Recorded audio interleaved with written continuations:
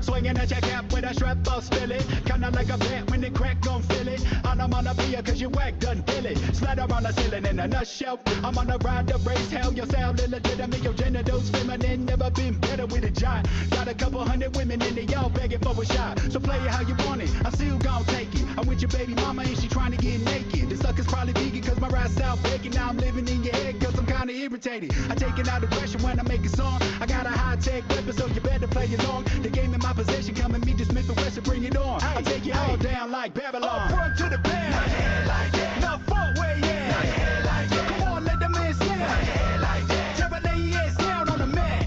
Up front to the back, not head like that. Now fuck where you at, not head like that. Well, you gotta do 'em like that, not head like that. Black mass putting nails in the back.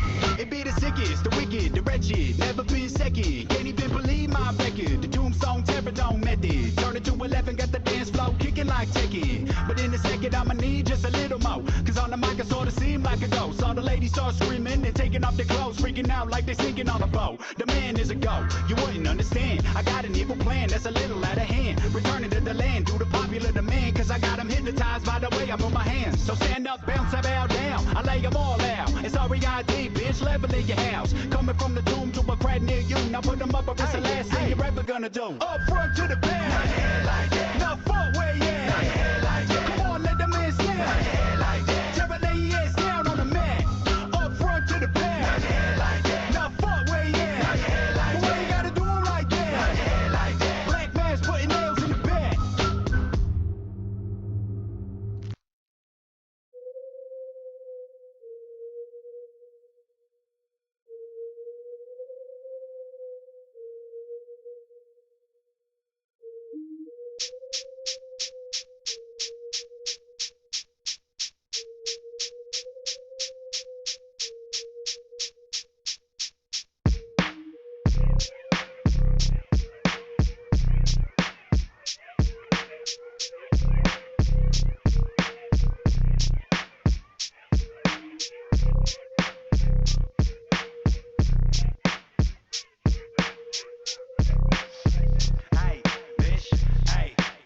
Well, what you know about this young man?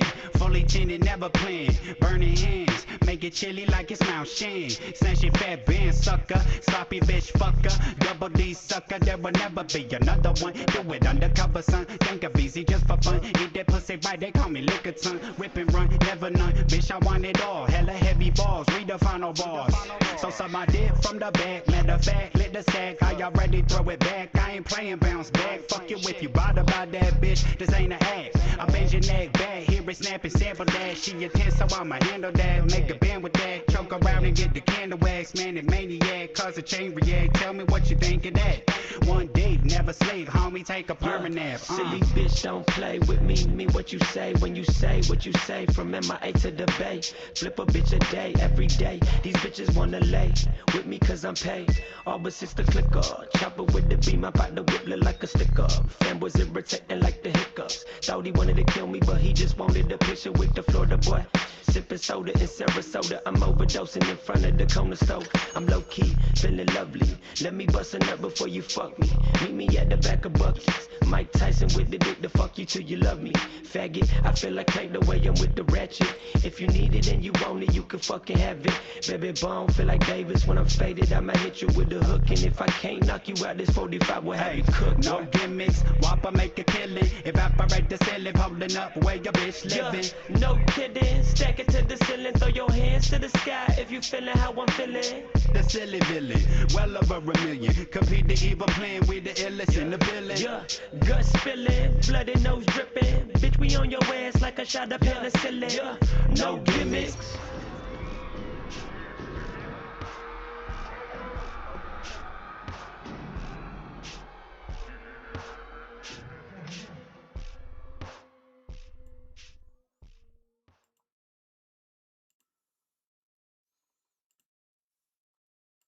Yo, what's up, everybody? How y'all doing? I just want to see something quickly. I have an issue going on here. Give me one sec.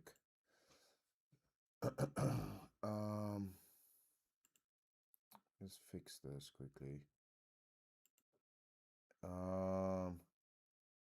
me one sec. Let me just see why.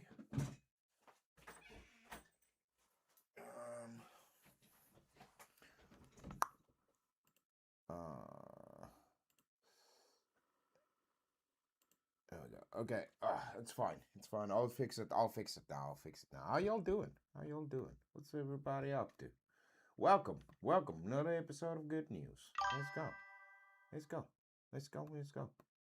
Nice. All right, that's at least working over there.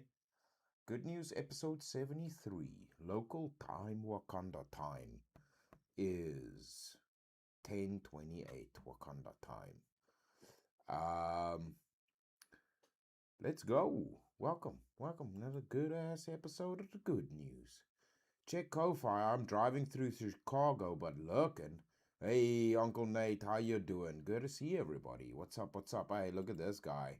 Yeah, this guy. No simping, Jungle. Dang it, dude. Where you at, Jungle? Don't be simping, dude. This is even before the stream started.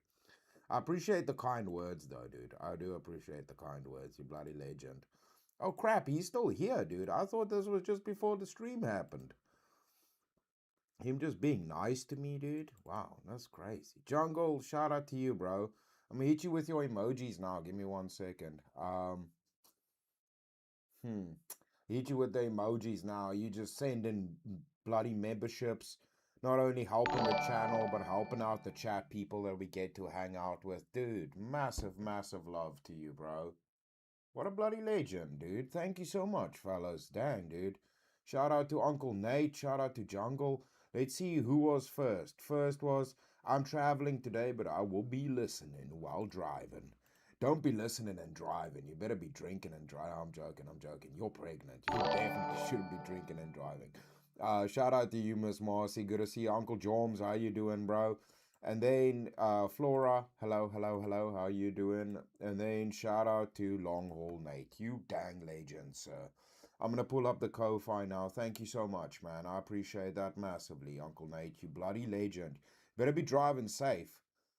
You said you're driving through Chicago, dude. Don't be jumping into a shirts and skins basketball game, if you know what I mean, dude. Don't be starting a bloody gang war, Uncle Nate.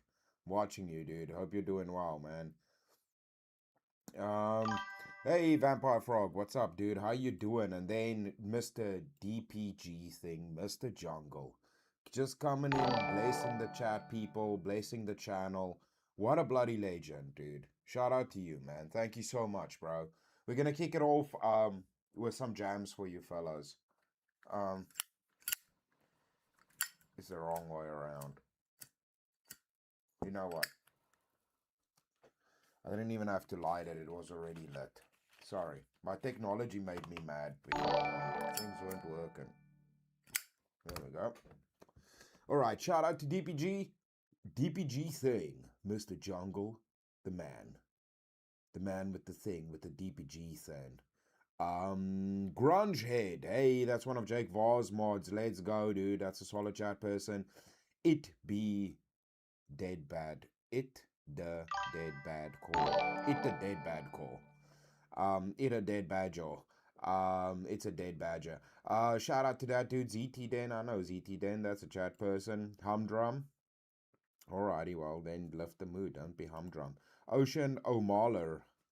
That's either Irish or Muslim.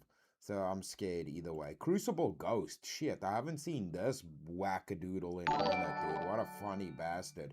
Oh no, Jungle, you got Melanie, dude. You got the transgender fox, dude. No, dude. Oh, dude, that's the one that Clarence keeps getting, and then he gets sad. Then he doesn't want to do memberships no more. Dang, dude. It's okay, dude. You got some other good ones. It's okay. We're not gonna focus on that one. The fox, dude. Not the fox, dude. Shout out to you, Stoll, for being a bloody legend. With a massive 20 pull, dude. That's really awesome. You got Snagglebeast, dude. Snagglebeast is a legendary chat person. Oh, would you look at this? You got somebody with a YouTube channel and a verbal combat champion. An Aussie one, so I think that counts half. It's like the gender pay gap, dude. It counts half if it's an Australian. But he's got a YouTube channel and he's a verbal combat winner. I am the original vintage. I'm not the original vintage. He is the original vintage. But he couldn't be the original vintage because the original vintage would be somebody who's British. So just somebody let him know that. Shout out to you, Jungle. Then you got the Jeremy Ryan, another verbal combat winner and a legendary chat person. You got Hardwire, and Hardwire technically has a YouTube channel as well, and he's one of Mike Ball's mods. That's another rare right there, dude. Dang, man, dang. Chris Kutsia. I don't know who that is. There's another Chris, so that counts. James Stone. There's Jamestown. That's a bad thing that happened in our country. We're not going to talk about that. You got Coppercast. That's pretty sweet. Coppercast is a legend. That's a good chat person. Oh no, Beth Mayhew. That's not good, dude. That's one of the. It's one of the.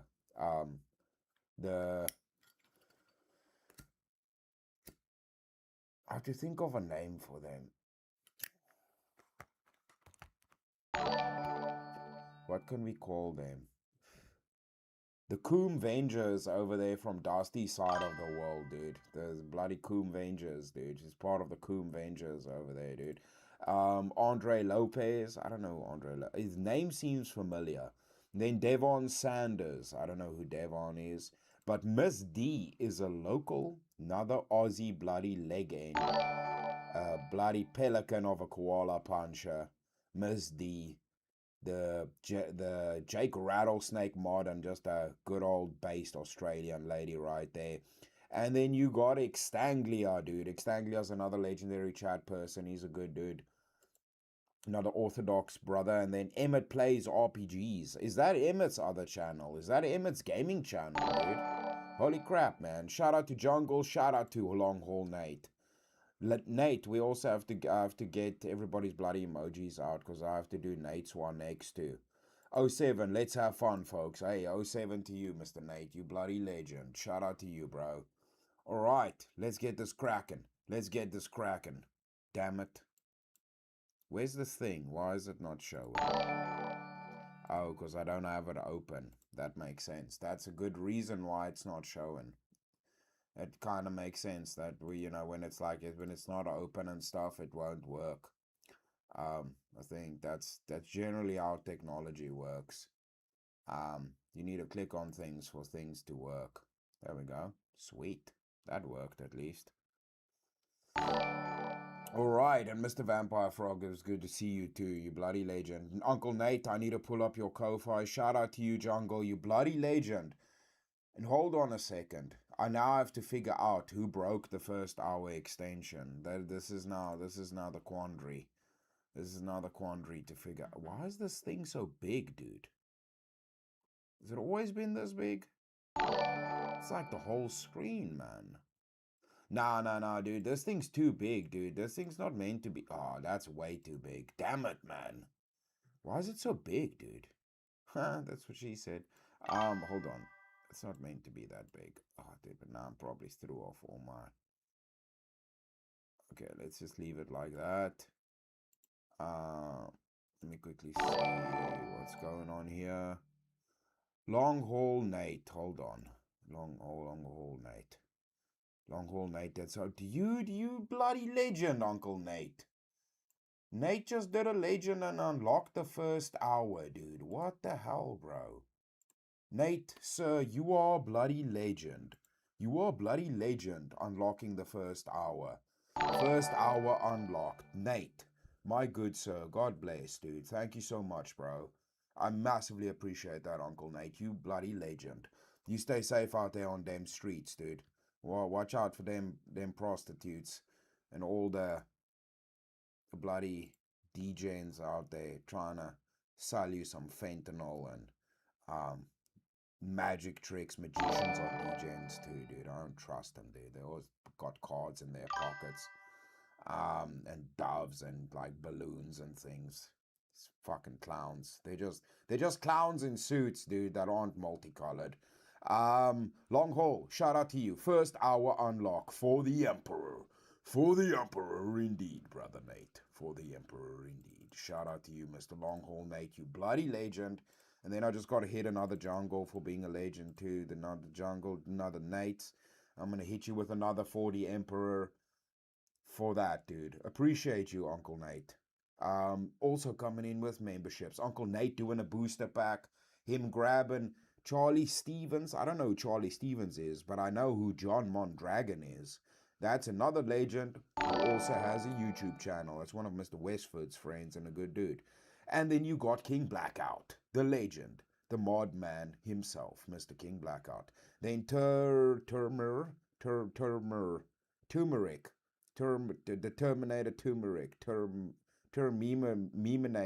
the Terminator, dude. You got the Terminator. I think that's a robot that does Nancy Pelosi jokes. And then you got Linz. Is that like a immune deficiency, Linz? What am I thinking of? Oh, I'm thinking of Lyme disease. Sorry, that's not the same thing. But yeah, nice. Thank you, Uncle Nate. Helping chat people, helping out the channel. Thank you so much for the support, man. That's what she said, dude. 100%, dude. Great minds think alike, dude. 100%, dude. 100%. You fucking knew it. You knew it. That's what I'm saying. Great minds think alike. And then also shout out to Shazzy. I think, Shazzy, you renewed your membership. Hold on. Where was that? I missed it. Shazzy renewed her membership. Now I need to find it. Why are they all the same color? That sounds racist. Okay, well, I pay my membership no free for Milo. Hi, Chris. Oh, dude, hold on. I need to mute this because we're getting mute that. Shazzy.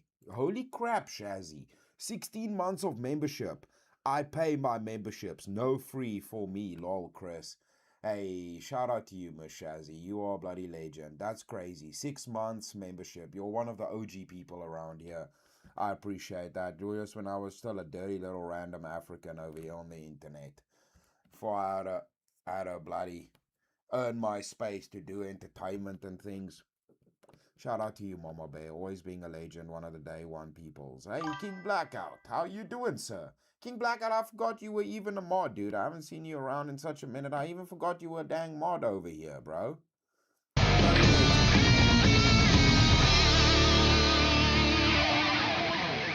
Get the chats in. Oh, dude, hold on. I need to hit Shazzy with her emoji. Shazzy's patented bastard, the short bus of legends. Bricky's favorite ride on weekdays when he's late for school. The short bus. The bastard. The Shazzy mode of transportation for all the special needs, special window lickers like myself and Uncle Bricky. Getting us safe to school so we can not learn anything and fail great. Just fail upwards. Just trick the teachers. Chris, DM me, I'll help you set up better widgets. What's wrong with my widgets? My widgets be sick, dude. Nah, dude, we'll talk, Vampire. I know you're a legend with the technology stuff, dude. I know you're a legend. Your stream and I usually sleep. Nah, I'm just giving you crap, dude. It's just good seeing you. Up early for a meeting today. Glad I could catch you. King Blackout, you're always a legend, dude. I'm just giving you a bit of crap. I know you're a legend. And I know your work schedule is a little bit difficult. You're up And I know my schedule is also weird. It's like midday America time. Midday America time. That was turned Jamaican. Sorry about that. All right. Mr. Nate, did I drop your thing in chat? That sounds homosexual. We're gonna edit some parts out of this stream, all right? We're gonna do, you know, do a bit of cutting, not the transgender kind. We'll be cutting clips, not cocks, around here. That's a clinic next door that does that. All right, there's so much gonna have to be edited out of today's stream. All right, jams. First was Uncle Nate coming in with the full first hour legend move of unlocking villainous. No, fuck Lockenville. I take that back. Nate, you are a legend, sir. Now I gotta find you something good. I'm pretty sure I stacked up on jams again. I did. Okay, Nate, I gotta find you something good, sir. Let's see. Thank you, Uncle Nate, for being a legend. Thank you so much, man. I massively appreciate that, dude. And doing it on Ko-Fi. Uncle Nate's like, I ain't letting YouTube take 30% of the money. Shout out to you, Uncle Nate. Thank you so much, man. God bless.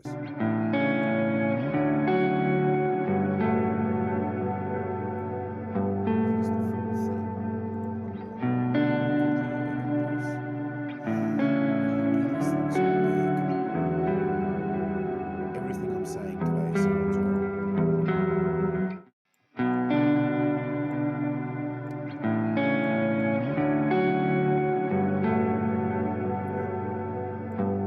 All the sizing is off, man. Okay.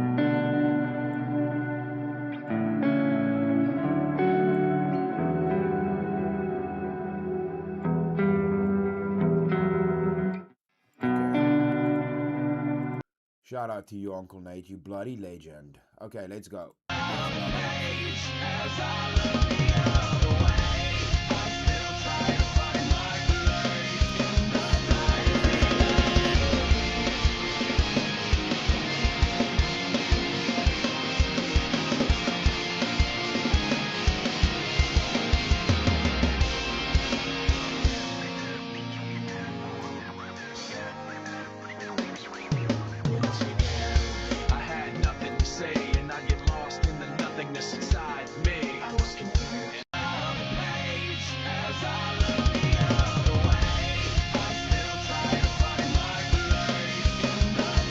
Shout out to you, Uncle Nate, you bloody legend. All right, I gotta find a good one now.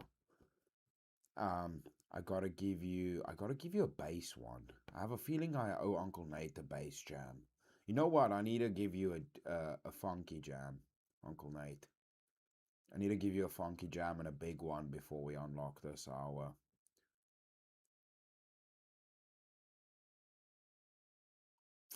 Or an 8-string baritone. Or I need to give you an 8-string baritone jam. That's what I think is appropriate.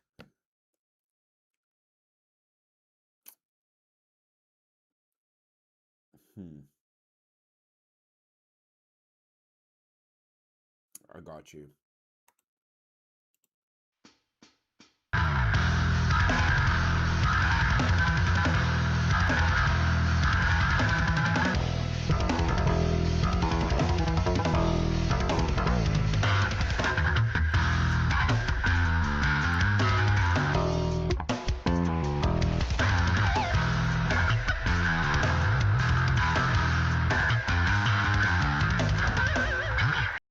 Legend, sir. Legend. And I have to give you at least one drum one before we level this up. Thank you so much, Uncle Nate. Into you. I should be over all the butterflies. Not into you. I'm into you. And maybe even on the worst nights. Not into you. I'm into you. Let him wonder how we got this far. 'Cause I don't really need to wonder.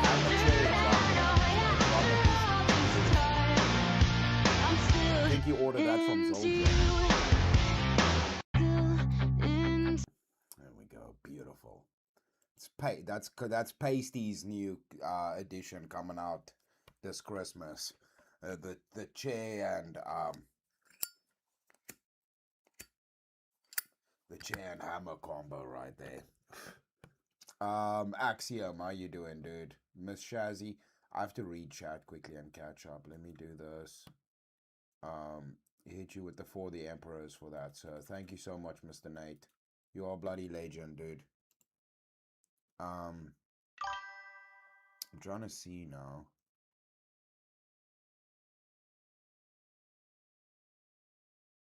It was weird because all of them.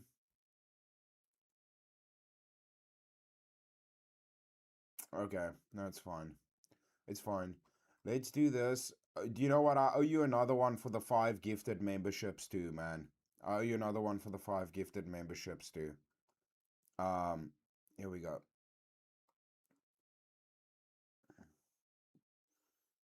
I do fat beat on random things today. No, not that one.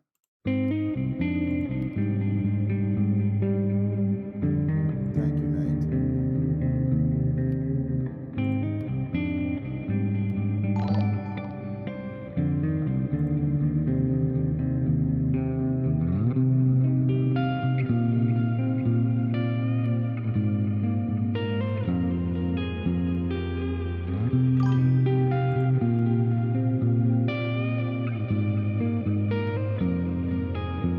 Fucktards, Chris. Who's a fucktard?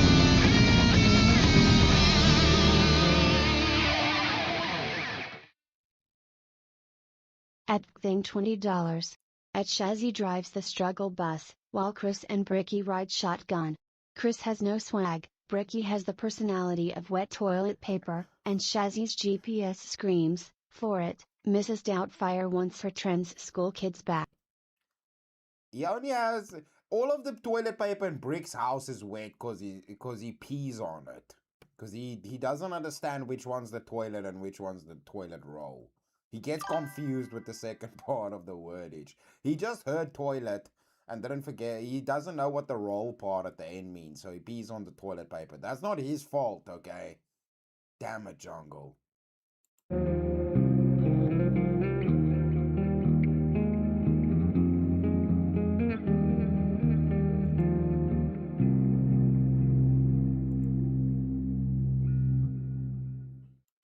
Shout out to you, Mr. Nate. You bloody legend, dude. I had to give you a nice one.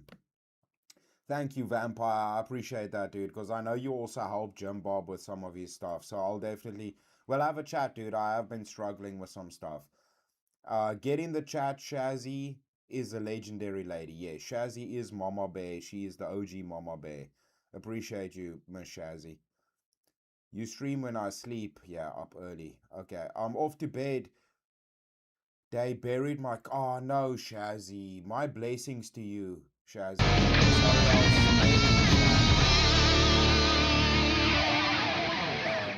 I appreciate you, Shazzy. I hope you At keep... thing $20. Chris got negative swaggle arthritis, and Bricky look like a microwave doorknob from Temu. Both be flabbergasted in the oxygen, talking in 4K mayonnaise with zero Bluetooth in a foreign vocabulary. 4K mayonnaise, dude.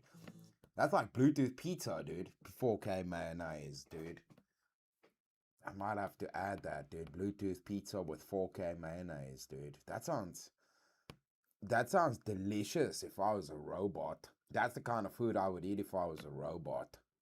You're not gonna trick me, dude. I'm not AI, dude. You can't trick me into admitting I'm AI on this channel. I see what he's trying to do. He's trying to get me right now.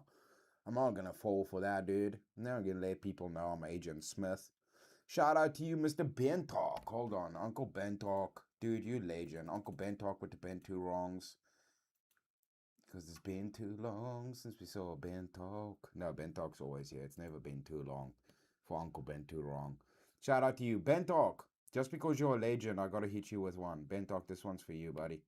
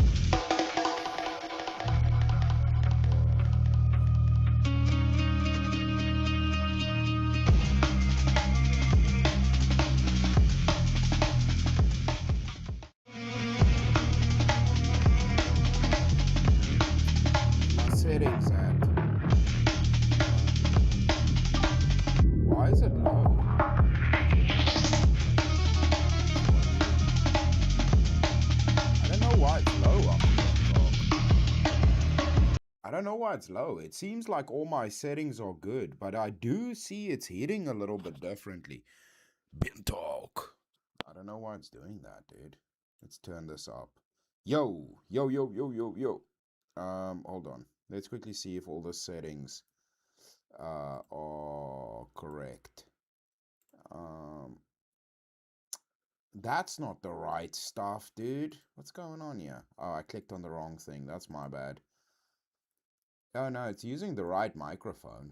I don't know why it's like that, Bentalk. I think you broke it. Bentalk, I'm blaming you. Why you break my microphone, dude? But shout out to you, dude. You got Austin Murphy. And then 20 DPG broke the second hour extension. You bloody legend. Okay, who we gonna do first? Are we gonna... Do you know what? Let's do it in order. First for Uncle Nate breaking the first hour. I appreciate you, Uncle Nate. You get the first hour, dude, for unlocking it, bro. I got you, Uncle Nate. This one's for you, bro.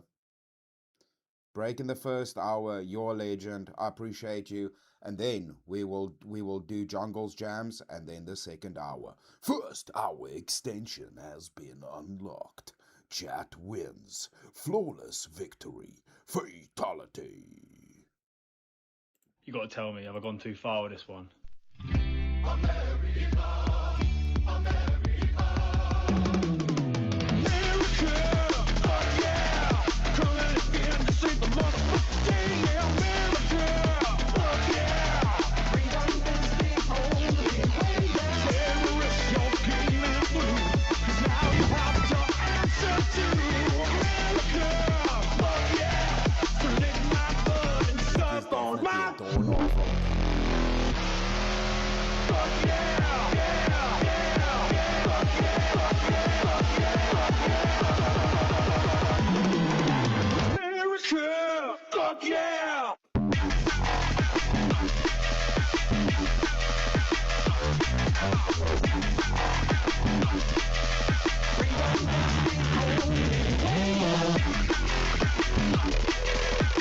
You gotta tell me. Shout out to you, Uncle Nate. You bloody legend. Coming in with the first hour. You dang legend, bro. Appreciate you, sir. And then DPG. Mr. DPG. With the beautiful memberships. Thank you so much, bro. And then, hold on. Where's you? We'll pull up these messages. Diary of Jane, dude. Yes, dude. There was the... Man, it's a little bit low. I try to check it, Bentalk, but I don't know what's going on. I don't know. I honestly don't know what's going on. Shout out to Axiom Drops, dude. It's good to see you, my dude. Thank you for stopping by, you bloody legend. And then Uncle Bentalk with the membership. Appreciate you, Uncle Bentalk. Let's pull this up. I gotta read it too. Shazzy, wait, is that the right one? Shazzy drives the struggle bus while Chris and Brick ride shotgun. Chris has no swag. Fake news. Bricky has the personality of wet toilet paper. Yeah, but it's because it's got pee on it. And Shazzy's GPS screams. Floor it, Mrs. Doubtfire wants her trans school kids back. Nah, we ain't trans, dude. We're transitioning to being more ill. We're being sick, dude. We're transitioning from ill to sick, dude. But like in the awesome way. That's what it's not gender transition. We're transitioning. It's like a caterpillar transitioning into a beautiful butterfly. That's what me and Brick are doing, dude. There's no gay shit going on, dude. It's beautiful transitioning happening, okay? It's not weird kind. Hold on. I got a DPG. Do you know what? Here you go. This one's for you, bro. Being a legend.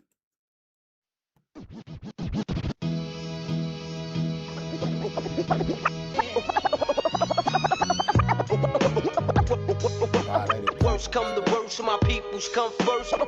Worst come the worst. Worst come the worst, my peoples come first.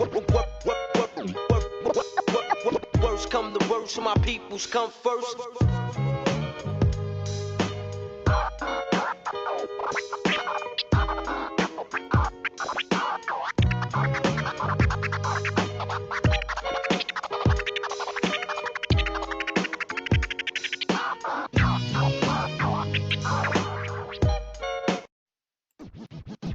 dilated pupils is so good, dude. I had to pop that one for you, Jungle. You bloody legend. Okay, and you know what?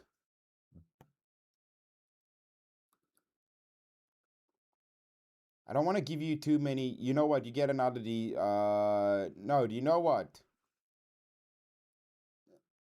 This one's for you, Jungle. Why is it just black?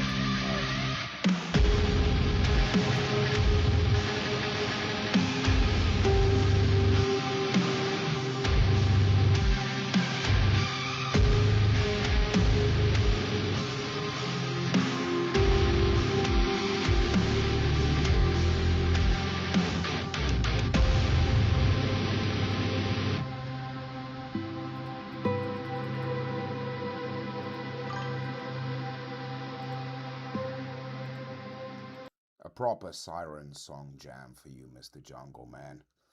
All right. I'm trying to think, which one am I going to hit you with? Oh yeah, did I play that one? I did play that one. I played that one for Uncle Nate. Okay, hold on. I gotta do a guitar jam for Jungle too. Another one.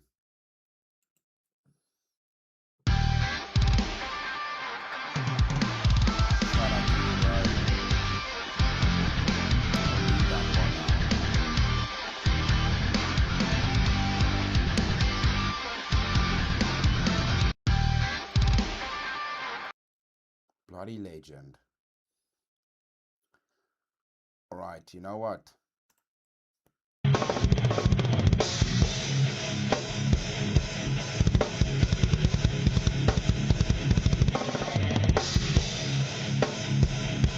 Shout out to you, Jungle.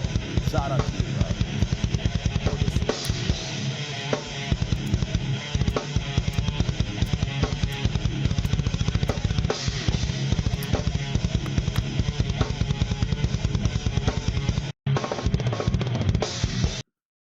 Shout out to you, bloody legend. You know what? You get a mouth jam too, Jungle. You get a mouth jam.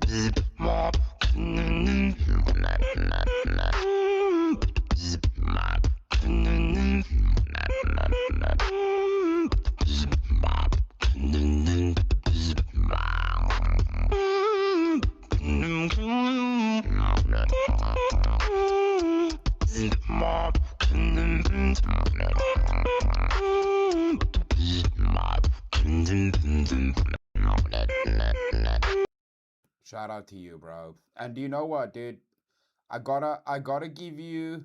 You know what? I'm gonna hit you with two more, and then we do the level up, bro. I appreciate you massively, dude. But then we can at least get into the show. So I appreciate you massively, dude. Let's do two more, and then we get into. I'll level up the second hour. Thank you so much, guys, for the support. I really do appreciate it massively, man. As I walk through the valley of the shadow of death, I take a look at my life and realize there's nothing left. Cause I've been blasting and laughing so long that even my mama thinks that my mind is gone. But I ain't never crossed a man that didn't deserve it.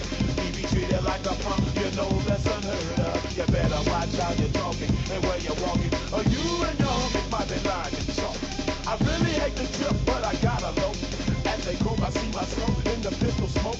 Boom, I'm the kind of G the little homies wanna be like, on my knees in the night, saying prayers in the street light.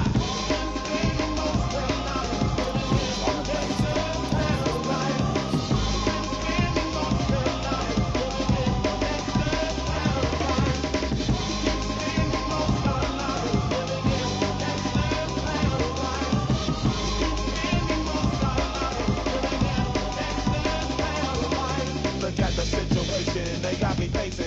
I can't live a normal life. I was raised by the state, so I gotta be there with the hood team. Too much television, watch they got me chasing dreams. I'm an educated fool with money on my mind. Got my tin in my hand and a gleam in my eye. I'm a low-out gangster, set tripping banker, and my homies is down, so don't arouse my anger. Fool, death ain't nothing but a heartbeat away. I'm living life, you and go. Hey, shout out to you, Jungle. I appreciate you massively, my dude. And then he says, Chris has got negative swagular arthritis. I got swagular arthritis, dude. I better, dude, I gotta do something cool, dude. Otherwise, my joints are gonna explode. And Bricky looked like a microwave doorknob from Temu. Bricky doesn't know how doorknobs work, dude. He doesn't know how to hold them. He's always chewing on them. I told him not to do that.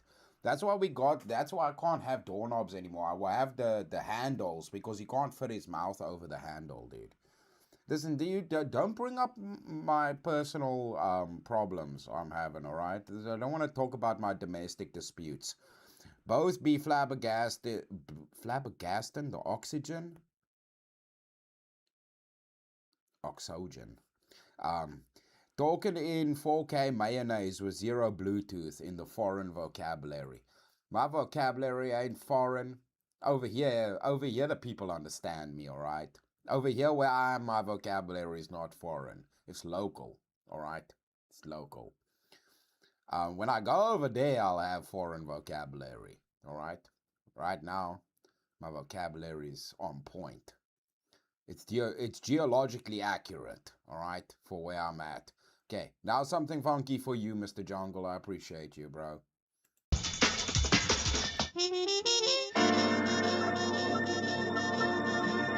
Miss Marcy, the damn legend. Shout out to Miss Marcy, the legend.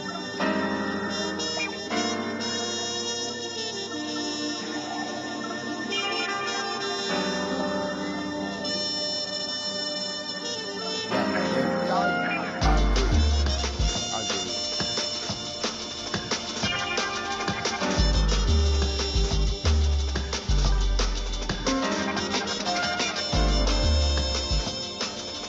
Hands on the ghosting. Shout out to you, buddy. Shout out to you,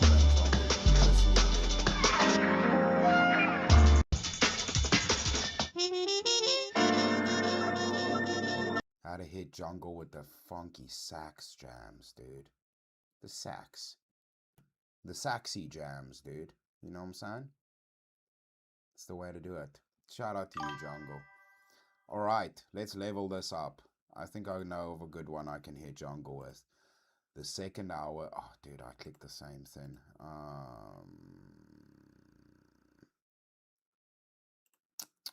Okay, let me see.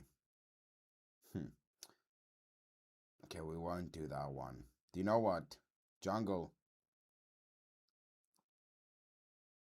I'm gonna hit you with this one. Shout out to you, bro. You're a bloody legend. I appreciate you. And second hour extension has been unlocked. Chat wins. Flawless victory. Fatality.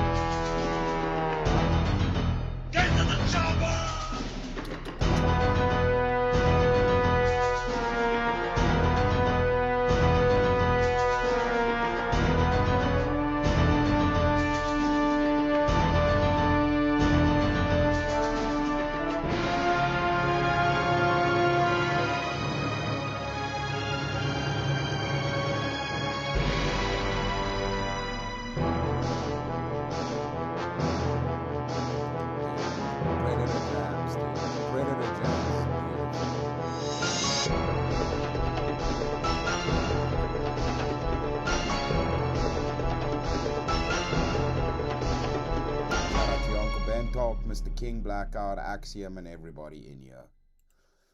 Vampire, Frog, Pain Zombie, Ghosting, all the bloody legends. You know what? While we're at it, I might as well hit you with one more funky one, just for the love.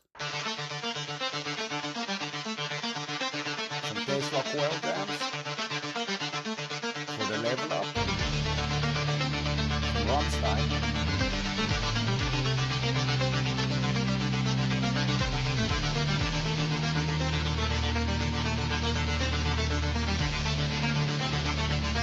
talk your super chat, dude. Trying to buzz your super chat, dude.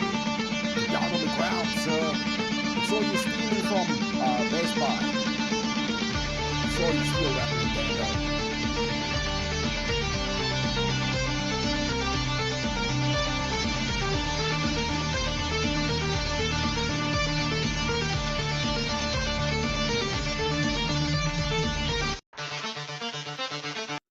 Shout out to you, DPG, Mr. Jungle, the man. And shout out to Long Haul Nate. You bloody legends, fellas. You damn legends. Holy crap, dude. Holy crap. What an intense first. We're almost an hour deep into this, and I haven't even played one of the bloody videos from the show. Thank you so much, fellas. I really do appreciate that, man. God bless to you dudes. And to everybody in chat. Shout out to you guys, man. I hope everybody had a good weekend and a good Sunday this week, whatever you did. Hopefully you went to church, whether you spent some time with family, maybe you just went out for a run or whatever you did. I hope you guys had a good one. I'm happy I got myself to liturgy a little bit. I figured out our parish has a bloody library. So I was busy in there spurging about AI with the fellas, talking about AI while standing in the bloody Greek library there at the church. Then went outside, had a bit of a smoke with my priest, and then he made fun of himself for smoking women's cigarettes when he saw I was smoking V8s. He was like, "Nah, he's too old now." So yeah, goodness. So I hope everybody had a good Sunday. And if not, if you were just lazy, I hope you got some rest in, y'all. Right, are we gonna start? Let's start this off. Well, I guess we gotta actually start it off with a trailer or something. We gotta start it off with maybe a trailer then, I would say. Let's see what we have this week. Okay, so we have that FPS show. We can do that one. Why is that in there? That's not meant to be in there. We got to do a trailer. Oh, dude, we got an update on the Hobie trying to break the world. Okay, here we go. We got an anime one. Let's hit it. You do whatever you have to do to survive. I'm Bass Reeves, bounty hunter. Hell yeah!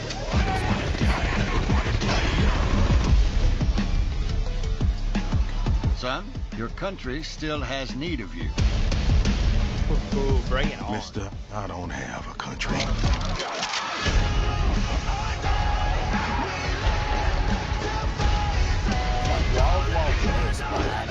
Bass Reeves. That's right. Fuck Disarm peaceably, you might live. What happens if we don't? Hell yeah. That happens. That looks amazing. I will be watching that first day.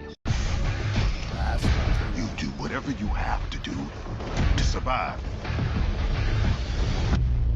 I'm Bass Reeves, bounty hunter. Hell yeah! Yeah, it looks interesting. It almost looks like RZA's involved. It gives me like new Afro Samurai vibes. It's like Western Afro Samurai, basically. So that looked interesting as a little interesting new. Dude, Netflix just jumped full on headfirst into the anime game. It's crazy that, man, back in the day, I used to get bullied for watching anime and reading comic books.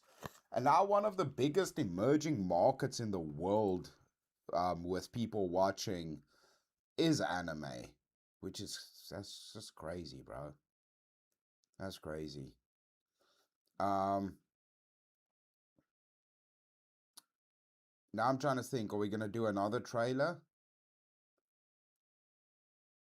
That's the question. Are we going to do another trailer or are we going to change it up?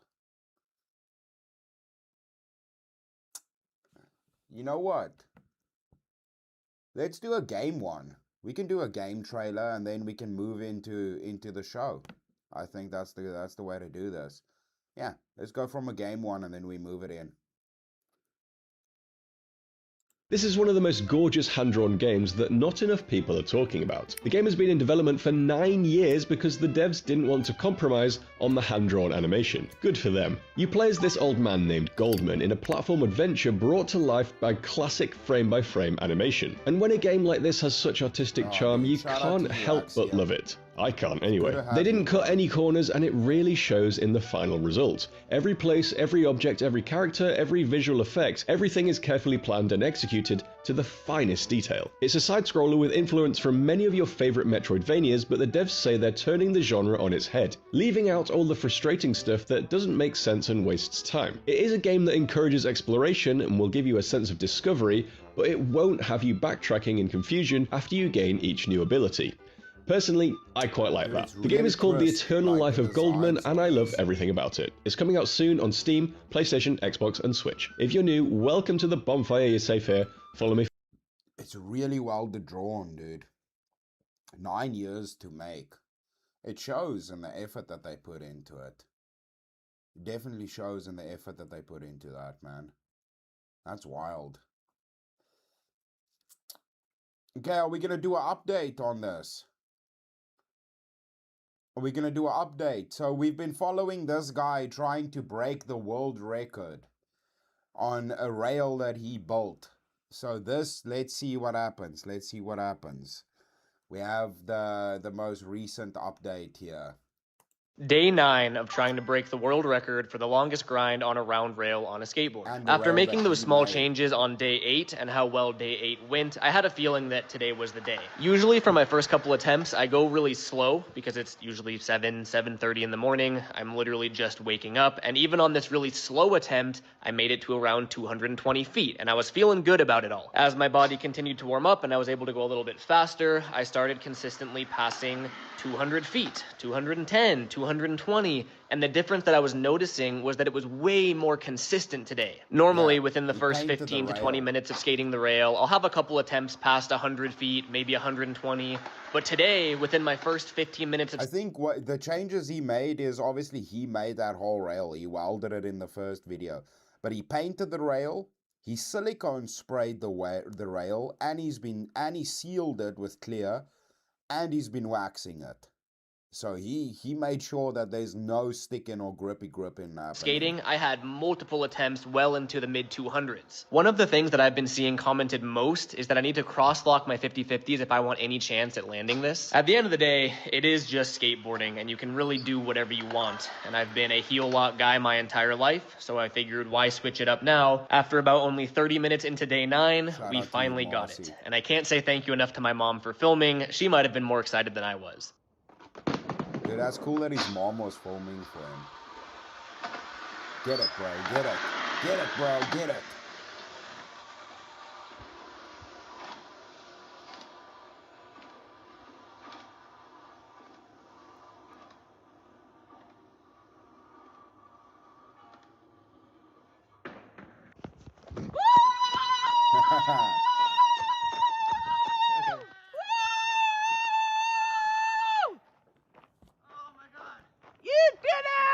The new unofficial world record for longest 50-50 grind on a round rail on a skateboard now sits at 320 feet or 97.5 meters. I should have just gone for 100. Breaking the world record was just the first step. I still have a lot of rail left, so I think it's time to invite some friends out and see who can go the furthest. Day 9 of trying...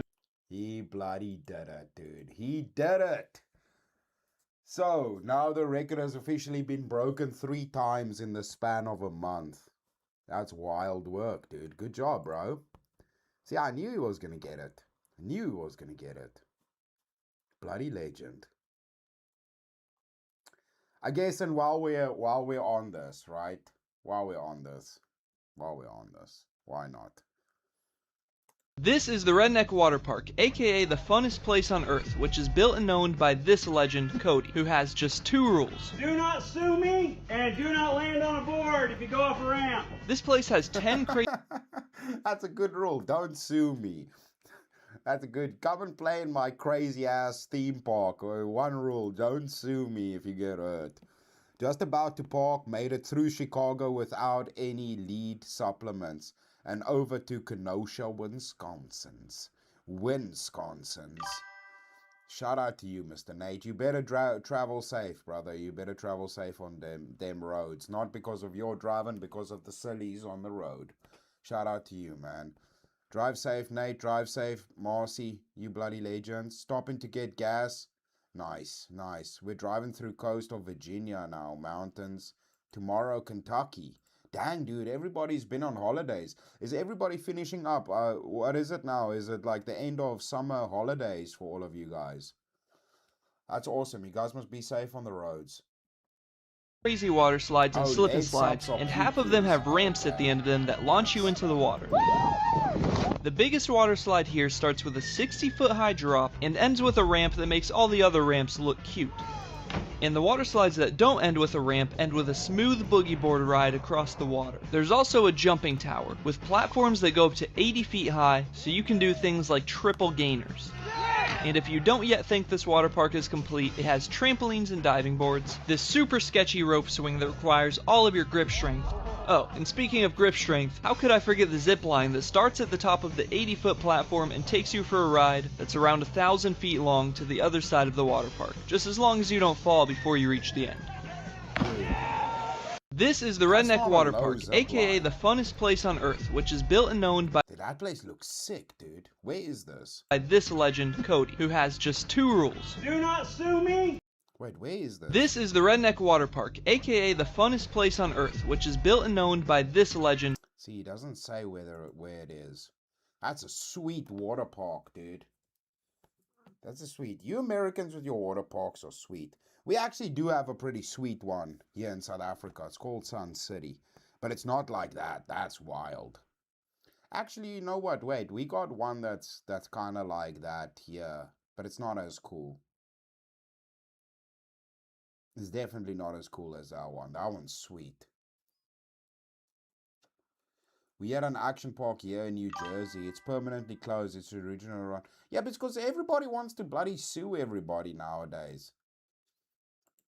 I really threw not to visit Chicago, but the pay shows the way. That's true, man. Gotta do what brings in the Benjamins, man. Escape from New York. Nice, Ben Talk. Yeah, true. Doing a classic right there. We had a bump in the road last night. My tire popped and it's impossible to find a tire shop on Sundays. Glory to God, my husband's family jumping up to keep. That's awesome, Marcy. Dang, dude, you guys need to be careful. I'm glad you're alright, dude.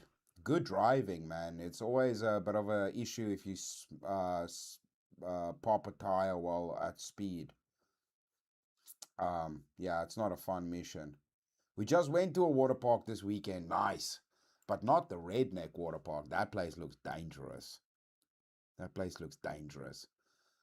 Are we gonna do a wholesome story? Let's do a wholesome story before we carry on. Why not? A 5-year-old boy in China had the dream of making his own animated movie, but he could never imagine what the world would eventually do with it. Now, the work on what you're seeing now began 5 years ago, after the boy's mom decided that she wanted to make his dream come true. So, for over half a decade, this mother and son taught themselves animation completely from scratch, using second-hand equipment, because new gear was too... It's a problem because the personal injury lawsuits is always the problem. It's like... You can have fun things nowadays, and I understand, like, obviously you gotta maintain things. Like, if it's negligence, that's bad, right? Like, the roller coaster coming off the tracks, that's negligence. But the problem is everybody just wants to sue people nowadays, man. And now we can't have no more fun things anymore. It's like, it's been the downfall of water parks, carnivals, skate parks, like everything fun, dude. Everything with a park in the name. It's nonsense, man. expensive. And that's also why the movie looks the way it does. And they also didn't have any help from AI. I mean, they were literally the only 2 people credited on the whole film. Writers, animators, even voice actors. Just the 2 of them working on a story about a cow that's nearly 90 minutes long. Now, when it finally released, it flopped. It made barely any money, and cinemas didn't even get official posters, so some just drew it themselves. But since it only cost a couple thousand to make, it didn't bother them. Then, something weird began to happen. People started noticing just how bad this animation was, and so they wanted to see it for themselves. But that curiosity spiraled into a genuine box office hit, and the movie is now exploded to over $2.5 million so far. And it's even going viral globally online. Just because it's so bad. So I guess the lesson is sometimes you just gotta put your shit out there. Let the world do the rest. That's awesome, dude. Hey man, the kid is 5, dude. Obviously he's gonna animate a kind of semi-retarded cow. Doesn't sound anything like a cow. But shout out to them, dude. Persistence, hard work. Just keep at it, man. That's the way to do it. Even if everybody thinks you're crazy. Now, who's laughing? Now, they made millions with their stupid cow movie. Shout out to you, Mr. Marcus. And that is the bloody truth, dude. It's not fun if you can't accidentally die, dude. Yeah, man, the implied air of danger is what gives things meaning, right? Otherwise, what's the fun, man? What's the fun, honestly, if there's not some chance you could possibly die? Now, wait, while we still have Uncle Nate here, are we going to do a vehicle one? Before we do another world record that just got broken. We got to wait for the Aussies before we do that one. And then we've got some more trailers and a couple of things. But these are all we got to wait for the Aussies to come. So I think, yeah, let's do a vehicle one, man. Let's do a vehicle one.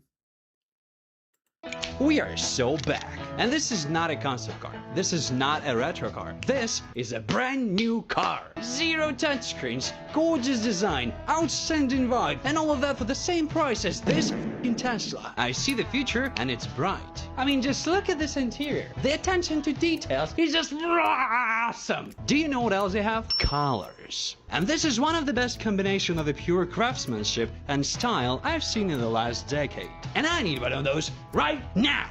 Or 2. We are so back. And this is not a concept car. This is not a retro car. This is a brand new car. 0 touchscreen. That's awesome, dude. Normal display. Gorgeous design, outstanding vibe, and all of that for the same price as this. Same price as a Tesla, dude. That thing looks sleek, dude. I'm glad we are getting things back that are properly designed, that actually look like a beautiful car again. See, that makes me happy right there. That makes me happy. Attention to detail. It's all detail. Dude, 100%, man. It's people have lost. We favored output over aesthetics. And that's the sad part of a lot of things. And here's another one. Look at this piece of magic right here that just got shown. We're now going to look at the 2027 Spiker C8 Praliator 25. Look at this beast. Again, going back to the old school. I'm very happy to see that. Looks like an Aston. I mean, I feel like I'm in an old aircraft or something, you know? What we try to be. Like, I want to see this move and drive. That's what I can't wait to see. So wonderful. You know? Left, right. Knobs. Oh my god. Okay, Victor, this is... Knobs, gauges, and brass. Brass. That thing looks sick. Looks like a bloody Rolls Royce. Rolex. Powerful. We're now going to look at the 2027 Spiker C8 Praliator 25. That thing's slick, dude.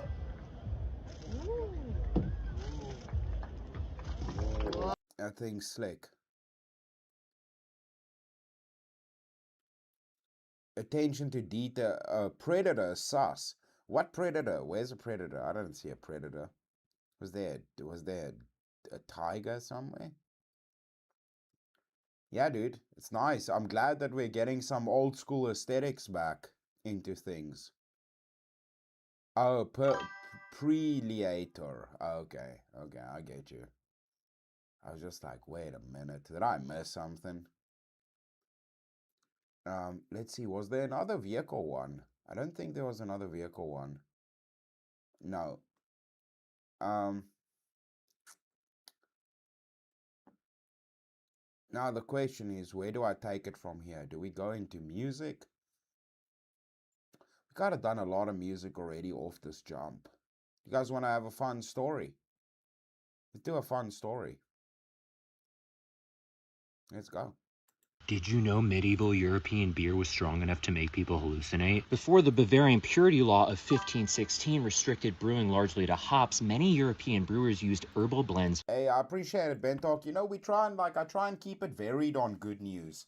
It's always funny with good news, like people will jump in and jump out. Like I've seen sometimes like 5 or 6 people show up and then they leave, and I'm like, dude, if you just wait a second, like I try and cover a broad variety of topics, so that everybody there'll be something interesting for whatever you like, and then I just basically cover broadly things that I'm interested in. Like I love games. I can't play games anymore, but I like to pull up some anime, some games, even though I can't watch don't really watch stuff anymore or play games.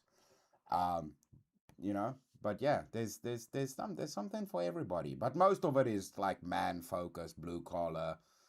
It's pretty much what I like.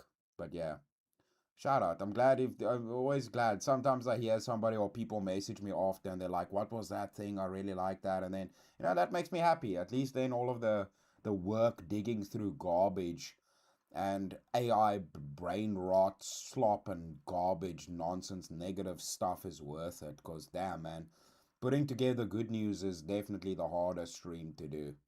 Known as Groot. These beer additives could include your non-psychoactive herbs like mugwort, yarrow, and wormwood, but other times brewers got a little risque and reached for far more mind-bending botanicals. One of the most notorious was the witch's herb henbane, Hyoscyamus niger. Henbane wasn't just added for flavor.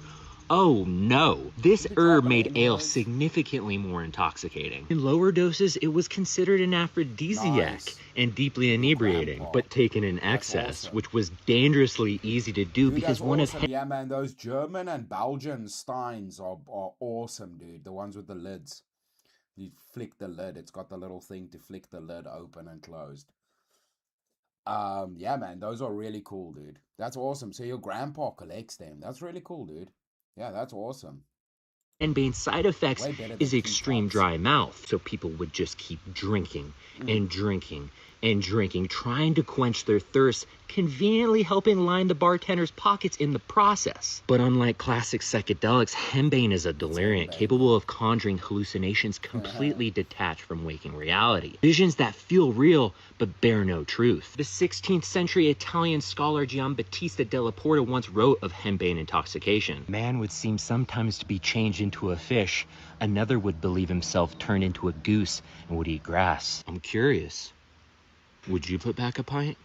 Did you know medieval European beer was strong enough to make people hallucinate? Before the Bavarian purity... Dude, you're drinking some Hemsbane beer back in the day, and then it gives you dry mouth, so you keep drinking, and then you drink so much that you start hallucinating from all the Hemsbane. You think you're a bloody goose, you're outside the bloody tavern, busy wading through the fields like a goat, dude, thinking you're a goose. Because that makes sense. You think you're a bloody Canadian cobra chicken, dude, because you're out there on Hemsbane intoxication. Oh, good old Friday night over there at the local tavern. Just walking through pig shit. Good times, dude. Good times. History is fun.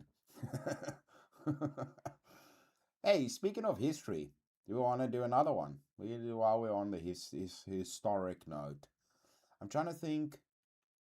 Oh yeah, let me show you guys. I believe this is in today's one. No. We'll wait. Oh yeah, we can do this one. I know there's an yeah, I'll wait before I do this one. Let's do this one, and then we'll do a book, and then we'll move it on. Wait, while you guys were talking about the steins, dude, this would be my version of a stein because of all my smoking, but this is too impractical for me though.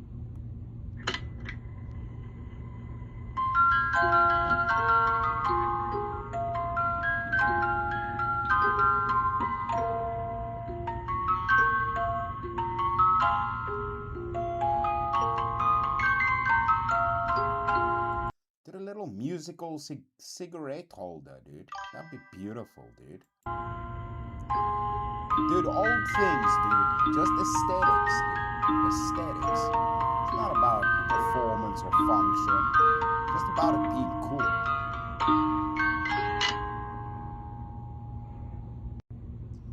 Musical cigarette holder dispenser, dude. It's my kind of stein right there. I don't need beer. It's just for my cigarettes, dude. That's awesome, dude. It's got a little chain mechanism, chain and gear mechanism in it. I'd be impatient too, dude. I'd smoke too much. I'd be like, oh, just get the tune done so I can get the cigarette, and you gotta wait for it to lift up. It's really cute, bro. It's like a adult version of the little musical boxes with the bird or something. Like the ladies had the jewelry one, so the man got the cigarette one. Okay, let's go. Let's do this, and then we'll jump. Yeah, I know what we'll do after this. 1192, Third Crusade. Richard the Lionheart shows off his massive European sword by chopping through iron. Saladin answers by drawing his curved Damascus blade and letting a silk cushion fall across it. The cushion falls apart, and he then slices a floating veil in midair. The scene comes from a novel Sir Walter Scott wrote in 1825 called, of all things, The Talisman. That's 600 years after the fact, but here's why the legend stuck.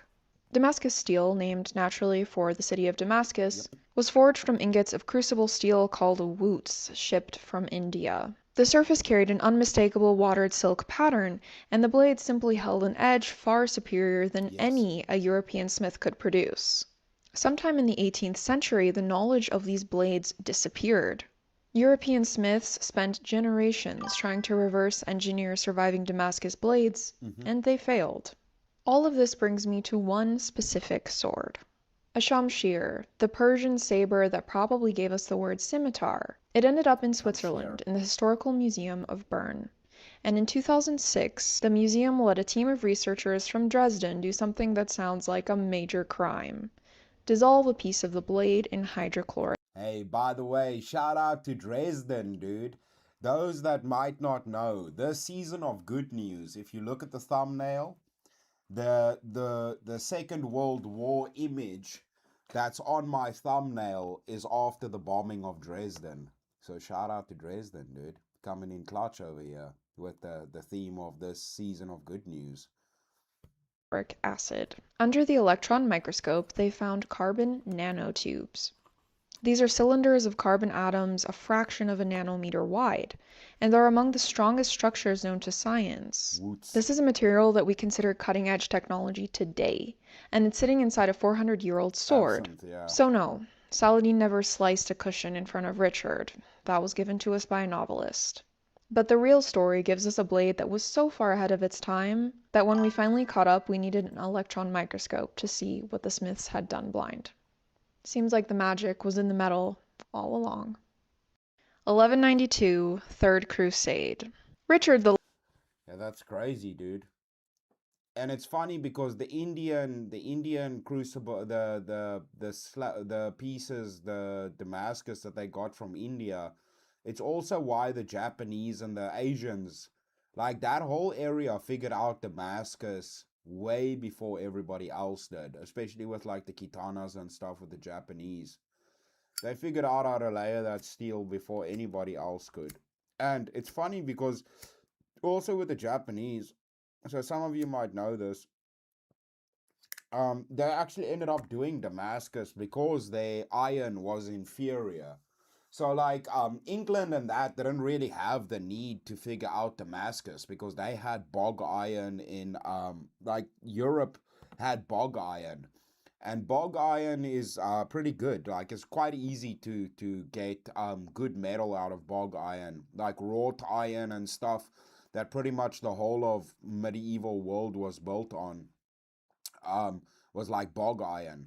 And because the Japanese had inferior steel ore or metal ore, they had to basically figure out how to do Damascus just to be able to make like solid weapons, which wasn't necessary for the Brits and everybody to do. They could just get solid iron out of the bogs. Get that shit together, throw it in a pile, in a kiln, melt it and let all the steel melt to the bottom. Take that chunk, you keep smelting it, and then you got a nice chunk of bog iron. And that's obviously where the innovation with wrought iron came from. And what's interesting about the wrought iron is it used to be standard before they employed steel, like standard steel and everything. And the interesting part about that is just because it was easier to manufacture, so they're like, well, it's cheaper. But it ends up that whole process is costing more in them having to fix all of the shitty steel things breaking down, and the wrought iron lasted way longer. So actually, in the long term, it costed way more shifting from wrought iron to like normal steel or stainless steel things because of the tarnishing and the weathering of the metal. So now the maintenance is costing them more than it would have been just to go straight wrought iron like they used to do back in the day. What did Uncle Ben talk? Uncle Ben talk drops. Play this, Chris. I consider it funny good news. Funny good news? That's fantastic. Okay, we'll have a look-see. We'll have a look-see, Uncle Ben talk. Let's see. Let me do this one while I quickly pull that up. We got a book. We sometimes do some books on here too, so we can get all educated and stuff, you know? Did you know the Great Speaking Sphinx of was history. happening around the same time as Isaac and Jacob? That the book of Proverbs was around the same time as Homer? That Jesus was around the same time as the Colosseum and Pliny the Elder? I think this is a really fascinating book. It's called Adam's Map of History, and it plots biblical history, the events of the Bible, against world history, secular history, so you can see what's going on in the rest of the world. And this does fold all the way out. Like, this whole thing, it's crazy. It goes in 100-year increments. You see here, we have AD, again, 100-year increments, and it covers 6,000 years. It's crazy because, like, here's Copernicus, Shakespeare, Columbus, and you see it's really not that long ago. Like I said, I think this is super fascinating. Like, you can get lost in this all freaking day. So if you're interested, you want a fun conversation starter at home, because I'm sure there'll be no fights at all about this whatsoever. I'll have this linked right below for you. Did you know the Great Sphinx was happening around the same time as Isaac and Jacob? That the book of Proverbs was around the same time as Homer? That's interesting, dude. Like laying everything out on like a timeline. Interesting little book to have, dude. Nice little fun conversation starter. Enjoy. I present to you to sit impressively like a boss to install the confidence in your subordinates. Okay, let's pull it up. Let's see. Ben Talk, I better not get flagged for this, bro. But let's pull this up. Let's pull this up. Let's see.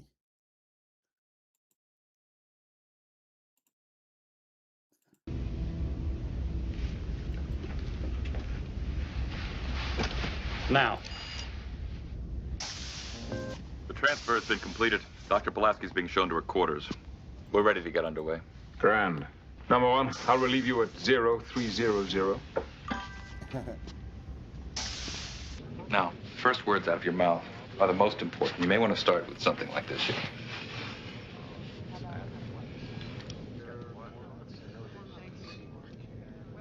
You don't look like a person who came here to relax.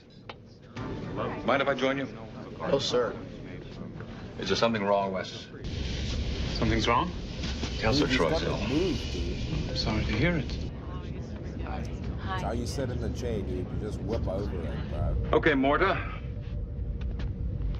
The Enterprise computer system is controlled. We went through some serious times. That's interesting, bro. He just whips the leg over the chair to sit down, dude. Too early, grey hot, Bluetooth style, dude. That's what I'm saying, dude. And now from Jungle, I'm gonna steal 4K mayonnaise, dude. Bluetooth pizza and 4K mayonnaise, dude. Hey, what's up, dude? A bloody Aussie legend. How you doing? Get wrecked. Good to see you, bro. I'll hit you with the Clarence jams, bro. At least we got an Australian emoji. I don't know where Clarence is at. I got some Aussie stuff in today's chat. But I'm still, I was waiting for you bastards to show up. I can't be playing Aussie videos before I have you legends show up. So we'll give Clarence a bit of time, and if Clarence doesn't show up, then I got you, bro. I got you. Then we'll just hit it, dude. Let me quickly see. Are we gonna do? Oh, this is the question. Are we gonna do? We're gonna do another trailer. It's trailer or oh, dude, wait. Let me see.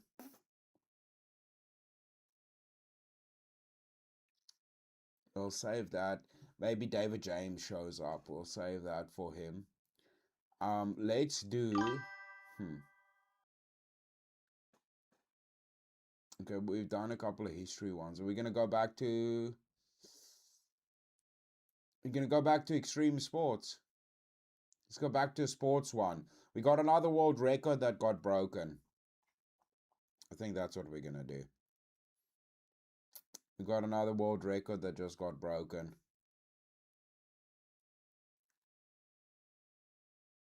The 24-hour muscle-up world record was just destroyed. Now, this is Oyo Han, who at one point in 2024 held the world record for the most pull-ups done in 24 hours at 11,700. But 11,700 pull-ups in 24 hours. That's wild, bro. So he already broke that record, and now he went for another one. Pull-ups, dude. What? That just wasn't good enough for him, because this man just smashed the most muscle-ups ever done in a 24-hour period by doing 3,010, beating what?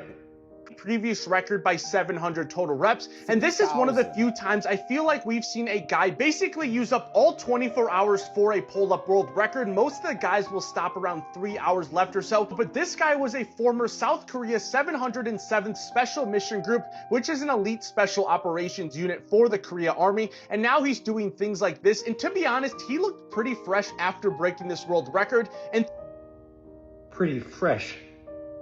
He did over 3,000 muscle-ups in 24 hours. Bro. And he looks like he just played a single round of hopscotch. That's machine stuff right there. First off, the 11,000 pull-ups.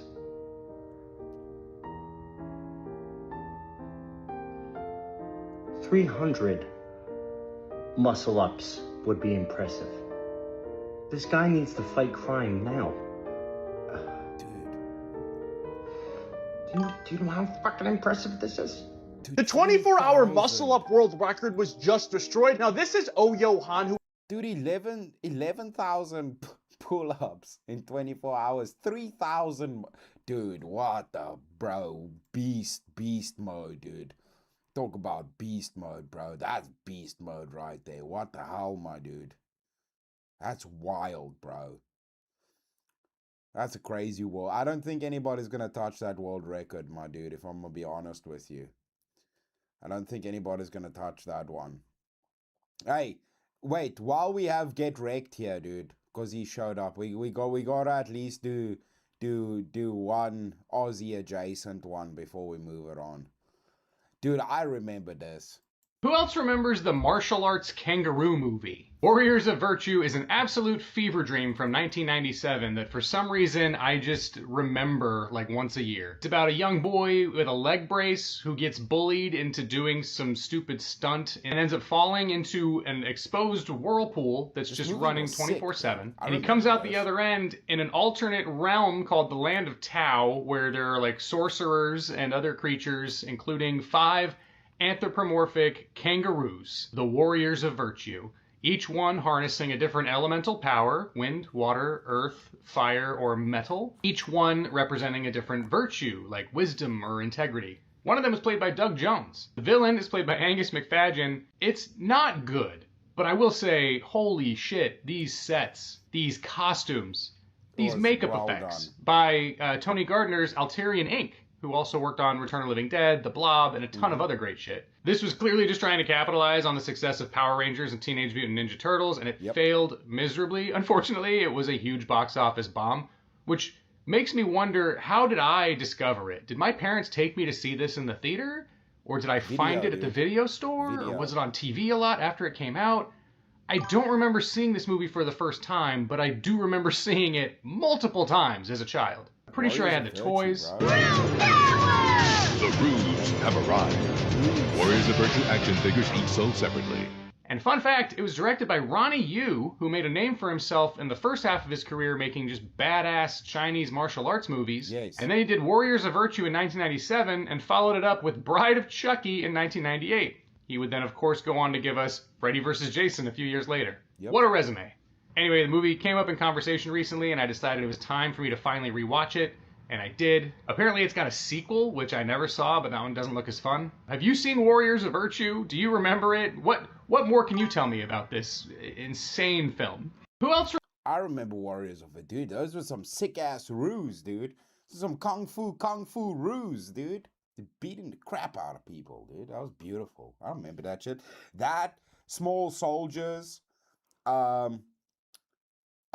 the one with the Indian... This was all when I grew up. I remember this shit. Small Soldiers, and then was it the Indian in my cupboard or some shit like that? I forgot what that one was called. The little Cherokee Indian, dude. That shit was good stuff, dude. That Ninja Turtles. This was good old days, dude. This was good old days when movies were fun, man. So there we go. Get wrecked. I had to hit you with an Aussie adjacent one before Clarence shows up. We'll see if Clarence shows up. He might be busy at work. Dude, I can't even do one without a band, dude. Yeah, dude, muscle ups is wild, dude. I can do pull-ups, but muscle ups, that's a whole other level, dude. That's crazy. So we had the 50-50 grinding record that was broken this week, and now the muscle up record that was broken this week. I plead the fifth, dude. Marcus is like, hold my beer stein, dude. Let me do some muscle ups, dude. I don't know, bro. That's wild. All right. I mean, this is a perfect one to go into a little bit of tattoo history. I've spoken about the Razook family. The Christians holding it down as the oldest tattoo artists in the world, being Christians in Jerusalem. And we have a little story from the Razook family who's still running it to this day. 700 years of tattooing Christians held by, I think they're in, 34 or 36 generations in that family that have ran this shop in Jerusalem. How we got it back, if you want to know, let us know in the comments below. We'll give you the story. And we will give you the story because now we know that you do want to know about how we got those stamps back. This is a picture of my great-grandfather, Jirius, who was doing a tattoo for Pilgrim. Here in the picture you can see that he was using a very small tool like this one, which is a stick and some needles. And this is a picture of Jacob Razook, my grandfather, and his tattoo machine that he had acquired later on. He started first with a stick and poke, and then he got the electric machine. And it was very difficult to get in the Holy Land. It wasn't as easy as going online and buying something. He had to get it from someone, and this someone were British soldiers. The British soldiers wondered why my grandfather did not use an electric machine, and he explained it was very difficult. And therefore, they started bringing electric machines to my grandfather in return for some of the stamps. About 10 years ago, I discovered online about this one tattoo collector who in his collection had some of our stamps. And of course I contacted him to try to get them back, and of course he said no. I did not give up, and I stayed in contact with him until one day we met personally in a tattoo convention, and I talked to him and I made him promise that if he ever wants to sell, to contact us. With God's willing, a few years later on, Gideon called me and he said he's ready for the deal. And the deal was done. The deal was about 10 stamps. In the collection, there was an extra 11th stamp that was lost from the family for a long, long time. It was this one, the Ethiopian cross. 700. Dude, 700-year-old stamps. So basically what they did, for those that don't know the story, right? So these are carved out of wood. So it's kind of like a lino print. You dip the stamp in ink, you stamp the person, and then they get that tattoo on them, right? It was done because of the Muslims kidnapping Christian children or taking Christians into slavery. So they would mark themselves as Christians so that when they so you mark your kids, and then when your kids get taken, they'll always remember where they came from, you know, even if they get indoctrinated or get taken by the Muslims or anybody. So that was the whole thing. But it's crazy to think that, imagine how many people have gotten these stamps, that some of these are 700 years old. It had to come back to that family, dude. Like, it's just meant to be, dude. Those stamps can't stay in some other tattoo artist collection. These things need to come back to the family who owned them originally, man. 100 years old Ethiopian cross. I hope that you have enjoyed this story. If you want to hear more stories, let us know in the comments below. Razuk tattoo, Razuk tattoo, Jerusalem since the 1300s, dude. Since the 726-year-old shop, dude. The oldest running tattoo shop in the world. Bloody legends. And I mean, while we're, you know, this is the best segue into our weekly little bit of a tattoo section here. And you know what? I think I found a good one to follow that up with. Серые стены, тени вокруг. Каждый из нас это верный друг. Предательство, смерть, верность броня. Братва, решай, кто падет, кто живет.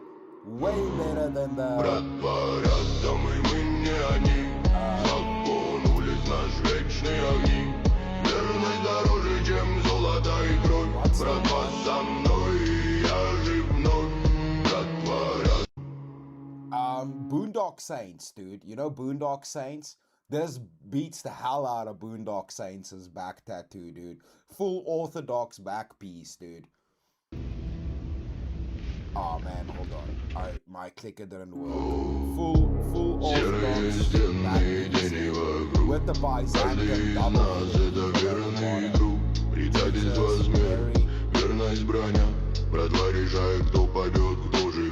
That's hard, dude. Yeah, that's hard. And by the way,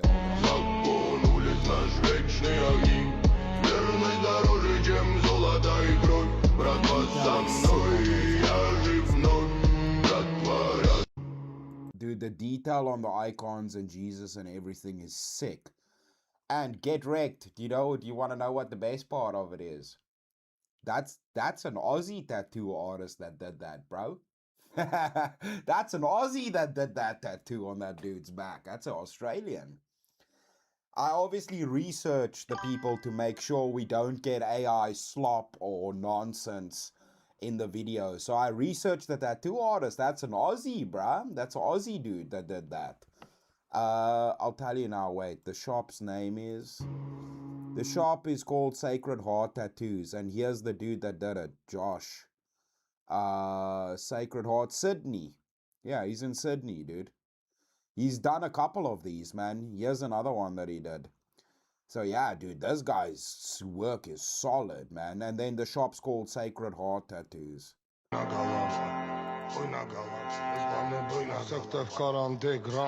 I said this. If I get any more tattoos, it would be religious ones. And I would want it, dude, my tattoo artist has to be Orthodox if he's tattooing me, dude.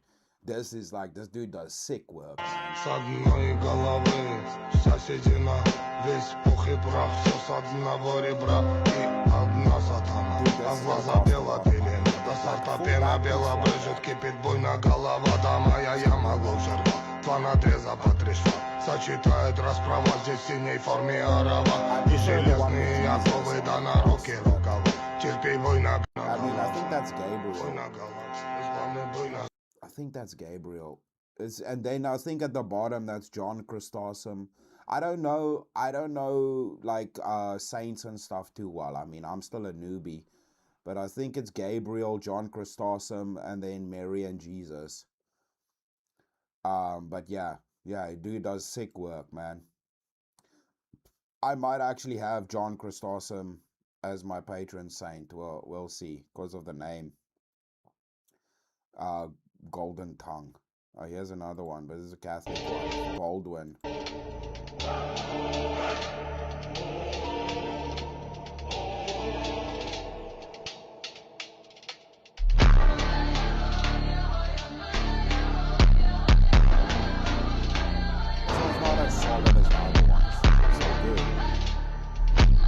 But yeah, dude's work sick, dude, and he's Aussie. So yeah, shout out to our Aussie friends, man.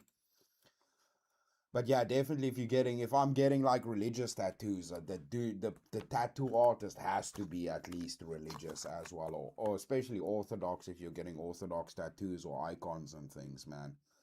But yeah, sick, dude. I thought, yeah, how cool is that, dude? Found some sick work, and then it's an Aussie.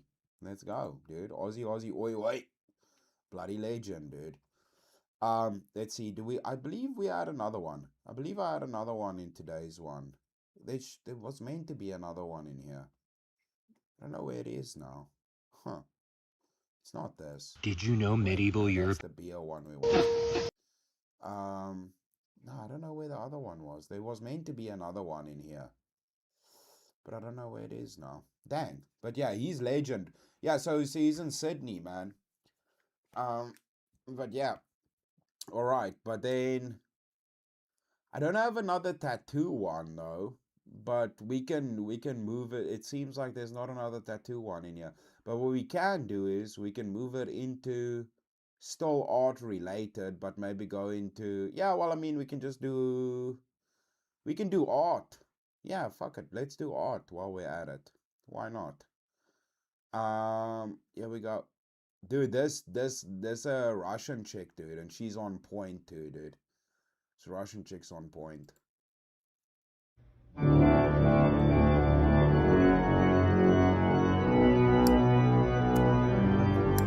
yeah, Bentalk, dude, a back piece like that is like 3 or 4 sessions probably. Like that'll probably be 3 or 4, minimum 4 probably. Full day sessions. So generally people can do, man, if you can handle pain, you can do like, and it's a back. So if you're good at dealing with pain, you should be able to do 4 hours. If you're a veteran and you can really handle your shit, you can maybe go 6 hours. I think my longest has been like 4 something, but my eye was messed up, so I'd probably be able to do 6, but I have a really high pain tolerance. But yeah, you'd probably have to sit 4 to 6 hours, at least 4 times, and it's gonna cost a solid amount of money. I don't know what foreign, like I could tell you in our money what a good tattoo artist here would cost, but which would probably be like $500 a day here. But dude, in the States, that's probably like 5,000. It's probably like probably over $5,000 to $6,000 for a back piece like that, dude. Over here, you might be able to get it for like $2,000-3,000, but in the States, it'd probably be over $5,000-6,000.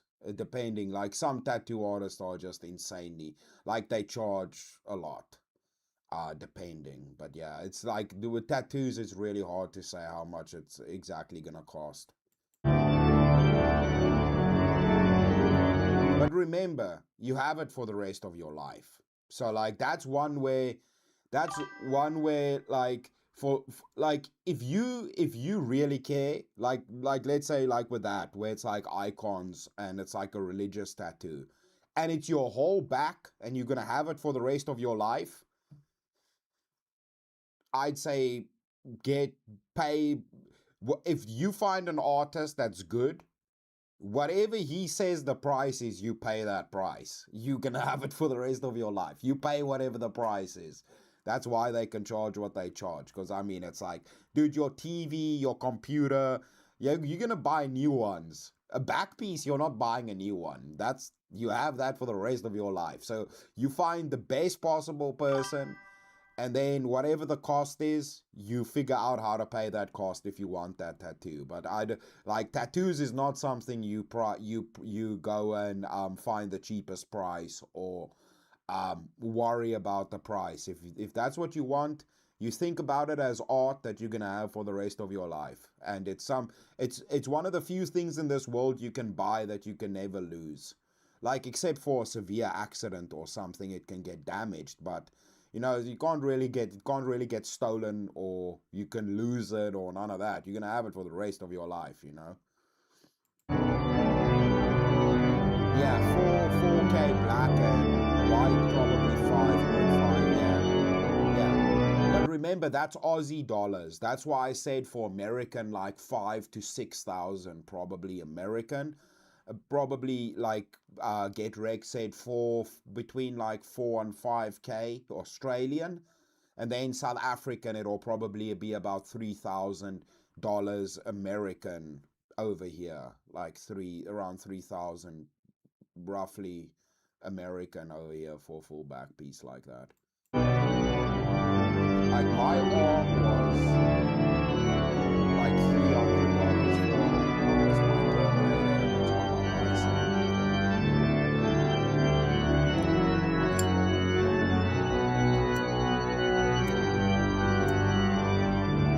Yeah, but that was 15 years ago.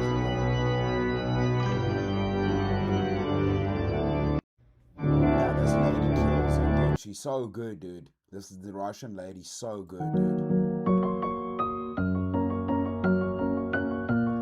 Yeah, dude, it's worth it if you find a good artist, man. Like, it's definitely worth it, man. Like, just, like, proper talented human, dude, that can do that shit right for you.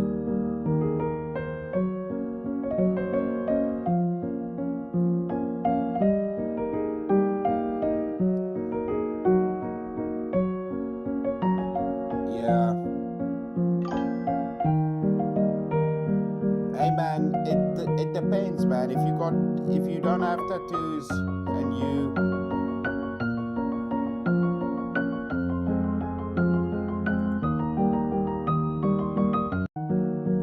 it's sick, dude. All of the priests busy praying with the candles. But yeah, man, I don't know, dude. If I never got tattoos, I wouldn't get more tattoos. But I already have tattoos, so that's kind of why I'm like, eh. Like I have quite a lot of tattoos. Most of them you guys can't see because it's like my whole leg is done, my ribs are done. I have more tattoos on my legs than I have on my arms. But I dated a tattoo artist, so yeah, I held myself back, luckily. I don't just get tattoos randomly.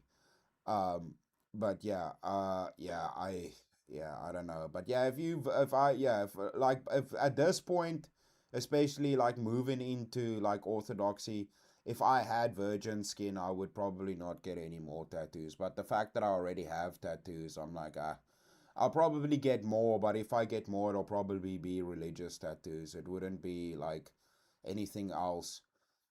There's one, I might finish my leg though. My leg sleeve, I might finish.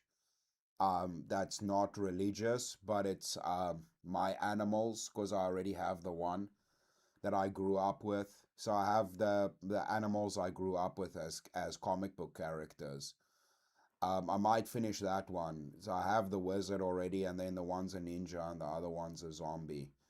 And then probably the other one would be my chest, religious tattoo on my chest that goes onto my arm.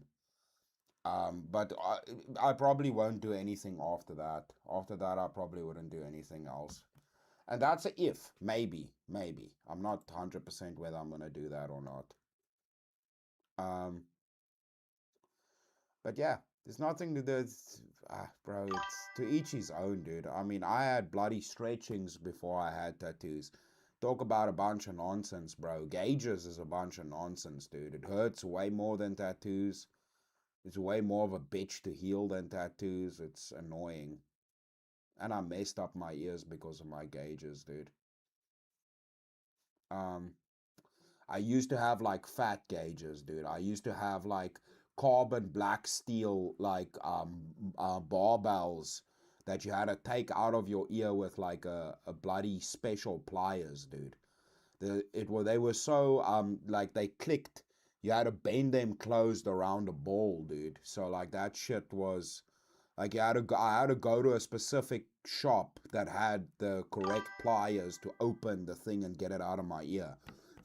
And they were heavy, dude. So like when I would headbang, I got them and then I headbanged, and like then the next day my ears were like 2 millimeters bigger just from headbanging because they were so heavy, dude. So yeah, I'm stupid. But yeah, now I just have my normal ones that I put in. But the cool thing is like where the size is, if you stretch it bigger, the skin gets raw again. And then if you take everything out, your ear will close up. There might be like a mark, like the same thing if you had like an ear piercing, but it'll close up. It'll mostly close up the hole. Like I have quite a big one, right? So like my ear's bigger than the one that I have in. But if you open it up and make the scar tissue fresh again and you take everything out, your ear closes up. I specifically asked them what size can your ear still close normally without having to be stitched closed, and that's the size my ear is, so I never went bigger. All right, but while we're on the art one, let's do a restoration and then we'll move it on from here. We'll do some stories. We also got some more trailers we got to run through. There's a lot of stuff in today's show. Let's do a fun one, just as a little bit of a non sequitur in here. Dude, I have to admit, this is pretty cool. This is a cool idea. Combining, it's like basically if air hockey, pool, and like almost like shuffleboard and pool had a baby, dude. This is a pretty cool ball game. I have to admit, these guys are clever.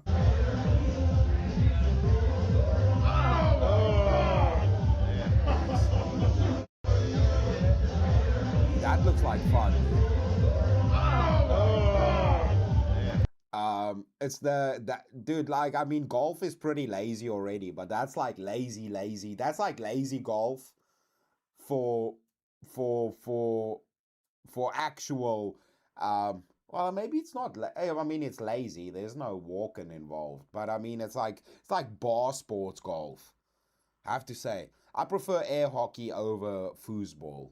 Foosball's a good ball game, but I prefer air hockey over foosball. Can bout that thing, dude, in air hockey, dude. That's the way to do it. I used to have a PA piercing. What's a PA piercing? Is that a penis piercing? The art they did was fantastic. If they get tattoos, those really look nice.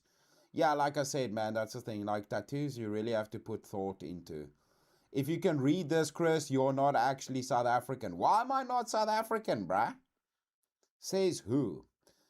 My bloody birth certificate says African, Uncle Jungle. My birth certificate says I'm definitely African. How's it, brew? Lekker skrikback, skommel die, chom chop. Wait, okay, I'll do it in Afrikaans. How's it, brew? Lekker skrikback. I'm not a skrikback, dude. You're calling me a scaredy cat over here. Skommel die, chop chop. Like a choppies is the way, dude. Like a vark choppy, dude, or a scarp choppy, dude. That's a like a shank, not a shank, a chop. Eishwena, dude. You even got the Eishwena in there, dude. Nice. Bliksem boot. Voetsak die robot. Yeah, screw the robots, dude. Joel made die bakkie, dude. A bakkie is a pickup. Pap en worst, dude. Skadonk. Yebo gogo, dude. You even got the yebo gogo in there, dude. Shop shop. Shop shop. Braaibrood. Boing boing. Dude, Jungle. You don't even know what you just did, okay? You just triggered a trap card, bro. How about that shit? You just triggered a trap card, Uncle Jungle. Now I'm going to explain to you guys what Uncle Jungle just said. Here's the explanation of what Uncle Jungle just said. Here we go. I got you, dude. He just triggered a bloody trap card. I haven't found a restaurant that does an authentic South African braai. Please let me know how we do.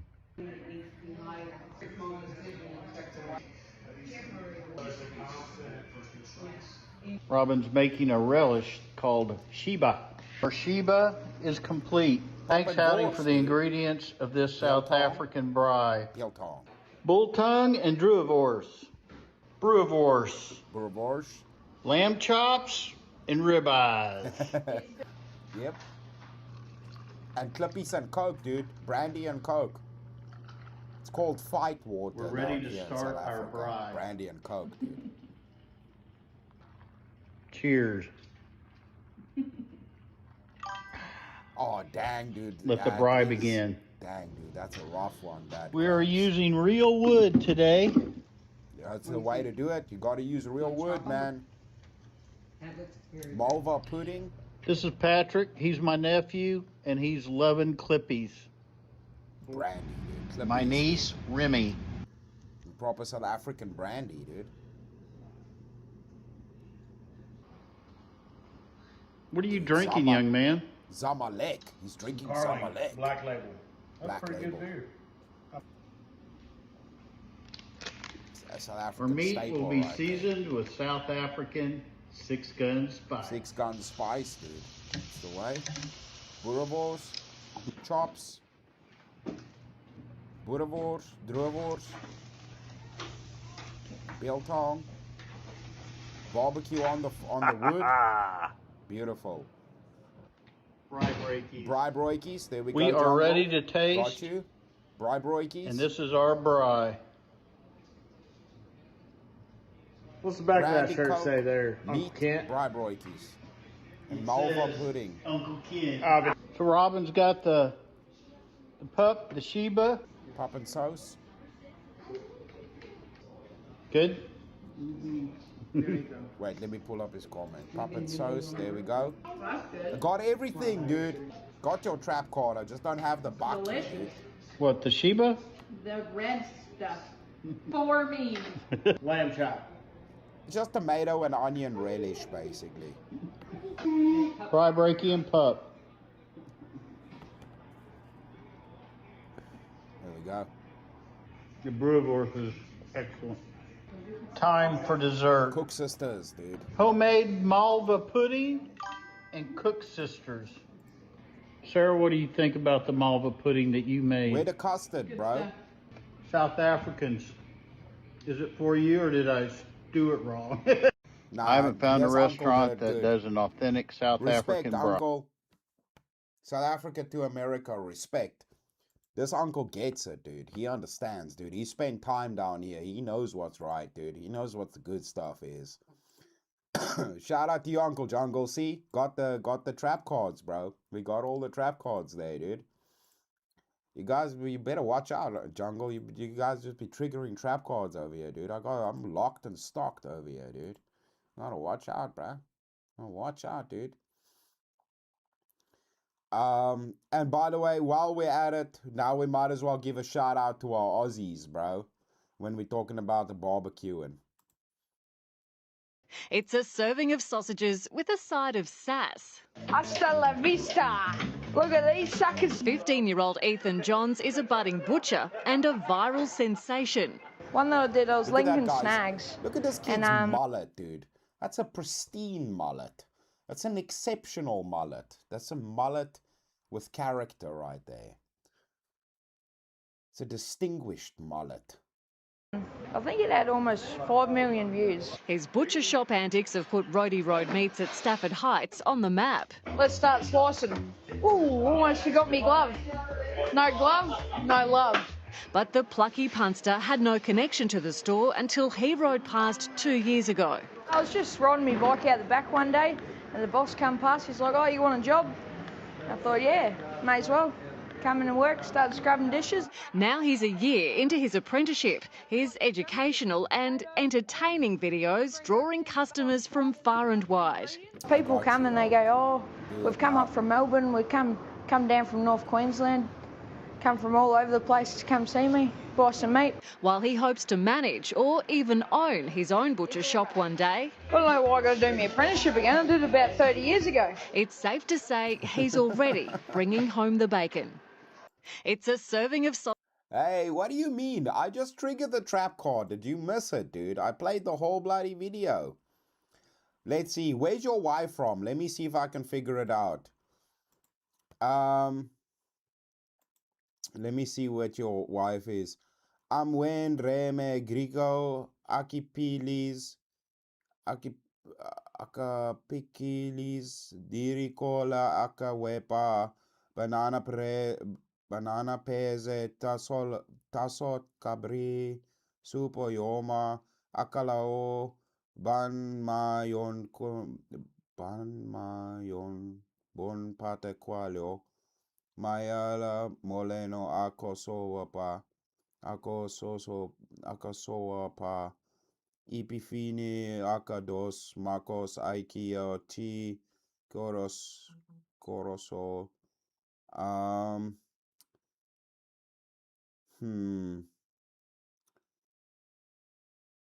I want to say Kenya, but it's not Kenya. I want to say Kenya, but I don't think it's Kenya. Dang, man. There's too many. Dude, we got like 11 official languages. So for me to know, like, I don't know. I would say Kenyan or I don't think it's not Congo. It's either Kenya or Nigeria, maybe. Dude, Kenya's sick, though. Kenya's beautiful, dude. It's either Kenya or Nigeria, but I don't know. This isn't a South African dialect. But I triggered a trap card, Jungle. You're being sassy with me right now. I got the trap card, bruh. Come here with this shenanigans. How about this for culture and heritage, Uncle Jungle? She's yelling at the screen. She Haitian. Oh, she's Haitian. I mean, that's why I said I don't even understand the dialect, dude. I don't even know the dialect. That's not African. How am I meant to know that if it's not African? Shit. I'm not like you. I'm not. You think I'm just because I'm African doesn't mean I know all black people, dude. That's racist, dude. How am I meant to know all black people? That's not how this works. Just because I'm African, dude. Dang, dude. That's ridiculous, dude. It's such high expectations over here, dude. Bloody hell, man. Come on. You make me look bad in front of my friends over here, dude. Now your wife's gonna be mad at me, dude. Shit. I don't know no Haitian, dude. I'm a African redneck. How am I meant to know Haitian? That's like Caribbean, dude. I don't know no Caribbean things. I know a little bit of Jamaican, but like white person Jamaican. I can say like funny words and things. Jaman, you know what I'm saying? You're supposed to be worldwide, bruh. She said if you ever call her Nigerian again, she gonna Creole your neck, dude. Dude. What's wrong with Nigerians? I didn't see, Nigerians get a bad rap. That's why I didn't say Congolese. There's nothing wrong. Listen, I know some people from the Congo that are awesome. And, dude, Kenya is insane, dude. Dude, Eye of Nairobi? Dude, Kenya's beautiful, man. Kenya's beautiful. But yeah, I'm sorry. I don't mean no disrespect. Shit. You want to talk about culture, Jungle? Here you go then. How about this then? It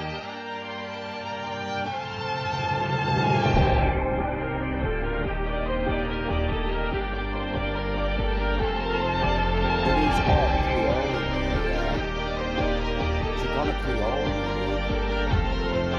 I don't know what that is, but I feel like I'm in trouble now. I feel like I'm in trouble. Dude, how sick is the carving on those stones though, of Charlemagne's bust? 1349. Made 5. Wait. So that was made 500 years after his death. Contains the top part of his skull sitting on a pedestal with a fleur-de-lis design. The bust is made of silver and the hair and the beard are gilt. The tunic is a damascened silver with heraldic eagle symbol. Several gems used in decorative borders are ancient Roman intaglios. Shit. She is now requesting the Haitian tunes because you messed up. Haitian tunes? I don't know if I have Haitian tunes. Let me see. Hold on. I don't think I have Haitian tunes though. I got Black Dudes jamming a sick tune, but I don't know if I have Haitian tunes. I have some foreign tunes, but not Haitian.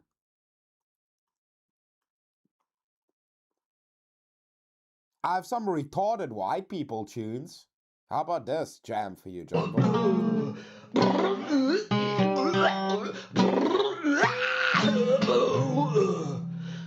Get up.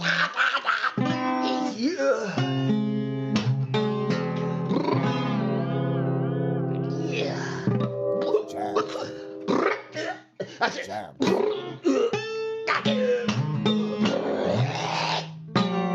You can do it.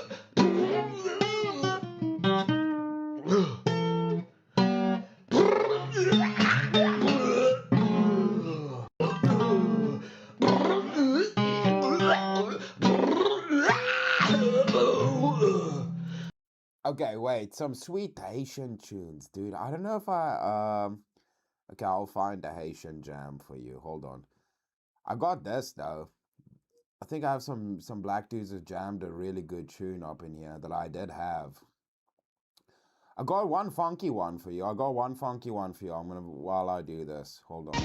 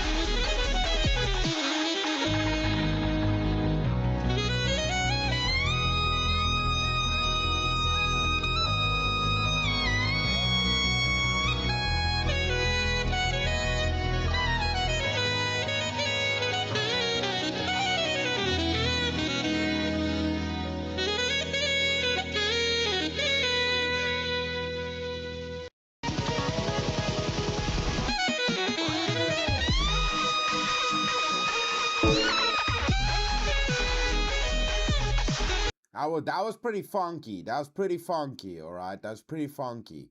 But hold on. Wait. I got another good one here.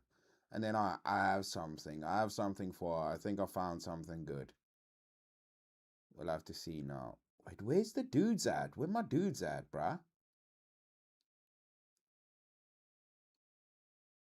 This is pretty sick, though. Clarence made fun of me for this, bro. This lady can swim, bro.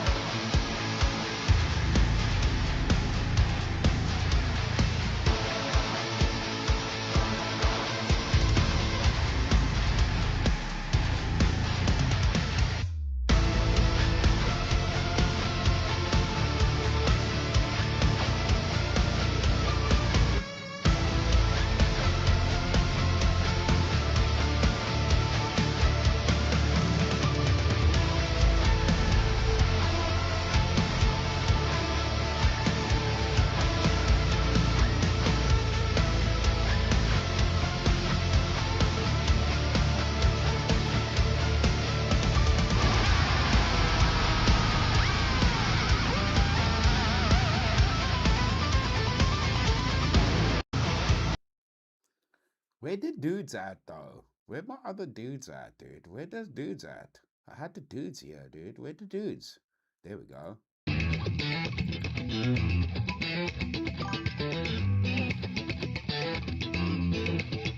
Yo, Chase. Is she even subscribed to the channel? That's the question. I got something for her. On a bum nigga, big dog, I be in charge of pop killer. All my niggas is running 50, a true header. Struggling, running, I need another roof flipper. Hold down with the shit wet. While you flip another coin with the bitch dead. All passion but no glory when shit hits. Dash out on a nigga when he stripped death. Or you feel that pause. Nothing to fear but be alarmed. Most of your niggas are slipping, talking on with shame. Falling the shame, falling the pain, getting harm. Niggas getting cut, let the soul feed the farm. All laughter, no frown, to be real. You get that, you beat ass, you stay still. You feel that, your feet grass, you so feel. You dash out, you pass out, you say kill. Bass jams for days on that one. Okay, let's see how this one is. Let's see. Let's go. It's even got the flag, dude. It's even got the flag.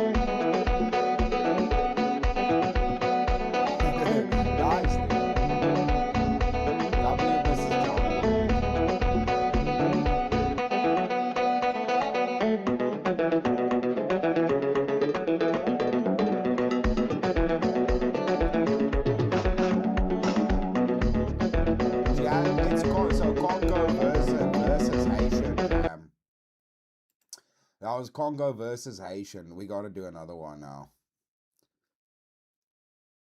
Let's see. If we got another legendary one. Let's go.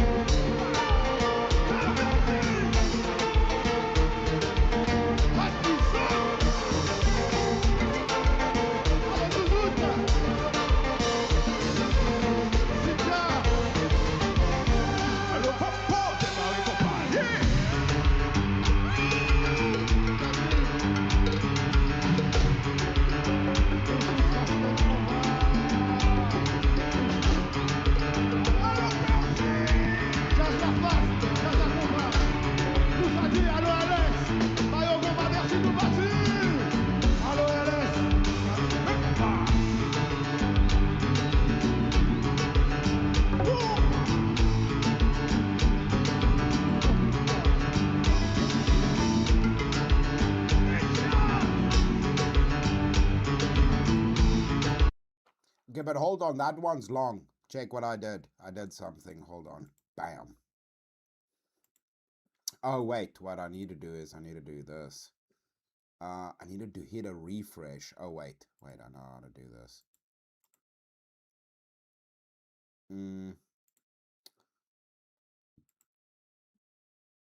Wait. What I can do is I can do it like this. Let me do it like this. Like this. Come on, man. There we go. This. Why is it not popping up? Dang it. Come on, man. Oh, there we go. Oh, dude, why did it oh, wait. Hold on. There we go.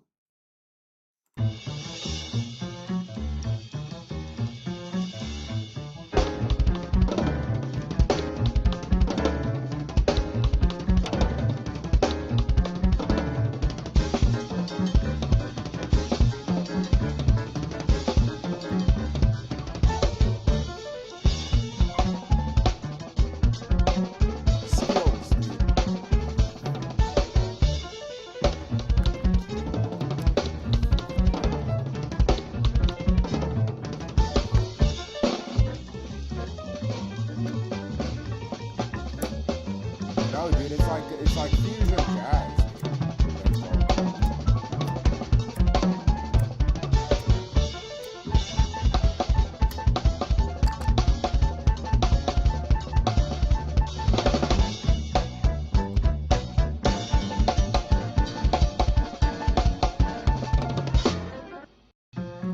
And then we got to do one more traditional one, and then we're good.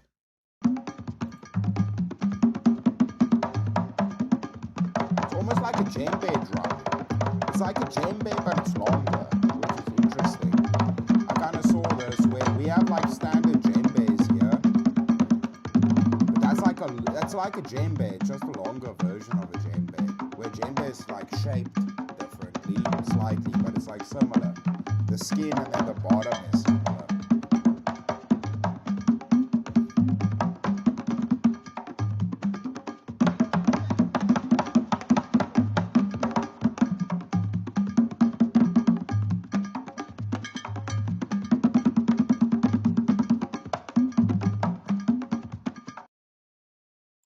Hey, there we go. There we go. Got some proper ones in there. Let's go. Shout out to Jungle and Miss Jungle. Alright. Ah, dude, I hit the wrong one. Okay, where's today's show at? You know what? Let's do a trailer while we're busy with it. Wait, that's not... Okay, there we go. There's today's show. Ooh, shit. Almost bloody threw the laptop over here. Okay, let's go into...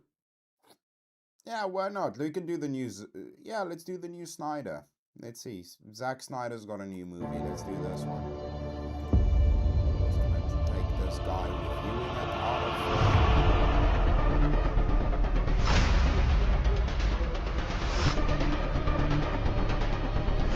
Shout out to you, Chase. Good to see you, bro. And Uncle George, Legends. Good to see you.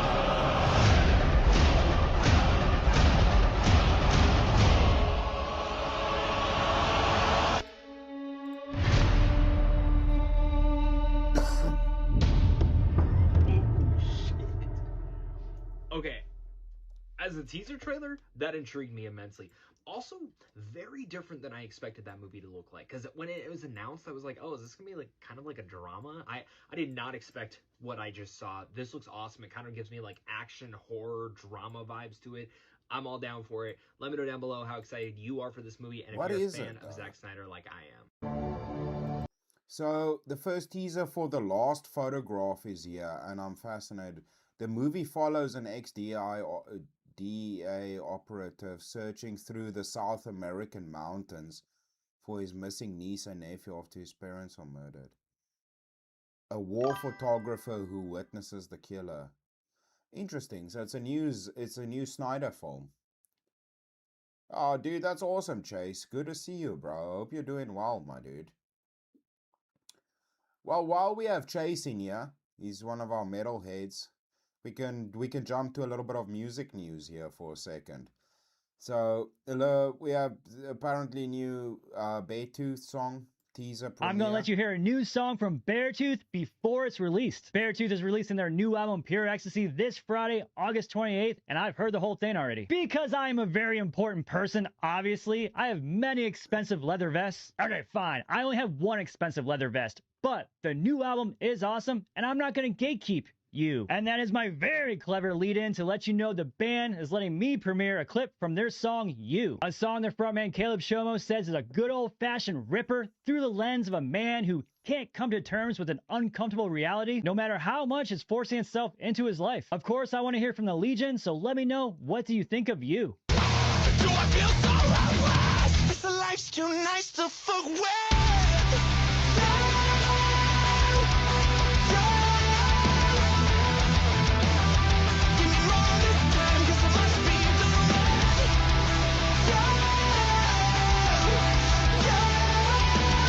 I'm gonna let you hear a new song from Beartooth before it's released. Beartooth is releasing their new album Pure Ecstasy this. I hope Jungle jammed out with her, dude. She can't be jamming out on her own, dude. How would that work?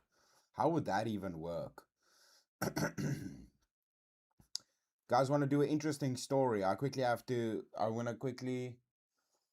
Yeah, let me quickly go I'm gonna grab a refill, but I'm gonna be listening. Let me do a fun little wholesome story for us. This is good news after all, you know. We just appreciate some good things. So let's do a nice little wholesome story here, and then we'll jump into a new category after this.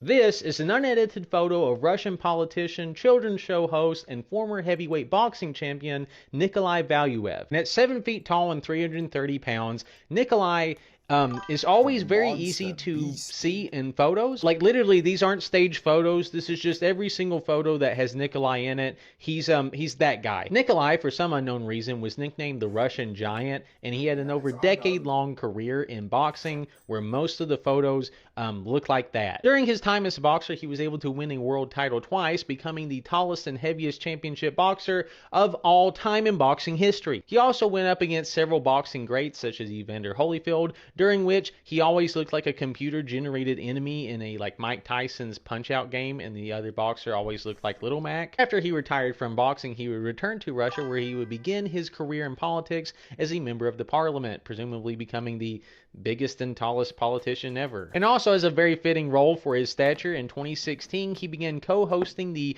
Russian bedtime children's show Good Night Little Ones, in which he just look at this. Valuev's size is generally regarded to be the result of a medical condition that he has, which results in massive amounts of excessive growth hormone. While outside the ring, his personality is always described as a gentle giant. His stature is such that he is so large, he always just looks like the final boss villain in a fighting game. I suppose you could say it's a giant problem. Follow for more. This is an unedited photo of Russian politician. Yeah, I know Bas Rutten, dude. Bas is a legend, dude. Bas comes from the old Pride days, dude. Bas Rutten, dude. That dude's a mean man, dude. Bas is a mean man, dude. Yeah, he's what was it? Not Sambo, man. What did they used to? I forget what they used to. What he's used to. It's not Sam. I think no, he didn't do Sam. It's not Sambo. I'm thinking of another fighting style. The one where you're allowed to headbutt and shit. He did that. But yeah, Bas Rutten is like the early Pride days, dude. What they did in Japan, the Pride. Because Pride was pre-UFC. Pride is basically what gave us UFC. Everybody thinks like UFC was like the thing that gave us mixed martial arts. No, Pride was what gave us mixed martial arts. That was like boxer versus sumo wrestler. It's also where Royce Gracie and all of them where I mean it was Royce that put BJJ on the map, because he went into Pride and just mangled everybody with jiu-jitsu. Yeah, those were wild days, dude. The early Pride days, man. And then I believe no, not Muay Thai. It's Muay Thai. You're not allowed to headbutt. There's another one where you're allowed to headbutt. It's not Sambo. Sambo's the wrestling, the hardcore wrestling, like the. I think is Sambo's not Greek. It's like Russian wrestling, but Sambo's rough, dude. Sambo's like insane wrestling. Pancrase, yes, Pancrase. There you go. Marcus has it. Yeah, Pancrase. Yeah, Pancrase, you're allowed to like headbutt and shit, dude. Pancrase is rough, dude. I think Boss used to do Pancrase. But yeah, no. Dude, I watched a lot of like early UFC and stuff. I like martial arts. I did martial arts. So yeah, I like it. I just don't keep up with UFC and stuff. The problem is UFC is really late, dude. Like you gotta, like, and with streaming and stuff, like, dude, be able to do the streams, man. A lot of other stuff. Like I have to, like, there's only that much time in a day, so I have to sacrifice things to be able to stream to like you guys with American time. I mean, like, you know, my streams usually run till like 4 in the morning. So yeah, it's like I have to sacrifice something. So by the time UFC starts, like, I'm dead, dude. Like it's like 4, 5 in the morning, 6 in the morning. UFC starts over here in South Africa. So yeah, it's a little bit difficult to watch that Sunday mornings because liturgy, right, or church. It's like UFC is going on while church is going on. It's like, you know, it's like early, or you need to get like 5 or 6 when the main card is happening. It's like when I'm waking up and finishing for church. Otherwise, I'd be dead. So yeah, it's just gotta sacrifice some things for other things. Okay, let's see.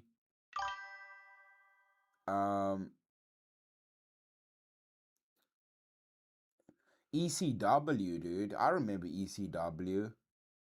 Yeah, Pancrase, yeah, where they wear boots too. Yeah, those boots they can kick. Yeah, it's hectic. I think Bas Rutten mainly does Kushoku. Yeah, Kushoku, Taekwondo, Muay Thai, kickboxing, and Shotokan. Oh, shoot wrestling. I thought you said Shotokan. No, Shotokan's karate. It's Kushokan and Shotokan. Wrestling, cat wrestling. So you're thinking of Muay Thai, I think. No, I think it's Pancrase. I think Bas did Pancrase, but I might be wrong. I might be wrong with that. I might be wrong. Okay, let's do. Well, seeing as with, I don't have a fighting thing on here today. I had some Aussie stuff, but Clarence didn't show up. So we were doing. Let me quickly see. Oh, well, we did the metal one because of Chase. So let's. I mean, we can do one more metal one. We'll do one more metal one, and then we'll jump into a new category. I'm gonna show you a logo, and you have to tell me what band it is. Mayhem. Great. Super easy. Dude, it's funny that they have the dudes from Mastodon in here, and they like read the metal names, and it's like, dude, even the guys from Mastodon are like, nah, dude. Infant annihilation. Mutilation. Annihilator. Well, Annihilator. Annihilator. There you go. See? Wow. All right. Wow. I got ESPN. Whoa. Whoa. I can't read that. What do you mean? Yeah. Chat pile. See? Oh, that's chat pile. Oh, yeah. Chat pile. Cattle decapitation. There you go. Oh, wow. Not a good one. Oh, God. Why is nobody coming to our fucking shows? I plastered so many flyers all over New York City on Infernal Coil. Yeah, see, it's right. Oh, it's more right there. Oh shit! I know. I've seen that before. This is Elderberry news. now these are not Erewhon shakes. Wolves on the Drummer. We know those guys too. I like that after everyone, you guys are like, oh man, those guys are good friends of ours. They're the best. I think one of the best things about you guys, not only you make amazing music, it's easy to understand your logo. We get it. You know. That was my idea. I'm gonna show you a logo, and you have to tell me what band it is. Dude, some of these black metal bands, dude, the names are just wild, dude. It makes no sense. It makes no sense, bro. You know what? I think we need to do a Ben Talk segue, dude. Ben Talk, new game, dude. New game, Uncle Ben Talk, new board game. This fun game that looks better than Uno is Stacks. First you're going to shuffle the deck, then you're going to give everyone 7 cards, and then you're going to put the rest in the middle. Your goal is to run out of cards. Now before you start, you'll flip one over to start the stack. Every turn you'll play a card that matches and add it to the stack. If you can't play a card, you'll draw one instead. There's 3 different ways to match. Either having the same suit on the top, having the same number on the right side, or matching the face on the left side. If it ever touches 2 surfaces, it has to match both as well. There's also 5 special powers when they get played, such as the ace giving you an extra turn, or the jack forcing the next person to draw a card. Now it sounds like an easy game to win, except there's 3 special rules. You can counter some of the powers by matching the same card on top. It'll stack its effect and pass it to the next player. If you have multiple of the same number, you can play them all at once. And whenever you get down to your last card, you'll have to yell out, uh-oh. If you ever forget and someone calls you out, you'll have to draw 3 cards as punishment. Whoever can get rid of all their cards first will be the winner. This fun game that looks better than Uno is Stacks. First you're going to shuffle the deck. Dude, it's like Uno on steroids. It's like 3D Uno on steroids, dude. It's like Uno mixed with poker on steroids. So Uno and poker cocktail on steroids with some illegal supplements thrown in the mix, dude. Yeah, it's good stuff, dude. Good stuff. Oh, dude, wait, we had one more one on the metal one. I completely forgot about this one. Most Metallica fans don't know this. There's an official Metallica jewelry collection, and it's not mass-produced. Every single piece is handcrafted by one jeweler. That's me. My name is Ryan. I'm the creator of Silver Luthier, and for more than a decade, I've been the designer behind Metallica's official jewelry collection. The same hands that created jewelry. I know, dude, it's crazy how they cut, like, to have the cards be a square, but, like, basically printed as a triangle to make a 3-dimensional square. It does mess with your brain, but it's clever, like, the use of geometry that they did with those. It's kind of like, it makes me think of Hive. We replicated Hive sets and made our own. Don't tell the people that created the game. We made illegal sets. But yeah, for fun. And Hive is like pentagons that you join. So it kind of makes me think of Hive, where you can join it on either side of like pentagons. So, and it's also a fun game because it's easy to play with like girls or people. It's like super easy to learn. It's basically like chess with animals, and it's pentagons that connect to each other, so you don't need a board to play it. It's pretty cool. It's pretty cool. And then each animal has a different power or a way it can move. But it's basically chess. And guitar parts for James Hetfield are the same hands that make every single piece that you order. Everything is made in my shop, one piece at a time, by me. I've also had the honor of creating jewelry for Johnny Depp, members of Aerosmith, and other incredible artists.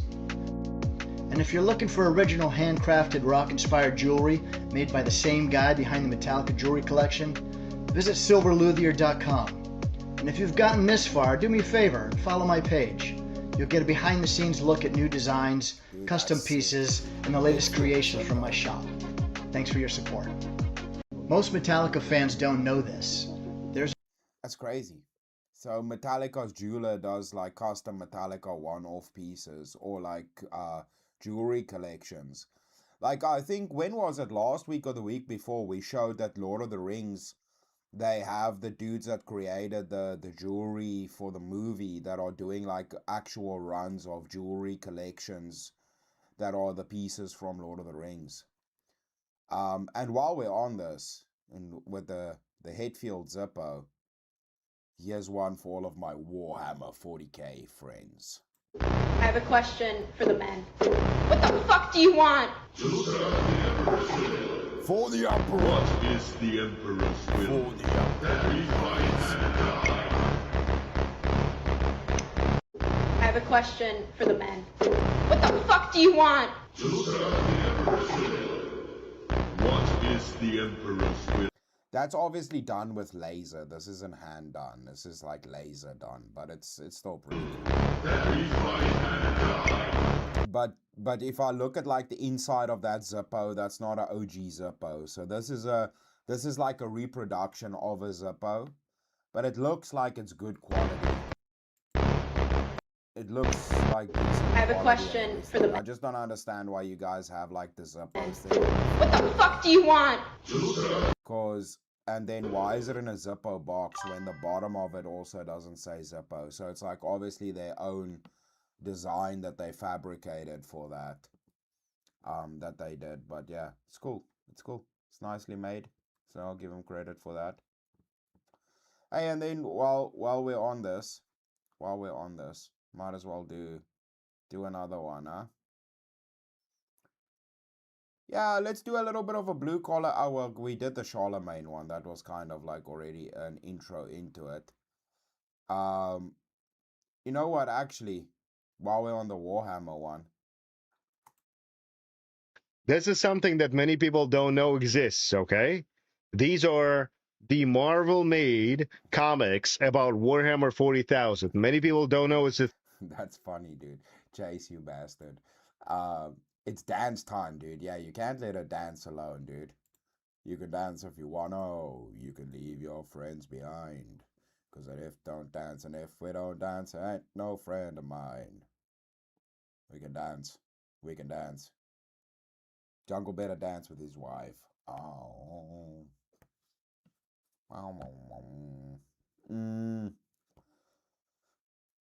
Bad Cramps, Chris, do you know? Yeah, okay, we did that. Why is this thing jumped back? Yeah, and he mentioned the pancrase. Rickson Gracie was the Gracie who had the best fights and dominated Pride. Oh, that was Rickson. Okay. Wait, was Hoist?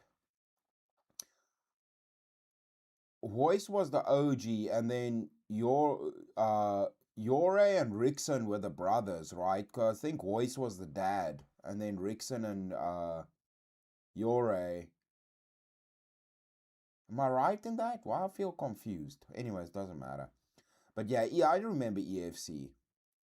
Still remember Sabu dive bomb on the barbed wire. Yeah, dude, that shit was crazy, dude. Breaking the world record grind.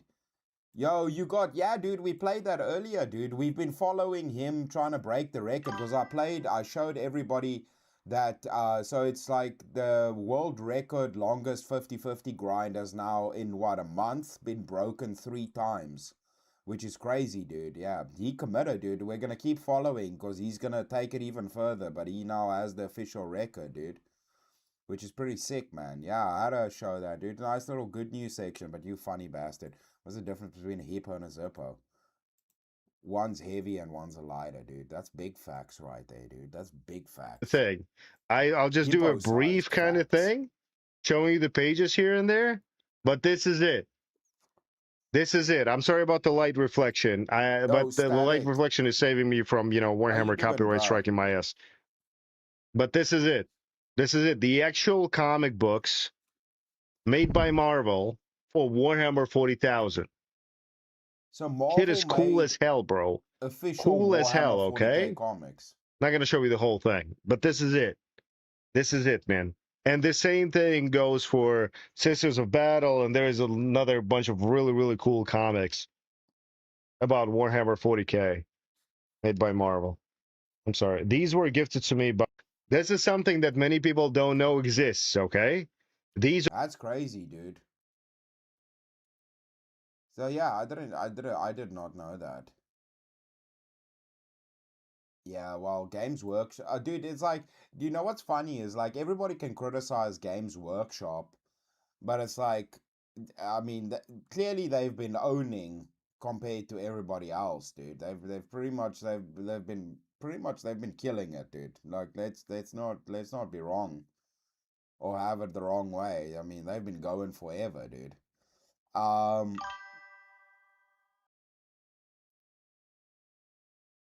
Yeah, dude. Injuries and spiritual demons. Yeah, man. Yeah, man. Yeah. Yeah, that dude's a legend, dude. Yeah, shout out to him, man. Well, while we're talking about it, while we're talking about the spiritual demons and all of that, you triggered a trap card, bro. Chase, you triggered a trap card. We gotta do a wholesome story now. We gotta do a wholesome story, bro, because of you triggering that trap card. And I know how we feel about Protestants, but a lot of people come to revelation of God and then find orthodoxy and the church. That's the beautiful thing sometimes, how God touches people's hearts. It's sometimes not even through the church or any of that. People come to the realization. And it's beautiful to see it happen, man. So we have to have a little bit of a wholesome story. Brian has been practicing faithless Christianity, basically living as a Christian even though he's atheist, for 30 days to see if anything changes in his life. Well, this was day 20 and something happened. Watch. I'm done pretending. I'm done pretending. You know, this is real, dude. Okay, first I gotta come clean. It's not actually day 20, it's day 20 of me filming. I've actually been doing this experiment for about 2 months. Today, you know, the retelling of the story catches up to present time. I'm a yoga instructor, right? I love yoga at the beginning for the first, I want to say, couple months. You're just going through the motions. Then I started to be like, you know what? Let me lean into this practice. Let me really go in with an intention. Let me close my eyes. Let me really focus on my breath. In that moment, I'm realizing it now, I had faith. That was faith. I took a leap of faith, and when I did that, the practice opened up for me. But it never touched my soul. I never went to a yoga class and wanted to be kinder to a stranger that I saw on the street. 4 years of yoga, even being a yoga teacher, never did that. 3 months of reading the Bible, I am now kinder to strangers. 8 years of struggling against nicotine quietly faded away. There was no like big epiphany. For the past 2 weeks, I've started getting nightmares that will wake me up in the middle of the night. I haven't had that in like 20 years. But dude, that fear was humbling. I'm not a very fearful person. I experienced the fear of God, and more importantly, I experienced fear of being away from God. And I can't just pretend to need God. Put on the full armor of God so that you can take your stand against the devil's schemes. I'm done pretending. I'm done pretending. You know, this is real, dude. Jesus Christ is real. Jesus Christ is my Lord and Savior. I'm done pretending. I believe in this shit. You have to, like, at some point, you gotta make a decision. Like, it's a decision. You make it every day. Are you gonna try to explain this? Are you gonna attribute it to something? Or are you gonna let the Holy Spirit into your heart? Are you gonna believe in something bigger than you? Are you gonna believe that Jesus Christ is real and died for your sins on a cross? And then 3 days later, he rose from the dead. He conquered death. That's my guy, bro. Brian has been practicing faithless Christianity, basically living as a Christian. Yeah, man, it's different, dude. Like everybody finds the path in their own way. As long as you can find it, man. As long as you can find it, man. That's what's important.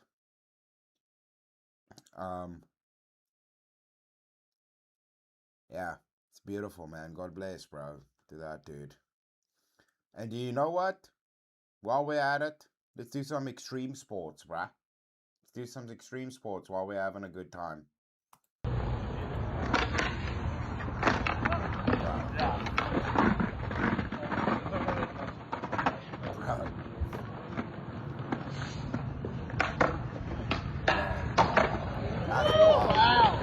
That's wild work right there, dude. The blind slide out to manual, to back in with the manual on the pad, that's wild, dude. Nose manual. Skills, bro. Skills. Okay, and then we level it up.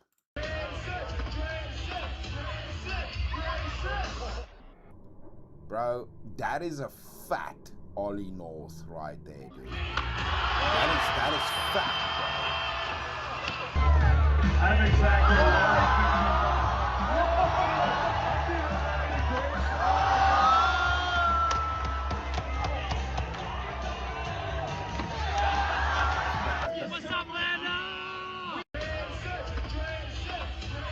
That's so fat, this Ollie North, dude. Dude, like, that guy's launching, bro. That's a full-on kung fu kick, bloody Ollie North, dude. What the fuck, bro? Dude, that landing, if it wasn't in slow, that was such a hard landing on that, bro. Respect, bro. That's rough, dude. And then just a beautiful shot. Dude, the cameras, man, and the photography, bro. If it's done right.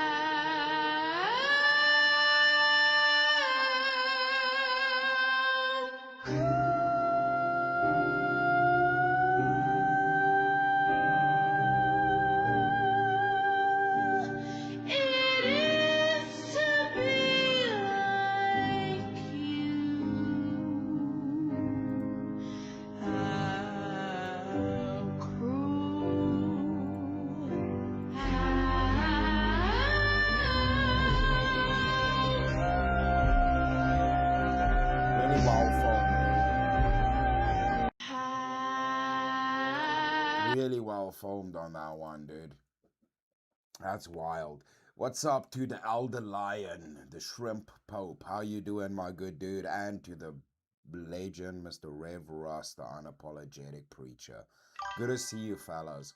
Okay, we do one more. Wait, we got two more hectic ones. We got two more hectic ones, dude. I think this guy was trying to nibble the floor. I think this guy was trying to taste the bloody trail, dude. This, like, dude, these guys are, this shit's not human anymore, bro. What is this? It's like, I just want to break my neck quickly. Shut the fuck up! Dude, what was that, bro? You were trying to bite the ramp, dude. Shut the fuck up! Bro. What was, dude, what are you doing? Shut the fuck up! What are you doing, bro?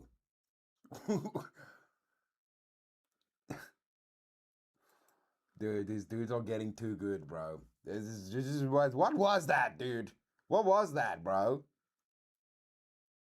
It's like, I'm just gonna try headbutt the ground quickly. This is what we just headbutting. We're headbutting ramps. Oh, I just did a sick thing. All right, well, that wasn't what I was planning on doing. All right, let's do one more crazy one, and then we'll move it on from here. Shout out to all these legends, bloody. Talk about what was said earlier, dude. If there's not a little bit of danger, like Marcus said, dude, what's the point, dude? Whole point of fun is that there's the slight chance you might accidentally die, dude. That's the crazy part of this, because some of the fellows don't get off too well sometimes. Shout out to that guy that bloody got paralyzed on the Red Bull trail run last week or the week before, dude.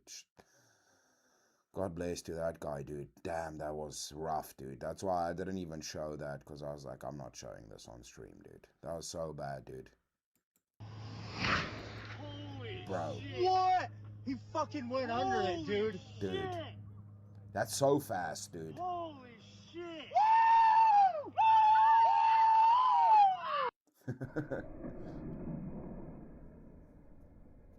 That's wild, dude.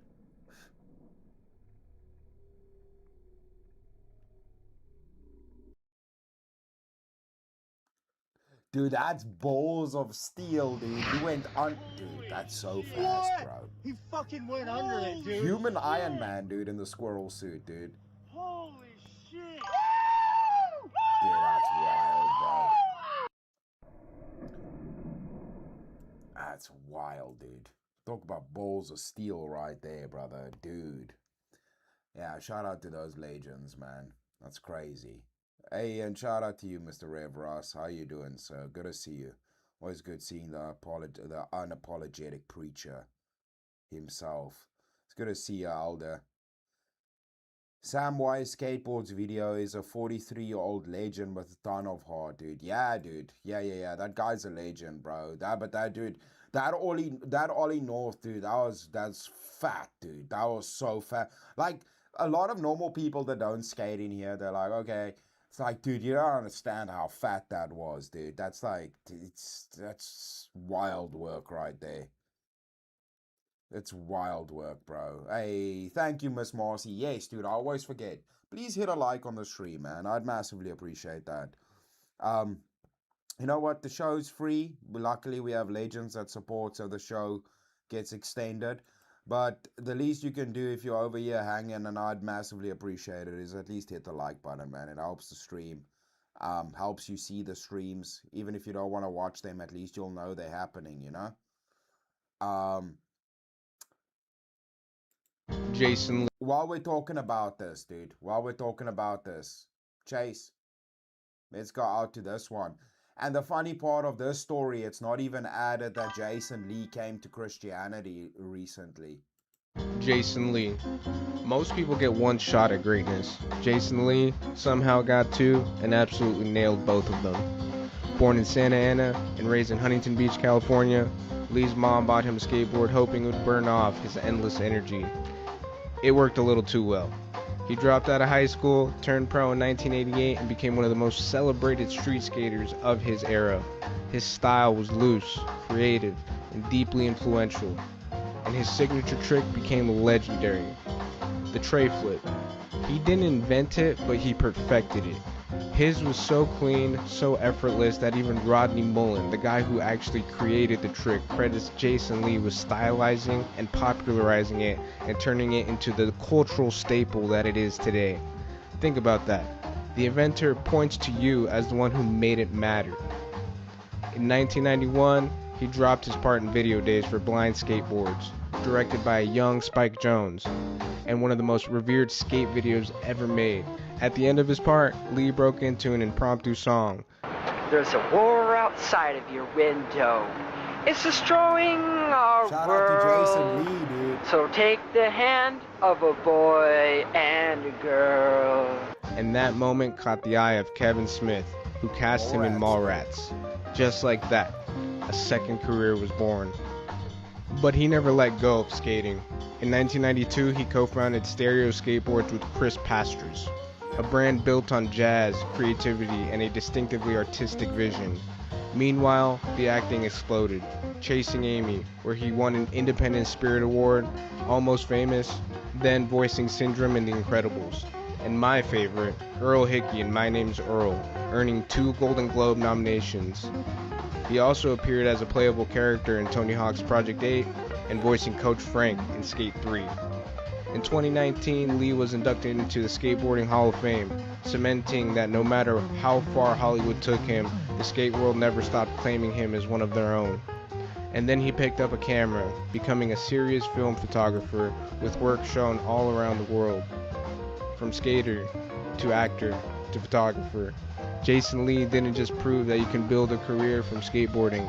Instead, he proved that skateboarding can be used as a platform to branch into other disciplines and build a legacy outside of just skateboarding.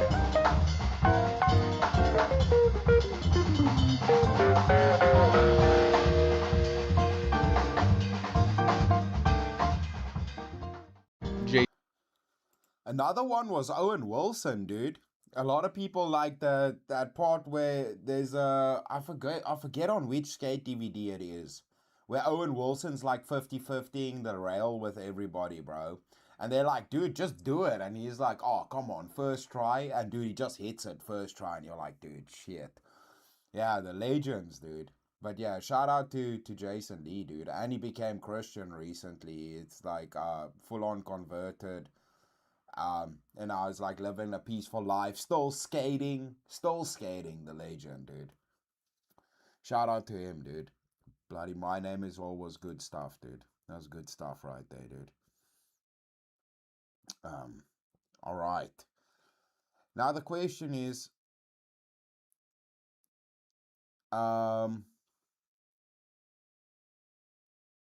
where do I go from here? Oh, wait, wait.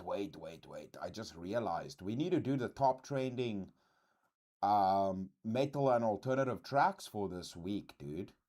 We first got to do New Music Friday, and then we got to do the top trending rock, alternative, and metal tracks for this week. So let's just go in here because I didn't have them pulled up. That's a bit of an owl on me. Wait, oh yeah, I know about that. Where's New Music Friday for this week? New Music Friday. Oh, there's New Music Friday, but I'm feeling like that's probably it, right? That would be at 8:21. Yeah. Okay, so we'll add this to the list. We'll add that. So that would be this recent one. And then let's just check. Oh, this? Okay. No, wait, that's news. I think we have this one. Here's your top 10 chart. Oh, okay. So we're ahead with New Music Friday and we're behind with the top trending tracks. Actually, that works out quite well. That works out quite well. In that order. Stop being weird, bro. Okay. Yeah, I think that's the way we gotta do it. Let me just see something. I think that's the way we gotta do it. Here's your top 10 trending. Dude, why are we 2 weeks behind? I feel like I'm gonna skip this because it's probably Crush Motionless again. To be fair. It's New Music Friday. Here's what's out. Electric Callboy have released their brand new album, Tans Nide. Tans Need. Tans Night. Tans Nide? Yeah. Here's one of the new ones. Okay, you know what? We'll just do it from here. It's actually better. We'll just do it from here. It's fine. It's fine. We'll just do it from here. All right. Let's get into it because we're at the 3-hour mark. Let's go into it. New Music Friday, and then we'll do the top trending rock, metal, and alternative tracks for this week. It's New Music Friday. Here's what's out. Electric Callboy have released their brand new album, Tans Nide. Tans Need. Tans Night. Tans Nide? Yeah. Okay. Here's one of the new ones called Heart Club.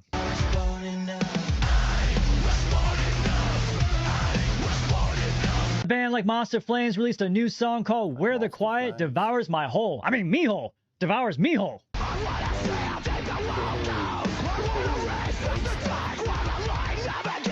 Former Killswitch Engage and current Light the Torch vocalist Howard Jones guested on a new song from Autumn Kings called Youngbloods.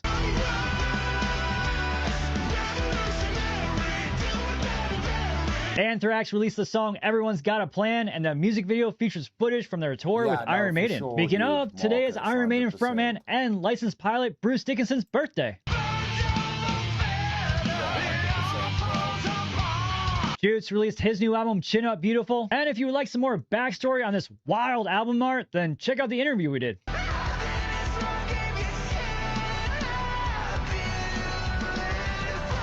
Also new music from Jarris Johnson, Colorblind, North Lane, Blind Channel, Nothing But Thieves, Citizen, the Linda Lindas, Teen Mortgage, Knox, Swaco, Dead Poet Society, and Weezer released a new song called CEO, and the music video features Obsession director Curry Barker, Tony Hawk, and a ton more cameos. Oh, and the whole thing recreates the Sweater song.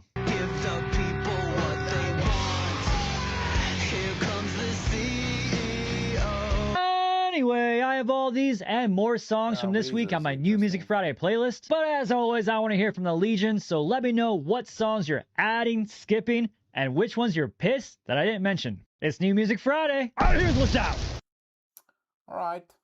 That's okay. Bunch of randoms, but hey, not too bad. Not too bad. Not too bad. We can work with that. Let me just write this down so that I know where we're at for next week's. Let me just quickly write this down. Then I know which one we've done. So we'll do... okay, wait. So this would be good news. Good news. Then it's better if I keep track. 73, right? We're at 73. And then we'll do... So this week we would have done... This is actually month 6. I lapsed 1 month lol. 80926. So 80926 would be this week's one that we did. Then I know then I can catch up again just so I can check the timing. Okay, let's go. Hey, shout out to you bloody legends, dude. This is actually month 6. I lapsed 1 month. Member Hopper. Dang, Marcy, you bloody legend. I appreciate the renewing your membership. Thank you so much, man. I appreciate that. And massive thank you to everybody that gifts memberships to people. They can use emojis and watch the streams that get taken down. Not taken down, but that go behind memberships. Like the older ones and stuff like that. So yeah, thank you so much for that, man. I really do appreciate y'all not only helping the channel, but helping the people out. And then shout out to you bloody legends for renewing the memberships. I really do appreciate that. Hey, get wrecked. Eye emoji. I'm looking. Dude, shout out to you, bro. We also have some more Aussie stuff, bro. We're gonna get into the other Aussie stuff too. But shout out to Marcy. This is actually month 6, Laps 1 membership. Uncle Ben Talk with the crew membership. Member Hopper, let's go. And then get wrecked, Scrub. Get wrecked, J Spurg, Scrub. With the eye emoji. Shout out to you. Okay, are we ready? Top trending tracks for this week from rock, metal, and alternative. Let's see what the guy in the gay yellow sweater has for us. And was his chat gay? Is Chris motionless again in #1 spot because him and Yellow Vest are dating? You two are butt pirates, bunch of khaki stabbers. You guys have gay feelings for each other. Please let it not be Chris motionless in #1 this week, making me not like another Chris. I'm getting mad. Please be a good one. Here's your top 10 trending tracks this week from rock to alternative. Just a heads up, there's going to be a very special guest joining me a little later in the countdown. But right now, we're going to get things started with a new entry from Blind Channel, Diana. I don't wanna be Beartooth is number 9 this week, and their new album Pure Ecstasy comes out on August 28th. Just in time for some back-to-school Beartooth. Get your backpack, your books, your Beartooth CD. Legend. Electric Callboy's new album Tans 9 dropped this week, and they're coming in at number 8 with The Way You Are.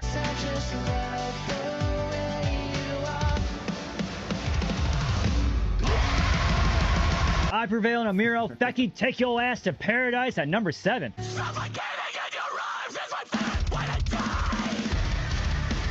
Don't worry, I didn't forget that special guest is coming soon. But right now it's Ice Nine Kills at number 6. Can you feel the darkness beating around the heartless? Motionless in White drops down 3 spots this week with R.I.P.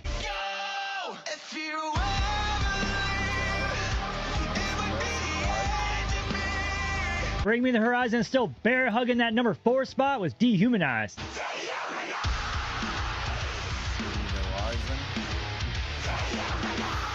The band President makes a big jump this week, up 7 spots all the way to number 3 with their new one, Dark Heaven.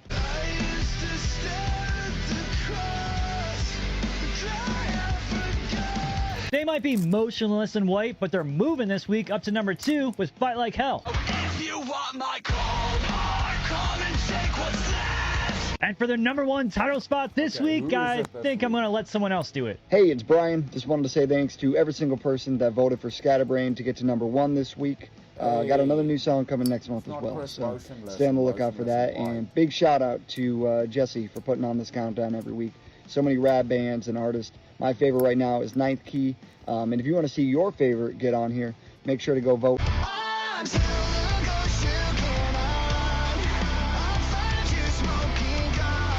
Here's your top 10 trending tracks this week from rock to...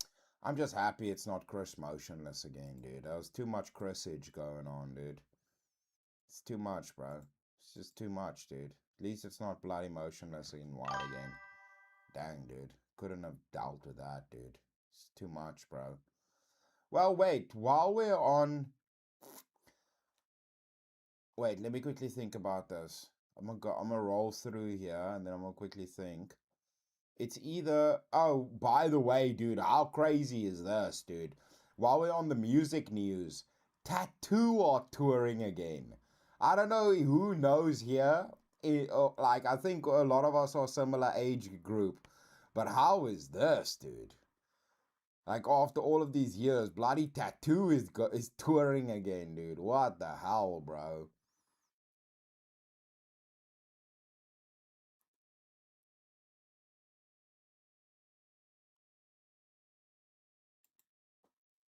Wait.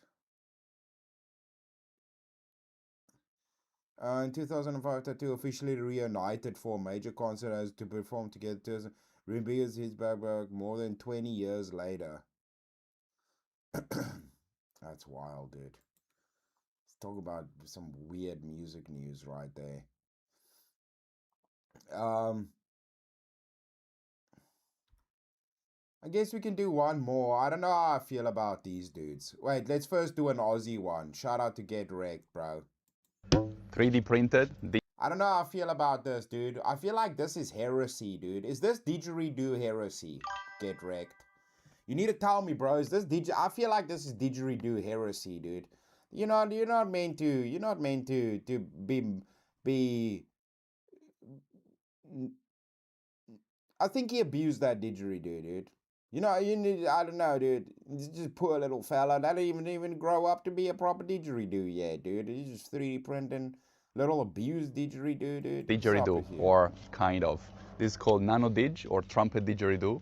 Doesn't have anything to do with the real instrument, obviously, which is a traditional instrument from Australia, but does a sound that is very similar to it, and it's very, very portable. This is in the key of A, so very low. It's crazy how small it is.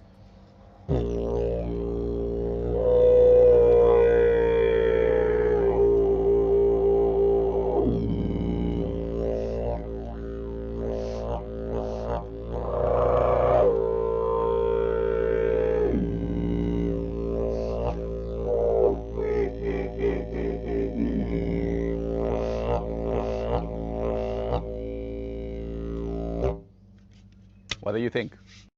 3D printed didgeridoo, or kind of. This is called nano dig or trumpet didgeridoo. Nano dig. It's a micro peen dig, dude. It's a micro peen didgeridoo, dude. That's just a dig, dude. It hasn't gotten the do part. Not bad, eh? Why not? It's a didgeridoo. I mean, yeah, it is. The sound's pretty sick, dude. The sound's pretty sick. I'll give him that. And it's portable. It's like that as a didgeridoo is the equivalent to a ukulele being a guitar. Like it's kind of, but not really. No, it's kind of, but not really. Well, while we're on the instrument one, let's do this. This is my second prototype of a new type of guitar that I'm making called the Evergreen style guitar, the Evergreen state, and also these guitars should be very long-lived. But they also makes it easier for a luthier to make a really high-end superlative instrument that isn't sitting on the edge of disaster. The disaster comes from the fact that these strings actually produce a lot of tension, 160 pounds, it's like you're standing on the soundboard almost. And this soundboard, to be very sensitive, we call responsive, needs to be very thin.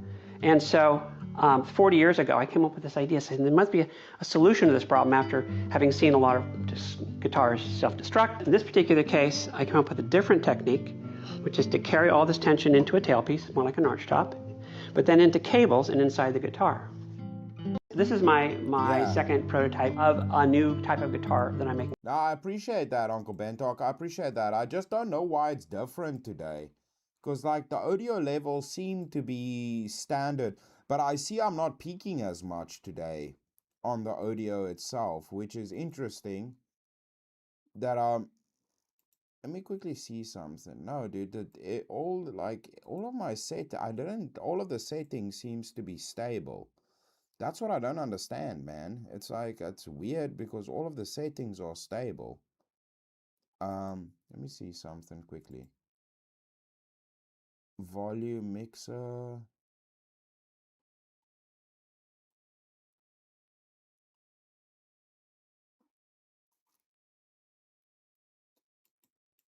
Input. Yeah, everything seems to be stable. I don't know why it's like, I don't know, dude. It looks like none of my settings seems to look like it's changed. Yeah, microphone, it's all set up. I don't know. It's weird. I don't know why that's happening. Speaking and recording, yeah, microphones, volume, yeah, everything seems fine. I don't know why it's doing that, dude. It's messing with me, bro.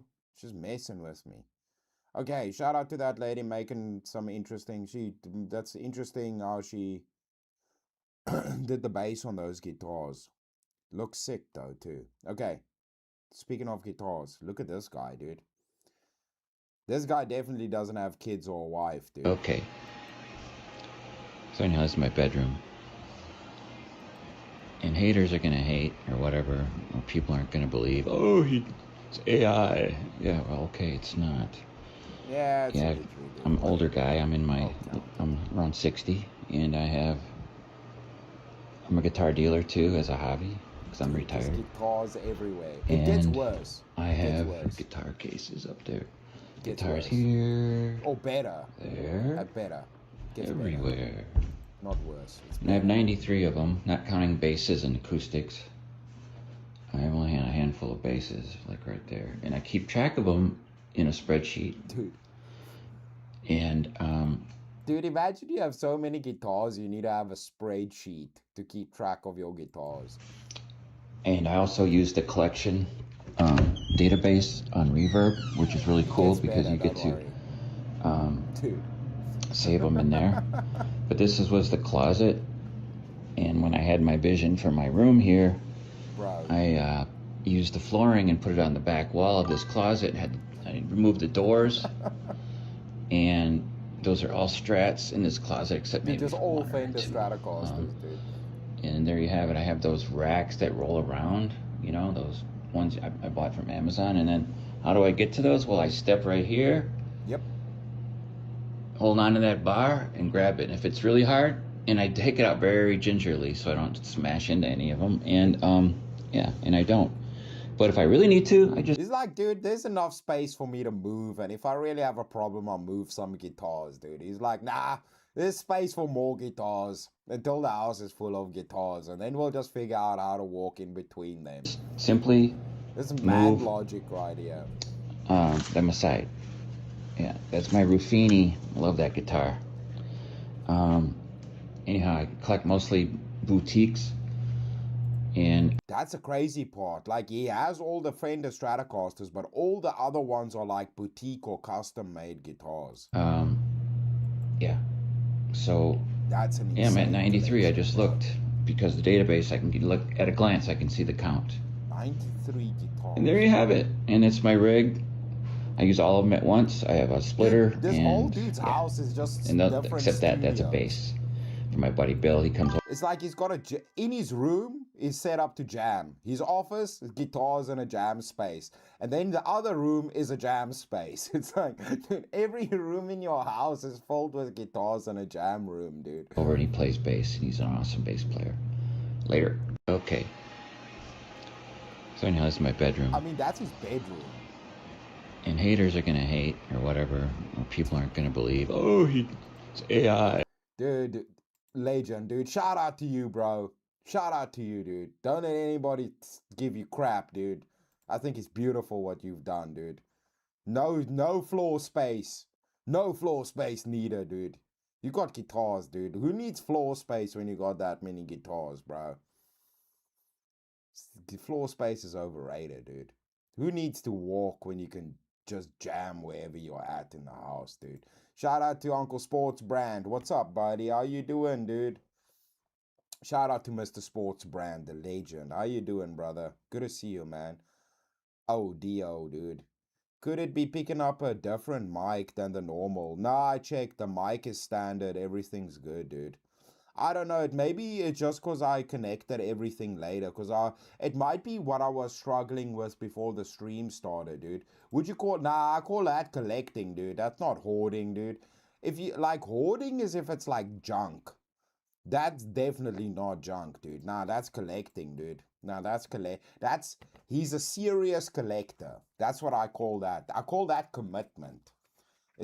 That's commitment, dude. That's not hoarding. Hoarding is like fucking newspapers and shit.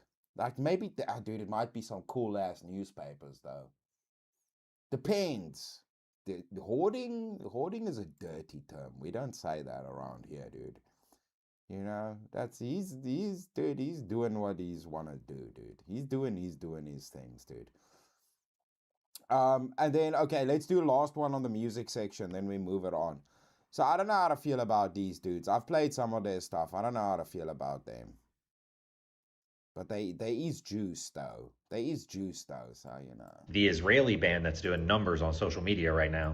But we're not going to focus on that because it's good news. The Israeli band that's doing numbers on social media right now. And they're being compared to one of the most influential rock and metal bands. Of course, you run me over with Satire. Of course. This is the band Father of Peace. Nikki came across this band a few months ago on social media. Makes sense because they've been all over my feed as well. If you couldn't gather from the clip that I shared, they're being compared to bands like System of a Down. The funky guitar riffs and the vocal intonation from their lead singer Avshalom, which I ain't even gonna say it, dude, but come on. They're not so much on the metal side like System of a Down in my opinion. Much more alternative and like pop or whimsical. Till my soul becomes too old.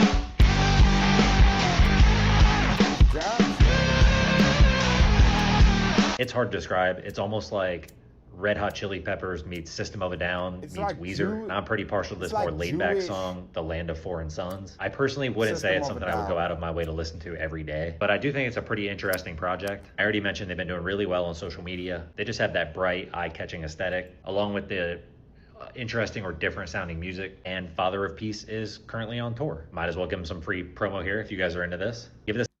Yeah, I mean, the guy kind of looks like that dude from The Simpsons. That Sideshow Mal type of situation. You know what?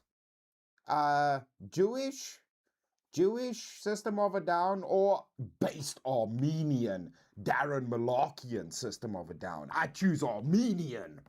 OG System of a Down. I don't want no... But I mean, it's got jams. They got jams. I'll give it. They got jams. We're not... This is good news. This is good news. Just so you don't know, if you don't read the title, this is good news, okay? Death Cat, calm down. Don't be licking your asshole right now, dude. This is disgusting. This is good news. Don't be doing that, dude. Shit. Alright? Dang. It's good news. Now I've got to cleanse it because you're over here licking your booty hole, dude. What's the matter with you, Death Cat? First of all, I have to give glory and honor to the Father, Son, and Holy Spirit for grace and for mercy, which I am in great need of. I mean, and also thank you to all the monks on Mount Athos who are ceaselessly praying for the life of the world. Thank you. First of all, I have to give glory and honor to the Father, Son, and Holy Spirit for grace and for mercy, which I am in great need of. Shout out to him, dude. Shout out to him, dude. Yeah, shout out to the monks of Mount Athos praying for the world to not be DJing bastards. Shout out to that dude. That was probably definitely not popular. Him doing the sign of the cross over there, and with the older Hollywood monkeys. We'll just call them monkeys because we're not going to go into detail because this is good news, all right? If you didn't read the thing. This is good news channel. All right. By the way, based. All of the bloody men are tired of the stupid emo game Stardew Valley gay shit that all of the games expos are doing. So they said, you know what? We're going to do our own one that's got no gay games in it. Just based male red-blooded games. First-person shooters and shit. None of these gay... queefy anime, pastel color nonsense shit that's made for girls. Tell me how this is not sick. Bulk had made an event because they denied the offer of having their trailer of 60 seconds be put in the Summer Games Fest or some other show. I bet it's Summer Games Fest. Yeah, Summer Games Fest can shove it up their ass. Nobody wants to see games about little anime characters cooking dinner. Stupid little furries that go around banging each other, dude. Nobody cares, dude. Shout out to you dudes, dude. Telling Summer Games to suck it, dude. And them not having to pay money to nobody and doing their whole own games expo just for based games that aren't about gay nonsense. For $300,000. They said, no thank you. That is absolutely insane. And on top of that, we will probably show the trailer after a gacha anime game that no one gives a shit about, right? Yeah. They got a lot of friends in the FPS scene. Games. They contact all of them, and they go, hey, what if we make our own show and call it the FPS Games Show? It's not just War Dogs that is going to have an exclusive thing showing you. You got Tarkov, you got Ready or Not, which, by the way, I still got to get a body pillow from you guys. Where is it? You got Gray Zone Warfare, friends of the show, love to see it. You got Rainbow Six Siege, I have 1,600 hours in the game, 16 games in total, and they have not paid a single dime. The only thing that they want is that if you're on the show and you're showing your game, you got to show something worth giving a fuck about, something exclusive. Fellas, for us FPS gamers, this is fucking amazing. This is what we need more of in the gaming industry, boys. I have no affiliation with BullShxt, so I'm doing this out of my own free will. Dude. I would love to have some affiliation. Guys, hit up my DMs. You know where I am. You know where I live, maybe. This is sick. I love this. Yes. 300,000 is fucking nuts, though. Holy shit. Tell me how this is not sick. Bulk had made an event because they denied the offer.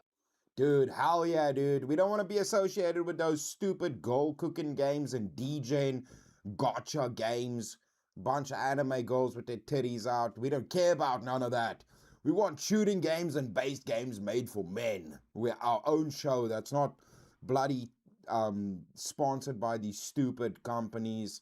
We want to do our own thing, dude. Shout out to you legends, bro. Don't succumb to their nonsense. Shout out to Uncle William. Hi, dorks. What's up, Uncle William, you pack of pelicans? As Clarence would say, you bloody pack of pelicans. Uncle William, how you doing, bruh? How you doing, Uncle William? Shout out to Uncle William, the legend, dude. How you doing, bruv? Good to see you, Uncle Will.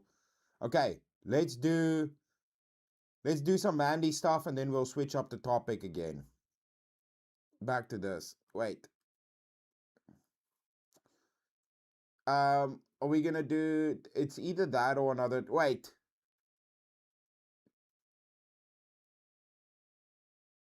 We'll do another Aussie section here in a bit. We'll do a, am I gonna hit you guys with a trailer? I got decisions to make. I got decisions to make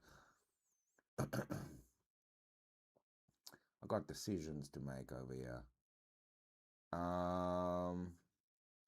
Need to save a trailer for the last hour. Okay, wait, we got another trailer. Okay, let's do this. Guess what, fellas? While we are talking about games, we got a new Resident Evil movie coming out, apparently. And this seems to be looking solid. Hey, man, I gotta be 7. Do you know where I can take this? Excuse me, oh my God. Anybody order a kidney or liver or whatever this is? Anybody. It seems like it's kind of important. Hey, you got time for another run? No, I'm wrapped up for the... It's outside the zone, so it pays double. I could do that. Sweetheart, I'm sorry. The signal sucks here. Can you hear me? I'm gonna stay with Katie for a bit, I think. Michelle, please do not go stay with freaking Katie. It also hurts my feelings that you don't even care enough to come home and have this conversation. Seriously, I'm working. This could be some 8-year-old boy's heart or someone's mom's brain.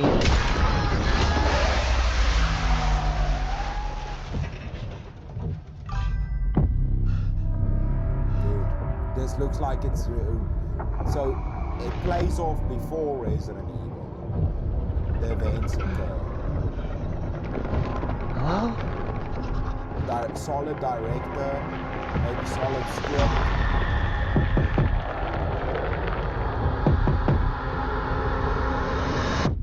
Hello? There's an emergency here. I was wondering if I could use your phone. Hi, you've reached Michelle. Leave a message. Hey, baby, I'm really sorry that we got disconnected earlier. Some things have happened, and I can't get a hold of police. Bullets. Could you just call me back on this number, please? I love you. Cat. Your legend, Miss Farmer Cat.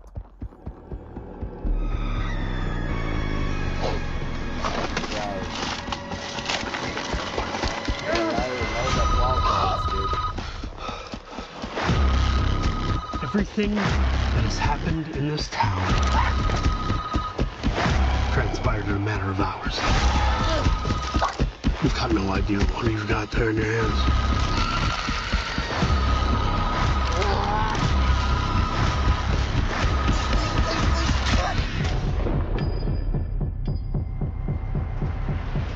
Yeah. Where was it going again? Raccoon City General. Hey, no sweat. Yep.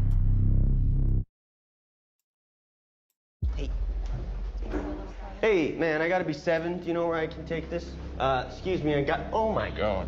Anybody order a kidney or liver, whatever this is? Anybody. It seems like it's kind of important. Hey, you got time for another run? No, I'm right. Yeah, dude. Nice. So that's going to be interesting. Well, hopefully that'll be a solid one. Okay. Miss Cat, good to see you, you bloody legend. Wait, while Cat's here, Cat, we gotta do a fashion one while Cat's here. Cat, we're gonna educate everybody on fashions. I may have just found the final boss of Go to Hell Pants. If you've never heard the term Go to Hell Pants, first off, welcome. You're officially on the menswear side of the internet. The idea behind the term is basically a pair of pants that's so offensive that the wearer is telling you to go to hell. The term was coined in 1976, but the trend itself dates back to the late 50s. Nice, Jeremy. You came in at a good time, dude. Yeah, we got another trailer that we're gonna go through too. I just want to space them out throughout the show, but we got another one, an interesting one. 50s and early 60s, and it quickly became a game of one-upmanship amongst peacocks.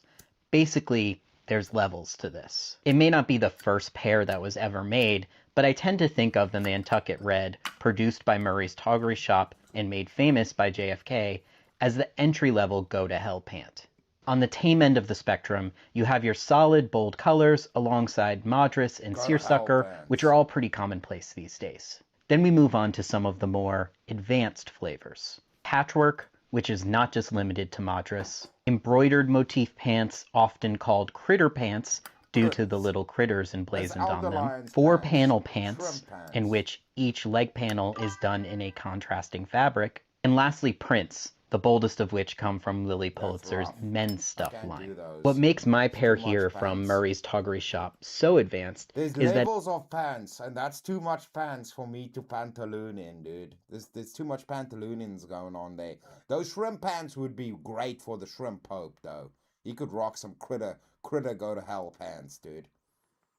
It takes the embroidered critter fabric and uses it for a pair of 4-panel pants, essentially stacking two different types of go to hell pants to make something even more sinister. I may have just found the final boss. Dude, you're not allowed to, you making go to hell pants on steroids, dude. What's up with that, dude? That's too much going to hell, dude, and too much pantsing going on, dude. Bruh, it's too much pants, dude. That's too much pants for one single white man to handle, dude. You can't be imbuing your peacocking with too much, it's like turn into Ghost Rider, dude, with all that go to hell pants you got going on over there, dude. Just too much, bruh. What's up, Chuck? How you doing? All of you bloody drongos coming in here, dude. Shrimp pants, dude. The critter pants, dude. Shout out to you, Uncle Jeremy. We also had King Blackout in here earlier, dude. It's good to see everybody. I actually have a few of the critter pants. Nice. See, Cat understands go to hell pants, dude. See, I knew it, dude. I'm a retard. I guess I already knew there was a new Resident Evil coming out. Yes, dude. Let's go. Yeah, dude. That's why I thought I'd throw it up here for us to check out. Well, while we're doing fashion, let's go into some cyberpunk ones. Dude, this jacket's pretty sick. I'll give him that. Let's move it into some cyberpunk, and then we'll move it on from here.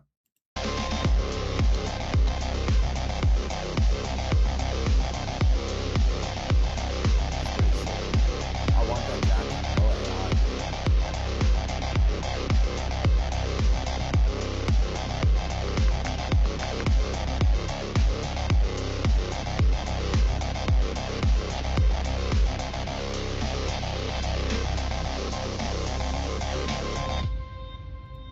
well made. Well made, dude. Some of these dudes making like there's also like I think it's that lady, dude, that makes the metal jackets for all of the dudes in bands. So like you get leather jackets, and then you get the chick that makes the leather jackets for dudes in bands. And like those jackets are insane, dude. That chick's insane with her leather work, dude. So yeah, some of these, and usually these people are like props, or wardrobe people that are just like really skilled at what they do. Shout out to the Chuck, the Chuck of the Danger, dude. You know how you get a dangerous truck, dude? You leave it in the lathe, dude. That's how it goes, bruh. I must have forgotten. That's okay. Well, that's why I'm here to remember y'all, dude. I'm be crack an egg of knowledge on you, Jeremy. I have corduroy critter pants with embroidered mooses on it. Cat, you're wearing heresy pants. Go to hell pants so bad they get into heretical territory, dude. That's wild, bro.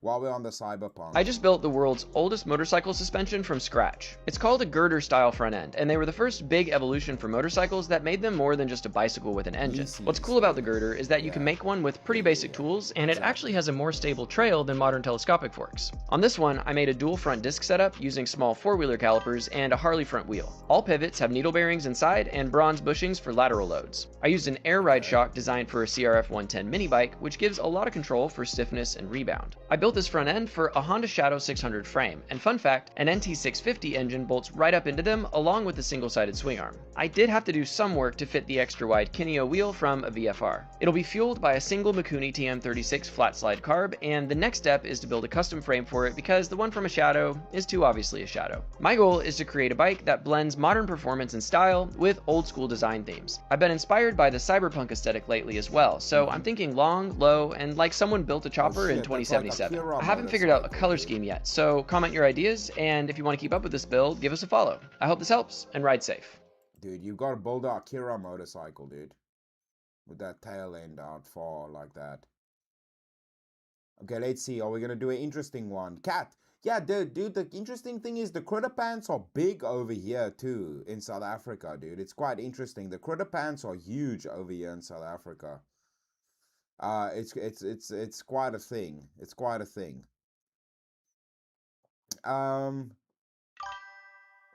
Hey, we got to do an Aussie one. Shout out to our Aussie friends quickly. Ah, fuck, I love this thing. I've got a new little addition. Heater tap was going to be too much of a pain in the ass, so I just went to Bunnings and got a brass tap for $20. Bunnings. Does the job. The best thing about this vehicle, and I'd recommend it to anyone that wants to do it, don't try and build something nice. It's just too much fucking time and stuffing around. You can just build a piece of shit and use whatever you want. It doesn't have to be nice and neat and tidy.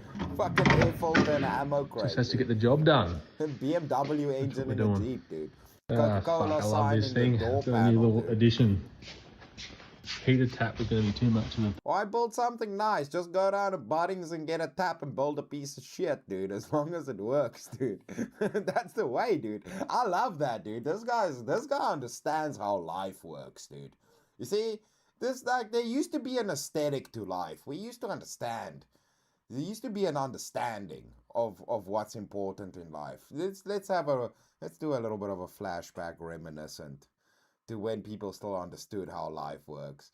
Is that an FJ platform? Exactly. So if your dad kept a 1984 Megatron in a gun safe, not a toy box, a gun safe, here's why. Welcome back to the Millennial Inheritance community, where this series we're going to explore items that are flat out illegal or barely legal to sell today. And we're kicking it off with one that every 80s kid remembers. The G1 Megatron, the transformer that didn't turn into a car or a jet. He turned into a gun. Not a cartoon gun. A near-exact replica of a Walther P-38, the same pistol that German officers carried in World War II. Chrome finish, working scope, and a silencer attachment. Let's just acknowledge all the kids that were carrying an almost indistinguishable handgun replica through toy aisles in 1984. No orange tip, no warning label, because back then federal law requiring blaze orange barrels on toy guns. Hey, who cares about warning labels, dude? Them's for dum-dums, dude.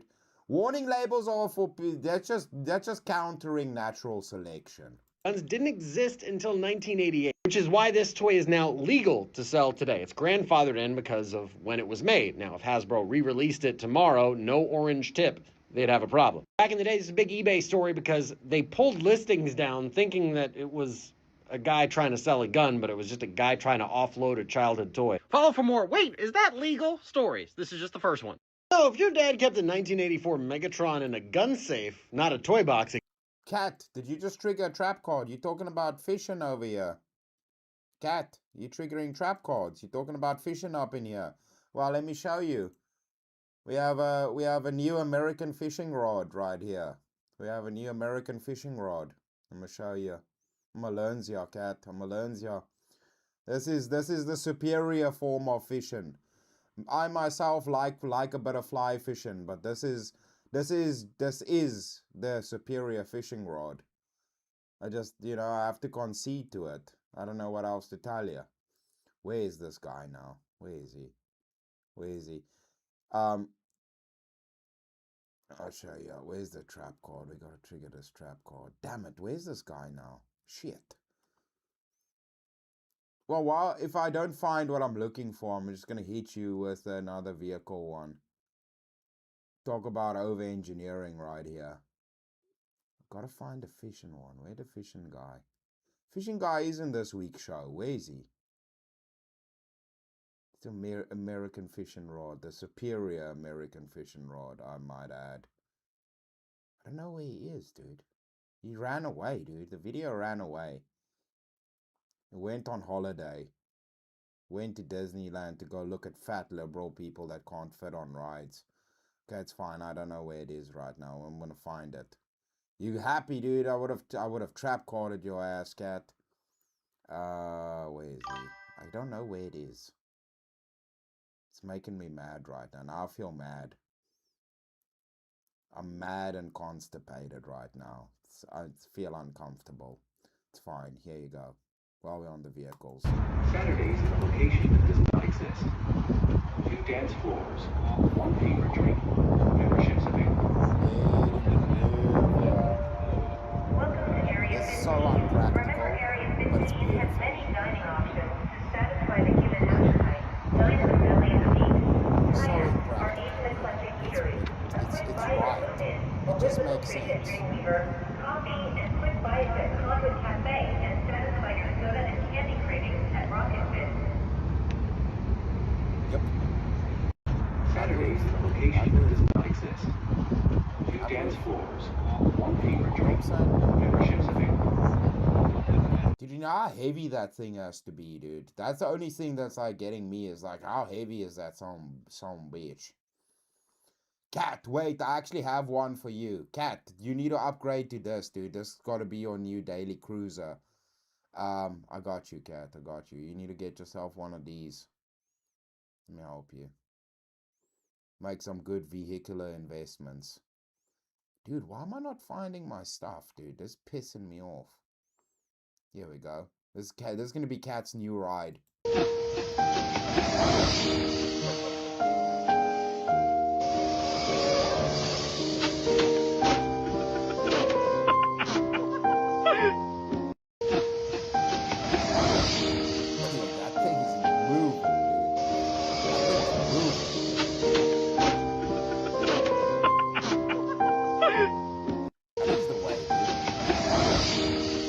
Get Wrecked understands, dude. See, he's a refined Australian man. He understands, dude. He understands, dude. He gets it, dude. So that's what's up. That's what's up. Good to see you, Judy, you bloody legend. How you doing, Judy? Did you see the fly fishing ones? The waders. Hey, William, you keep well, buddy. You look after yourself, Uncle William. Stay safe. Stay black. Behave yourself. Don't get into trouble. Don't go out fighting evil samurai in the alleys of Gotham City again, William. Alright? Shit. Can't save the world, dude. Pissing in a super soaker. Oh yeah, dude. Yeah, dude. Yeah, dude. I hated those kids, dude. The kid that pissed in the super soaker, dude, nobody wanted to be that kid's friend, dude. Nobody wanted to be that kid. I love fly fishing too, Cat. I love fly fishing. I do all kinds of fishing, but I have a special place in my heart for fly fishing. Hey, and I see another legend came in here. What's up, Racer? What's up, Race Car? How you doing, bruh? Good to see you, sir. Good to see you, my dude. Good to see you, Race Car, dude.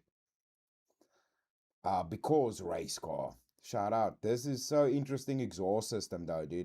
That's just go screw yourself. 50 miles an hour, dude. That thing's so heavy, dude. Yeah, I mean, that's all for show. That's not performance. all that rod work that's on that thing and all the welding, dude, that thing's gonna be heavy as crap, dude. Okay, let's see. I'm so mad that I can't find my fishing one, dude. That's really making me mad right now. I'm uncomfortably mad right now. Okay, do you know what we're gonna do though? It's either we're gonna go into a blue collar section.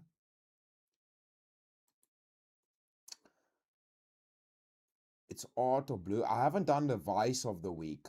We got to do a blue collar section. We got to do vices. We got to do vices quickly. We got to do a blue collar section.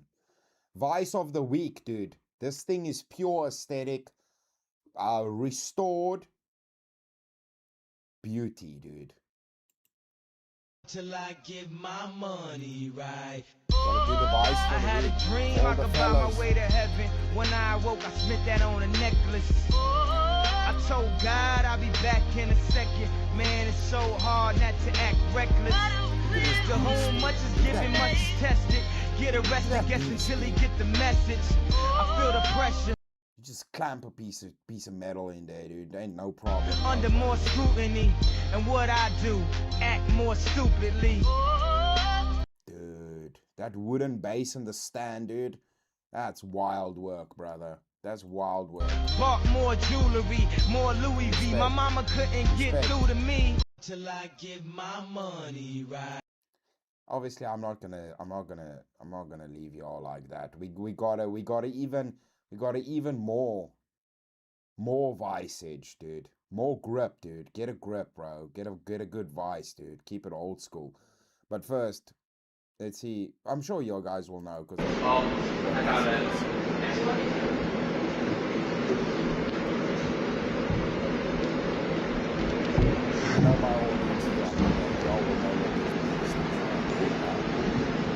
Look at this. Look at that, dude. Just beautiful piece of old engineering right there, dude. I got it. That's a plane right there. That's a nice plane. Dude, the old tools, man. Piece of engineering beauty right there. All right. Well, we're gonna do the old tool section here for a second, but we gotta do another vice though. Look at this. There's a blacksmithing vice. All right, tell me you've seen a vice like this. This is an Emmert universal bench vice. So it's got 3 jaws on it. These would have been removable. I made them brass. These would have been fixed and hardened. One was broken and I had to make a replacement.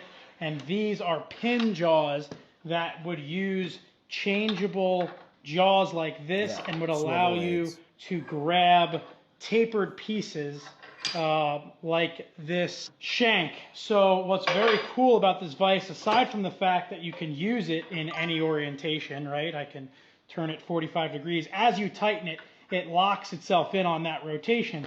But what's really cool about this is on top of all this adjustability, it's got a swivel base, and then it can also do this. Engineering, bro. It can go completely vertical. Yes, dude. Modular and obviously still works, still rotates. Now you can grab stuff and work on it. In this orientation, it can go any amount of other ways by loosening this hand wheel on the other side and moving it around. Bro, modular as hell, brother. That's, yeah, dude, that's a nice. Following this L-shaped track, I'm super happy with how the... Dude, that's wild work, dude. That's a piece of bloody engineering beauty right there. The vice abilities, the clamp abilities, dude. The get a gripness. That is unlimited get a gripness, dude. Get a grip on life, dude. It's beautiful, dude. Shit. Why we make things trash now? Why is everything nowadays trash? Speaking of. Yeah, it's beautiful, dude. Ain't no need for no calculator, dude.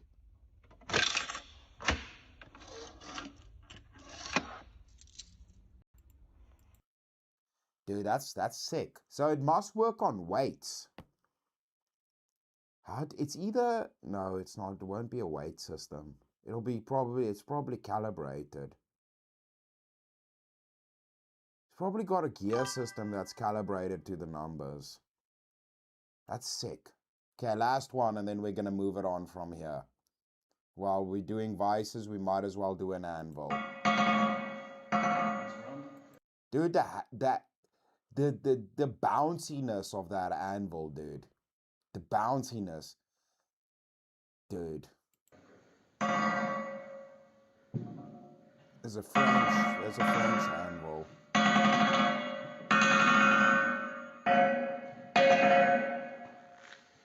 That's insane. Dude, that's a heavy hammer, and that anvil just bounces it straight off, dude.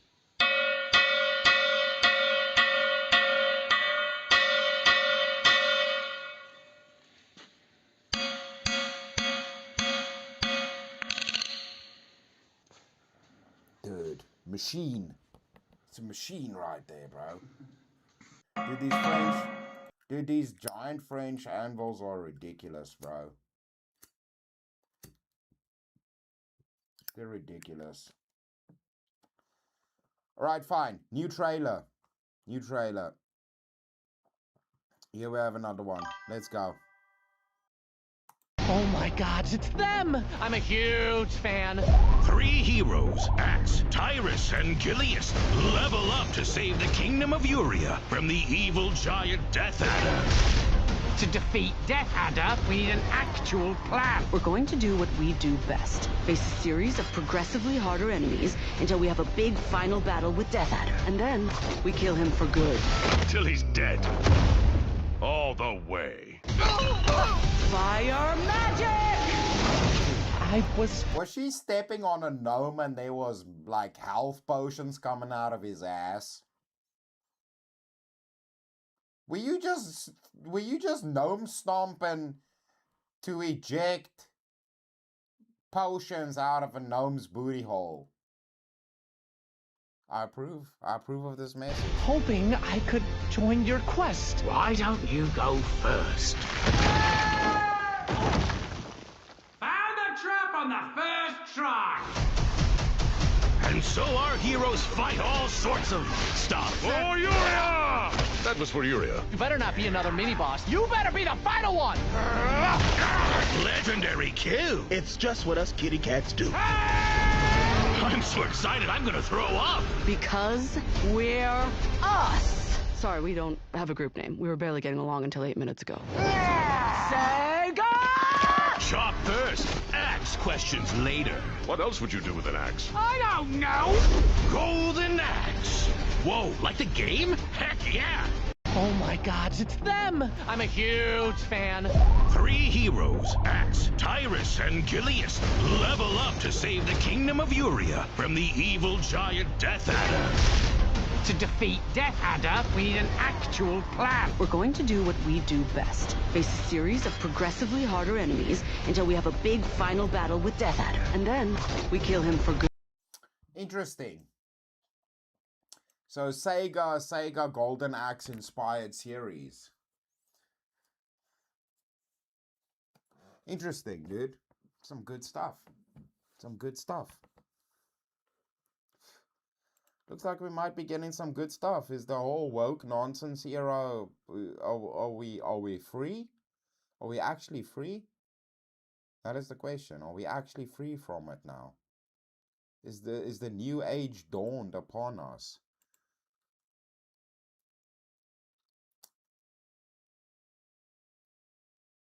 Okay, let's see where we're gonna go with this now. I've got to think about it. Let's do a story. Let's do a story while we're at it. We'll do... Yeah, let's do a story. Yeah, story break. Let's do...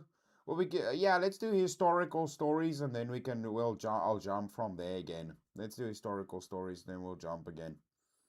There's exactly one confirmed recording of Alexander Graham Bell's voice. It sat in a museum for nearly a century, and no one on Earth could play it. Here's how that happened. After patenting the telephone, Bell was constantly getting sued. Because remember, the thing is with the hardness, the toughness, so it'd probably be like, so like the test would tell you how much Rockwell the scale is. But remember, with Rockwell, it's usually like with knives, dude. It's like around like 50, 55, 60 Rockwell, I think, is an anvil. I might be wrong on this, but I think like, I don't know what knives generally are, but I think anvils generally it's like 50 to 55 Rockwell, something like that, the hardness of an anvil. And why that's the case, because remember, the problem with metal, what you have is the harder the alloy of the metal. So generally, you know, anvils are cast metal, right? They're not machined, they're cast in sand molds. But the harder the metal, the more likely your anvil is to chip a corner, right? So like the same thing with a knife, like because it's hard and it chips. So if you hit the edge of the anvil, it's likely to chip. So that's the problem. So you don't want your anvil too hard, right? And it's also why it bounces back. So when you hit it with a heavy hammer, it bounces back up. So it helps you while forging. So it can't be too hard. You kind of have to find that perfect hardness where, like, if you hit a corner, it rounds instead of chipping. So like I think like 55 Rockwell is like the safe zone that you kind of want to aim for. So it's probably somewhere around that area. So as his lab in Washington experimented with recorded sound, he sealed his work in tin boxes and stashed them at the Smithsonian, evidence in case he ever had to prove what he'd invented and when. And the experiments happening inside that lab were crazy and fascinating. They recorded onto wax, copper, cardboard, and in 1884 they did something that seemed to defy reality. They took a photograph of sound. Someone spoke into a device that made a beam of light flicker along their voice, and that flickering beam traced a wavy line onto a spinning disc coated in chemicals. The shape of that wave is the sound, frozen on glass. A picture of somebody saying the word barometer. That's a photograph you're hearing. Over the years, Bell handed the Smithsonian hundreds of these experiments, some of the earliest audio recordings on the planet, with no safe way to actually play them because the machines were all gone. The media was so fragile that touching a needle to one of these would destroy the actual thing you're trying to hear. Then, researchers going through the collection found a loose piece of paper, a transcript of a recording in Bell's handwriting dated April 15th, 1885, and it matched one wax disc carrying the same date and three initials, AGB. A physicist scanned that disc with a beam of light, mapping every groove without anything ever touching it. Then, software played that map back. Same trick that rescued the oldest recording of a human voice that I covered a few days ago. Bell spends most of the recording reading numbers. It's just a clarity test, but at the very end, he identifies himself.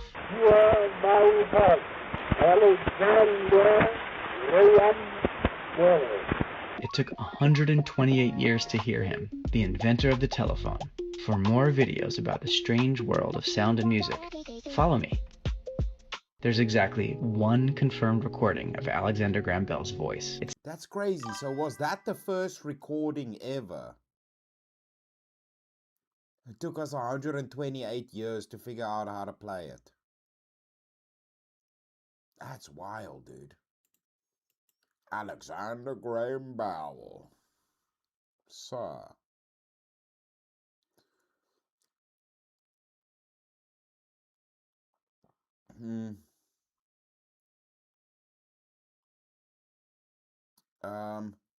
Okay, we'll check that out.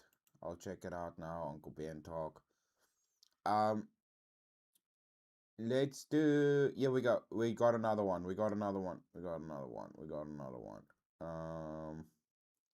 Yeah, let's do this one. We'll do this one. If you're anything like me, you've probably seen the Sutton Hoo helmet everywhere lately. In edits of Anglo's mogging or in the background of content creators' videos. I have one here, little guy, lives on my bookshelf. This helmet stirs up something inside of us of that heritage. But what is the actual significance of the helmet and where did it come from? It was buried in the 7th century and was discovered for the first time in 1939 in East Anglia. Some people say that this actually provides evidence that the poetry written by Beowulf and the Anglo-Saxons may not have just been stories, but could actually reflect real historical power and artistry. The details of the helmet carved a battle and story in and of itself. The face features a bird with spread wings, meaning a dragon flying downwards in a contest of strength and glory. A wild boar clenches the tips of the bird's wings in its jaw, protecting the blind spot of the wearer.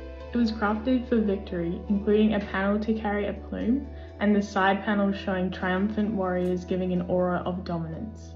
I love this quote. Sutton Hoo helmet is more than just a face guard. It is a poem, a political manifesto in silver and iron. So why is it so popular today? Well, after being told for most of our lives that we should hate our ancestors, that we do not have a shared culture or ethnic identity, the Sutton Hoo helmet is a symbol that slays those ideas with the reality of the sacrifices, knowledge, strength and courage lived out by our ancestors, and the greatness that is in our DNA. If you're anything like me, you've probably seen the Sutton Hoo helmet everywhere lately, in edits of Anglo's mogging or in the back. In the Anglo's mogging, dude. The Anglos just be mogging on people, dude. Bloody Anglos. Shout out to my Anglo-Saxons, bro. Anglo-Saxons, sacks on these nuts. Bloody infidels. Bastards.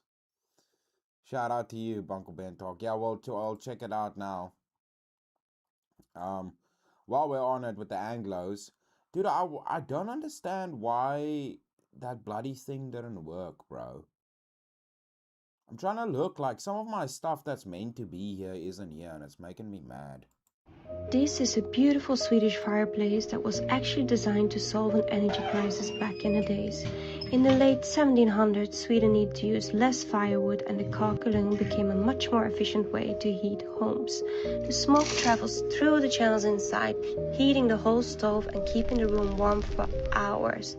Then central heating became a thing, and after the 1920s, many people removed the kakelugn from their home. Such a shame, because they're so beautiful, but people thought they'd take up too much space. Our Stockholm home is from 1911, and we're so lucky to still have 2 of them in our apartment. We use them all the time, all autumn and winter, and I'm so excited for cozy season again. This is a beautiful Swedish... Yeah, in Afrikaans it'll be a kachel. Kagelul. Kakenlak. Kak means shit. A kakelug. A kakelog. Kakelugenar. We just call it kachel. We don't like the cock in there. Cock means shit.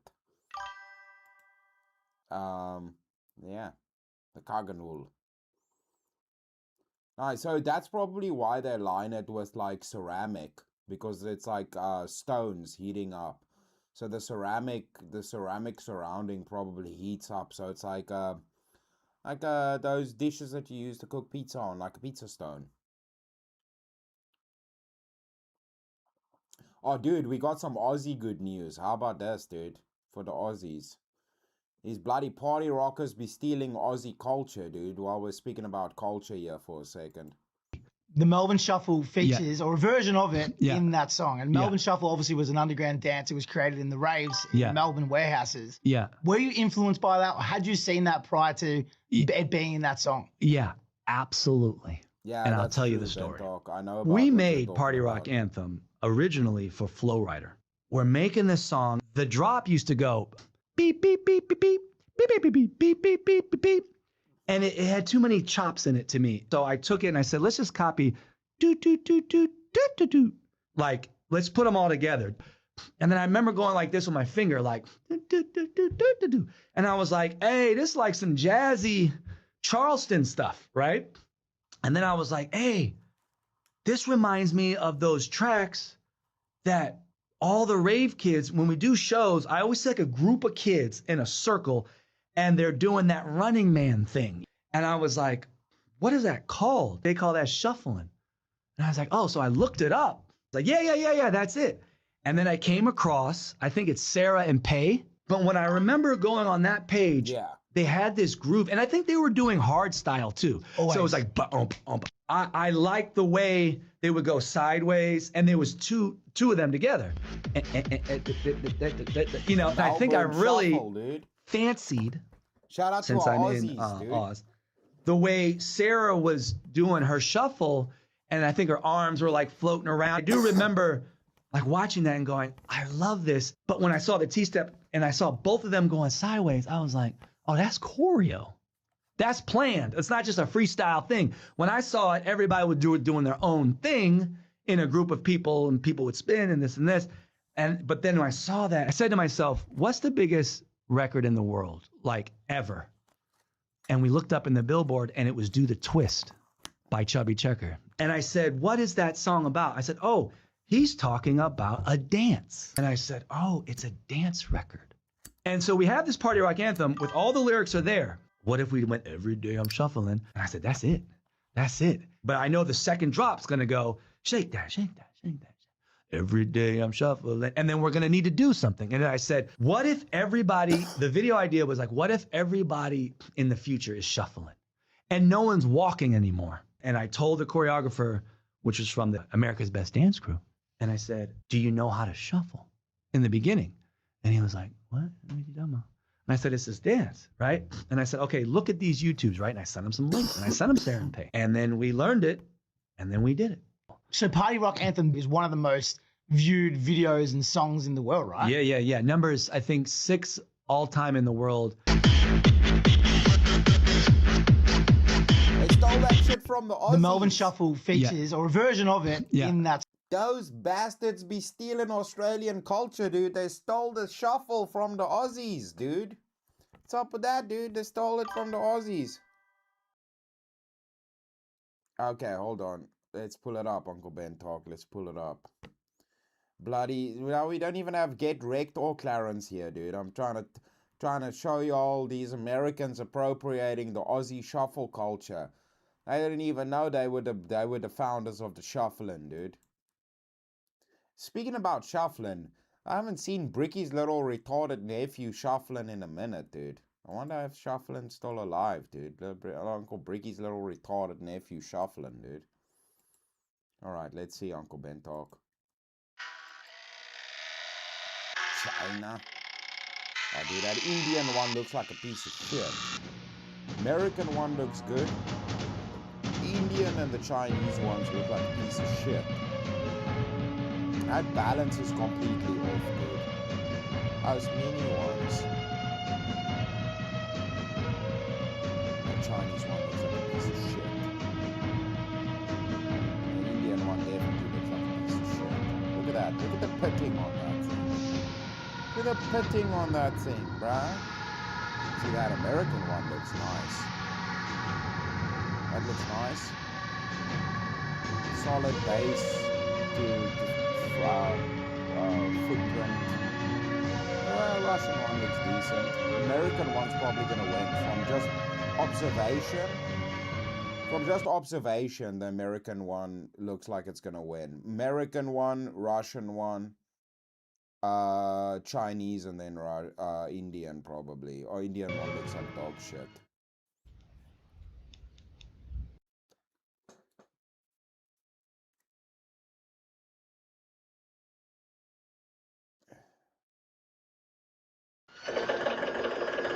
But you put it in skew, dude.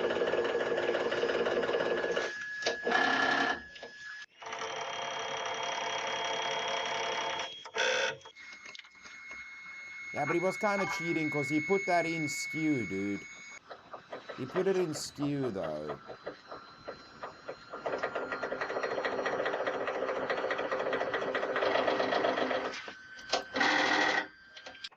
Wait, what we'll do for this is we'll do that.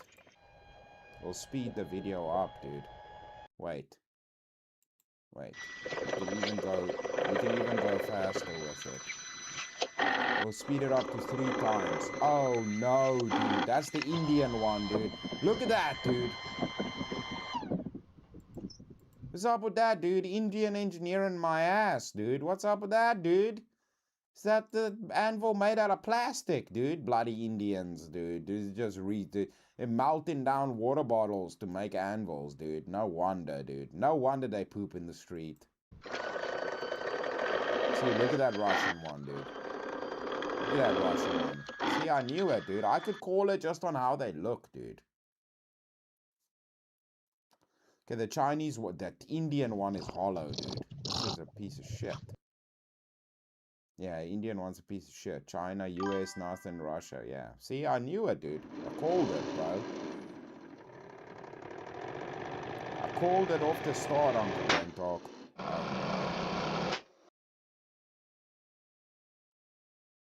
It's a Chinese one, dude. The Russian one.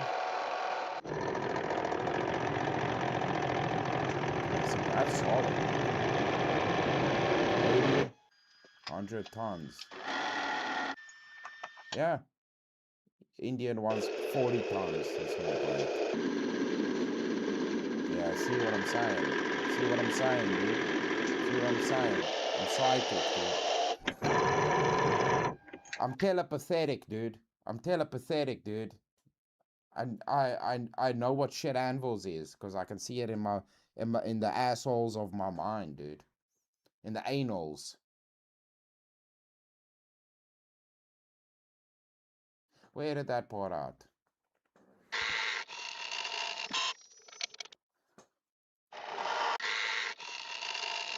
What is that, dude? The US one's also gonna hit 100 pounds. Watch. Probably gonna go higher than that. Yeah, exactly. That's what I say, dude. US and America, US and Russia wins, dude. And China sucks, dude. Oh shit, the US one didn't even move, dude.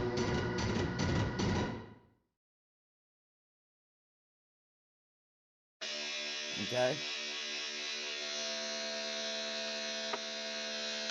Okay? But see, it didn't break. It didn't snap. Did you see the Chinese one snapped? The American one? Obviously the footprint's gonna break. Yeah, it's not bad. See, it's solid, dude. Yeah, solid. Indian one is already fucked. That is gonna flatten. It's made out of bubble gum, dude. That thing's made out of bubble gum. It's made out of bubble gum, dude. Dude, made that. Melted water bottles and cow poop, dude, to make that bloody anvil, dude. Nah, it's nonsense, dude. See, the American one, you could maybe even still use. You could still use that, dude. I can still smash something on that, dude. Yeah, I can still hit something on that American one, dude. The Russian one.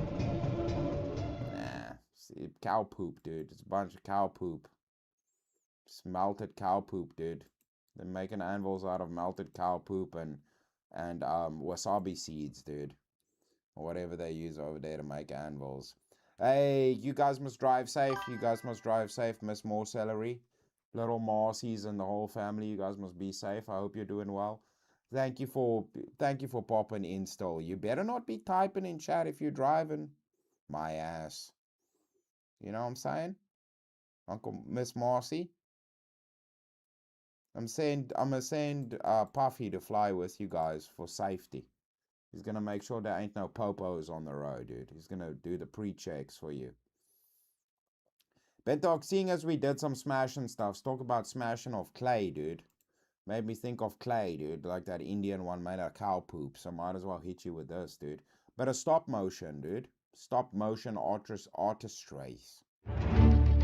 Artist retarded trees, dude. Retarded trees.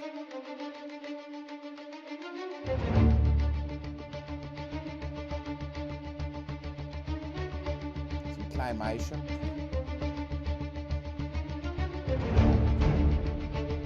Dude, I thought about doing one of these. But it's so much work, dude. It's so much work, dude.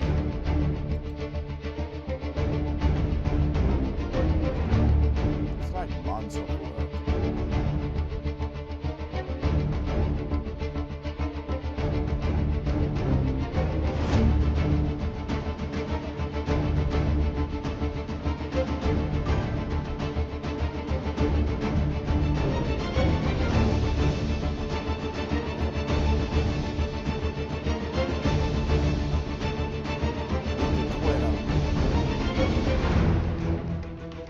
Talk to text. Nice.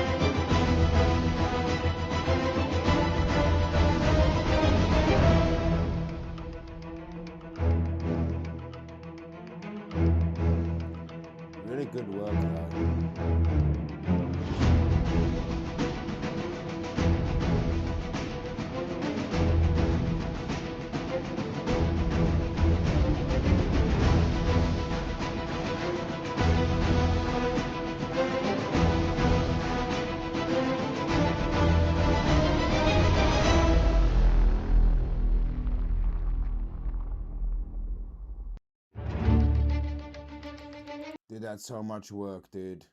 It's months of work, bro. Yeah, it's months of work, definitely, dude. Even the guy in the chat knew, dude. That's so much work, bro. Respect, dude. Respect. Respect, bro.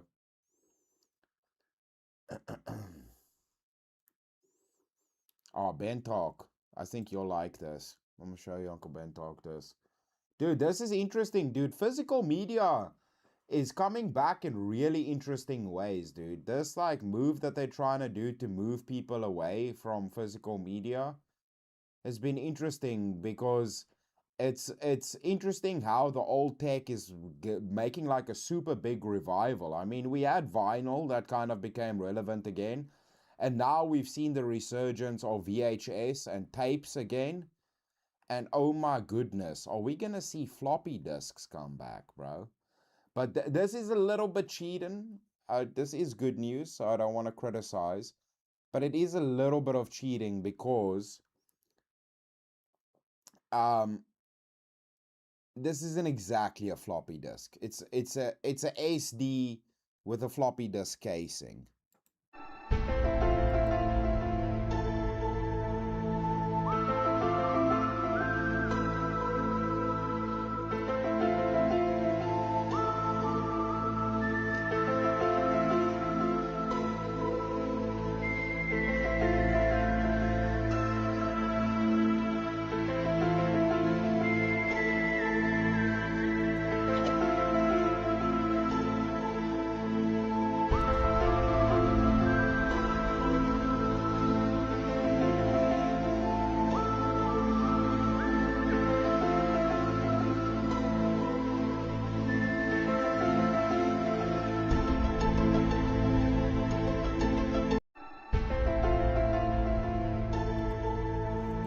It's interesting. So it's basically like a SD reader that you can plug into your TV or display unit, and then yeah, the floppy drive case that holds all of them is like a SD reader basically.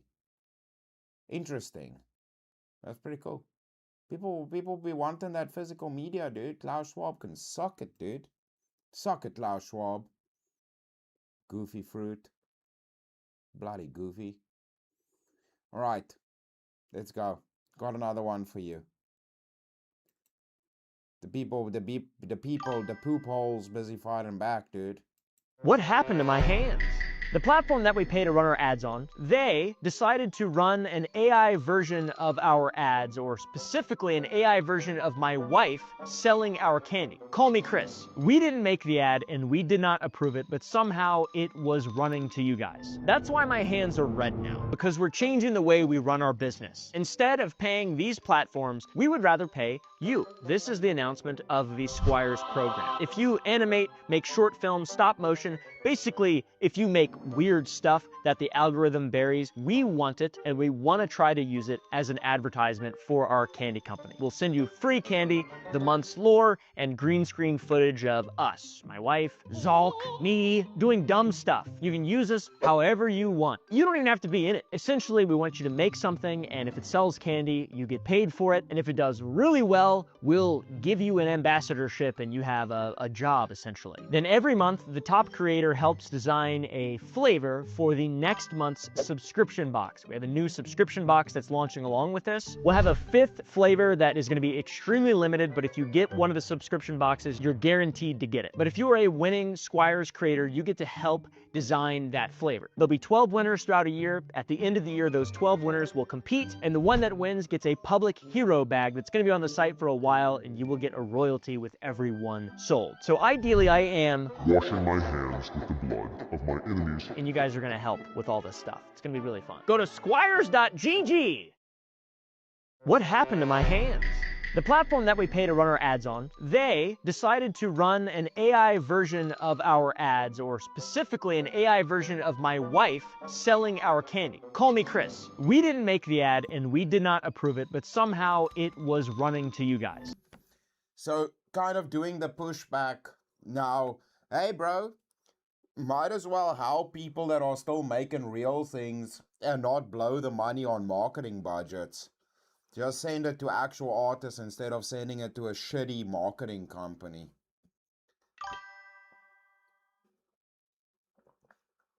People gonna learn. This iced tea is good. I make good iced tea now. It's rooibos tea with fresh lemon juice and then stevia. So it's got no sugar in it. That's good stuff. It looks like pee though. But it's good stuff. It's good stuff right there. Wait, hold on. One of the reasons they trying to is because, yeah, they're trying to screw people, dude. We're gonna go through it on tomorrow's overanalyzing, dude. We got a whole section on physical media, the PlayStation blackout, the GTA leaks, all of that. We're gonna talk about that tomorrow on overanalyzing. It's all connected. We're doing some Candace Owens level conspiracies tomorrow on overanalyzing, bro. But consumers will lose all the rights and leverage when digital and cloud. Yeah, well, it's pricing, it's everything, dude. It's like you have no leverage if you lose physical mediums, dude. That's a problem. So we're gonna definitely have a look at that tomorrow and see what's what in the butt over there with all of that nonsense. Hey, and Uncle Ben talk, speaking about physical medium, I just want to go get my coffee quickly and I have to pee quickly. So I'm going to play this one, but I'm going to be listening.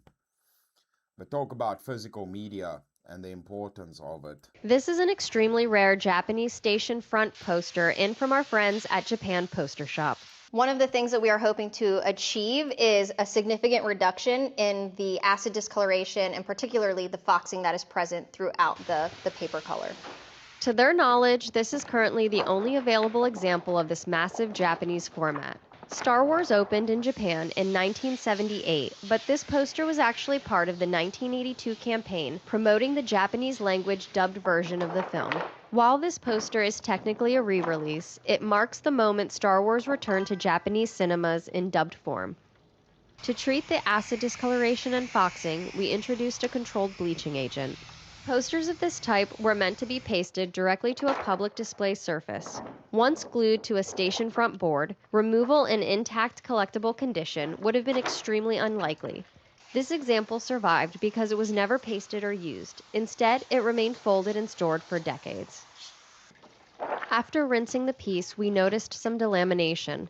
This can happen to posters on a thicker stock where the layers that make up the paper start to separate from one another. Before mounting, we addressed the delamination by carefully injecting adhesive through the back of the poster to secure the separated layers. A reversible adhesive was then applied, and the first panel was mounted to a stretch canvas frame lined with acid-free barrier paper. We repeated the same cleaning process on the second panel before mounting it to the frame, using the printer's crop marks as guides while carefully positioning the panel to achieve the best overall alignment. We prepped for restoration by masking the border, main image, and text throughout the poster. To mask the text, we applied low-tack tape and cut a precise mask with an X-Acto blade. The artist applies a calibrated amount of pressure.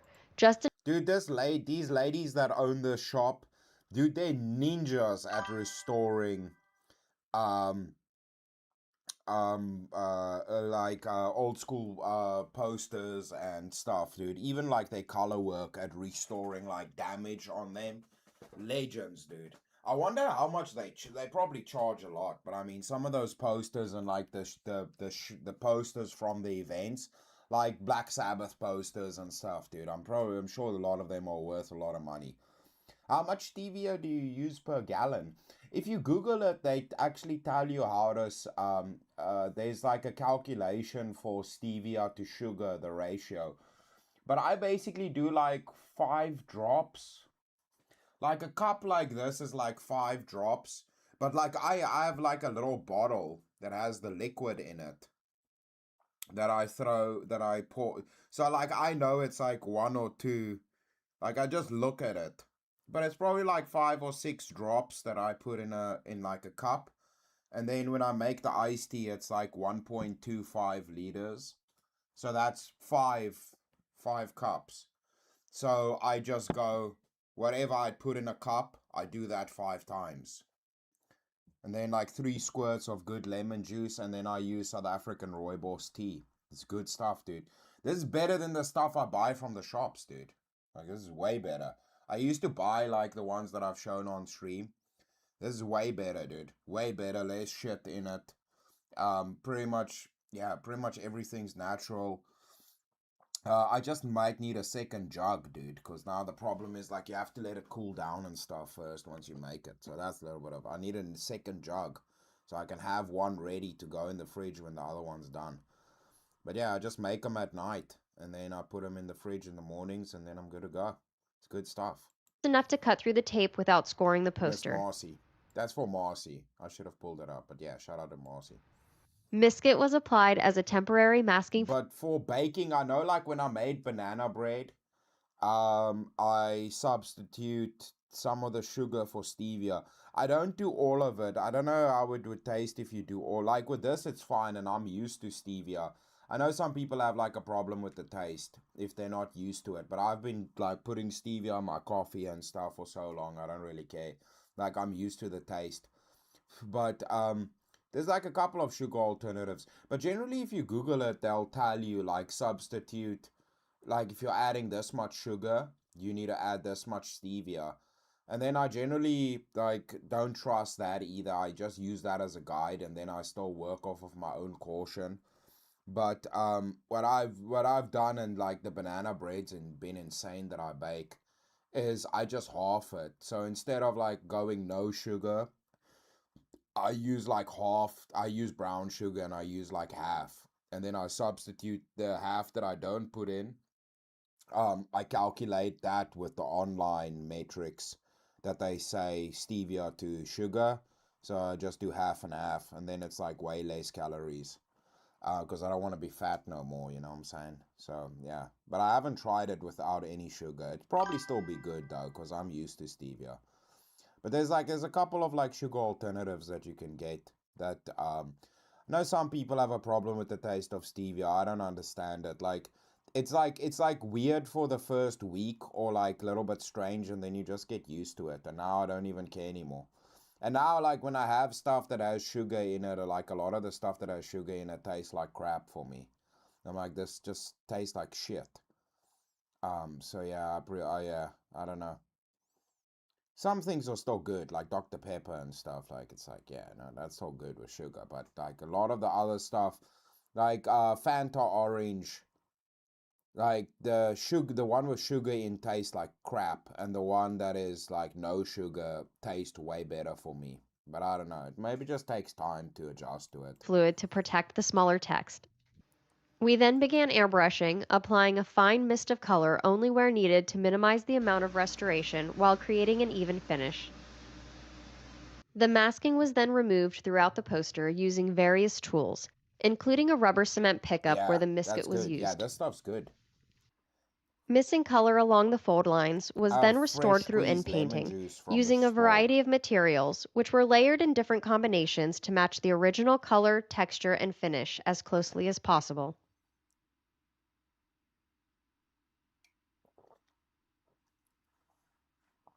Yeah, dude, these chicks are ninjas, dude, at restoring these. The poster was cut down from the frame, and a 1-inch linen margin was trimmed around the edges. We are so grateful for the opportunity to work on such a rare piece, and couldn't be happier with how this project turned out. Yeah, they're ninjas. This is an extremely rare Japanese station front poster in from our friends at Japan Poster Shop. Yeah, these ladies are ninjas, dude. They're ninjas at restoring stuff, dude. Shout out to them, dude. They're good work, dude. They take out like all the creases, all the damage, everything gets taken out.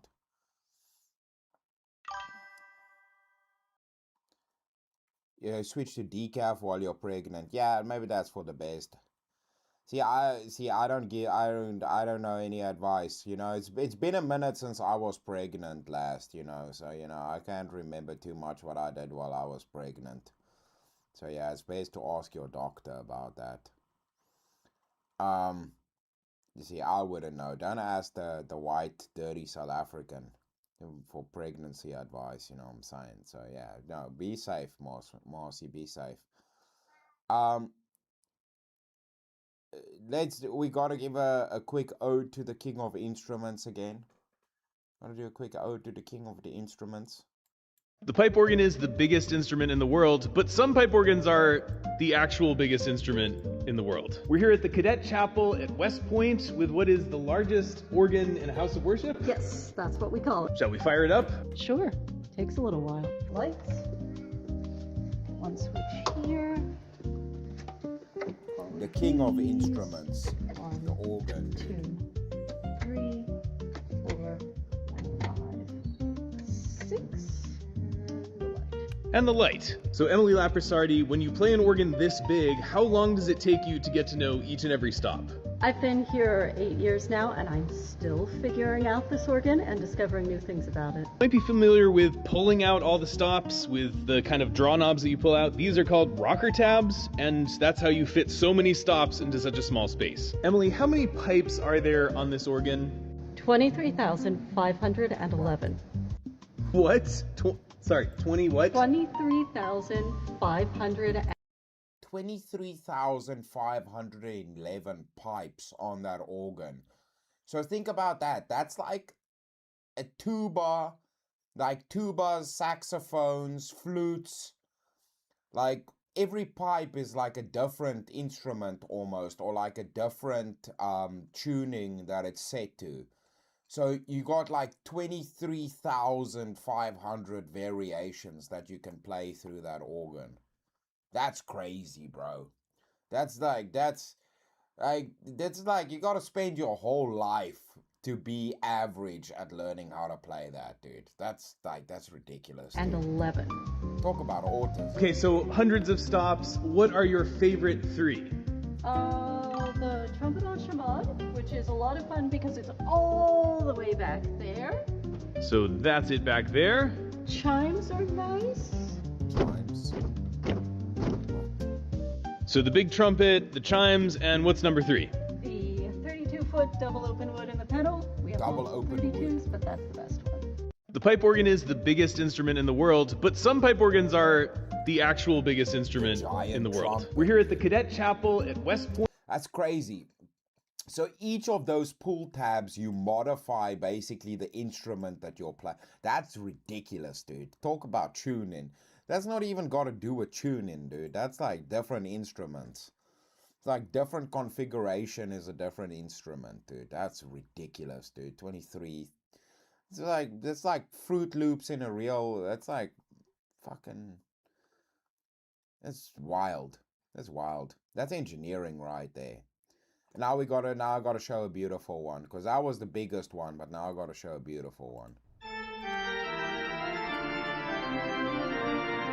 300 years old. Look at all those pipes. That's badass, dude.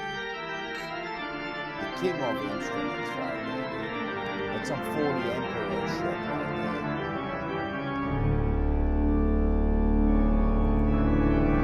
Dude, if that's not a 4D Emperor instrument right there, then I don't know what is, dude. That's sick, dude. Where's this one? Hidden in Portugal, secret city outside Porto Braga Cathedral houses this incredible example of a golden Baroque design. Sculpted from wood, covered in gold, this masterpiece of theatrical design. The hidden window gives a glowing light to this fresco and gilded sculpture as if the organ is radiating with light. Dude, that's awesome. Yeah, you can see the fresco at the top. That's painted. Who is on that fresco?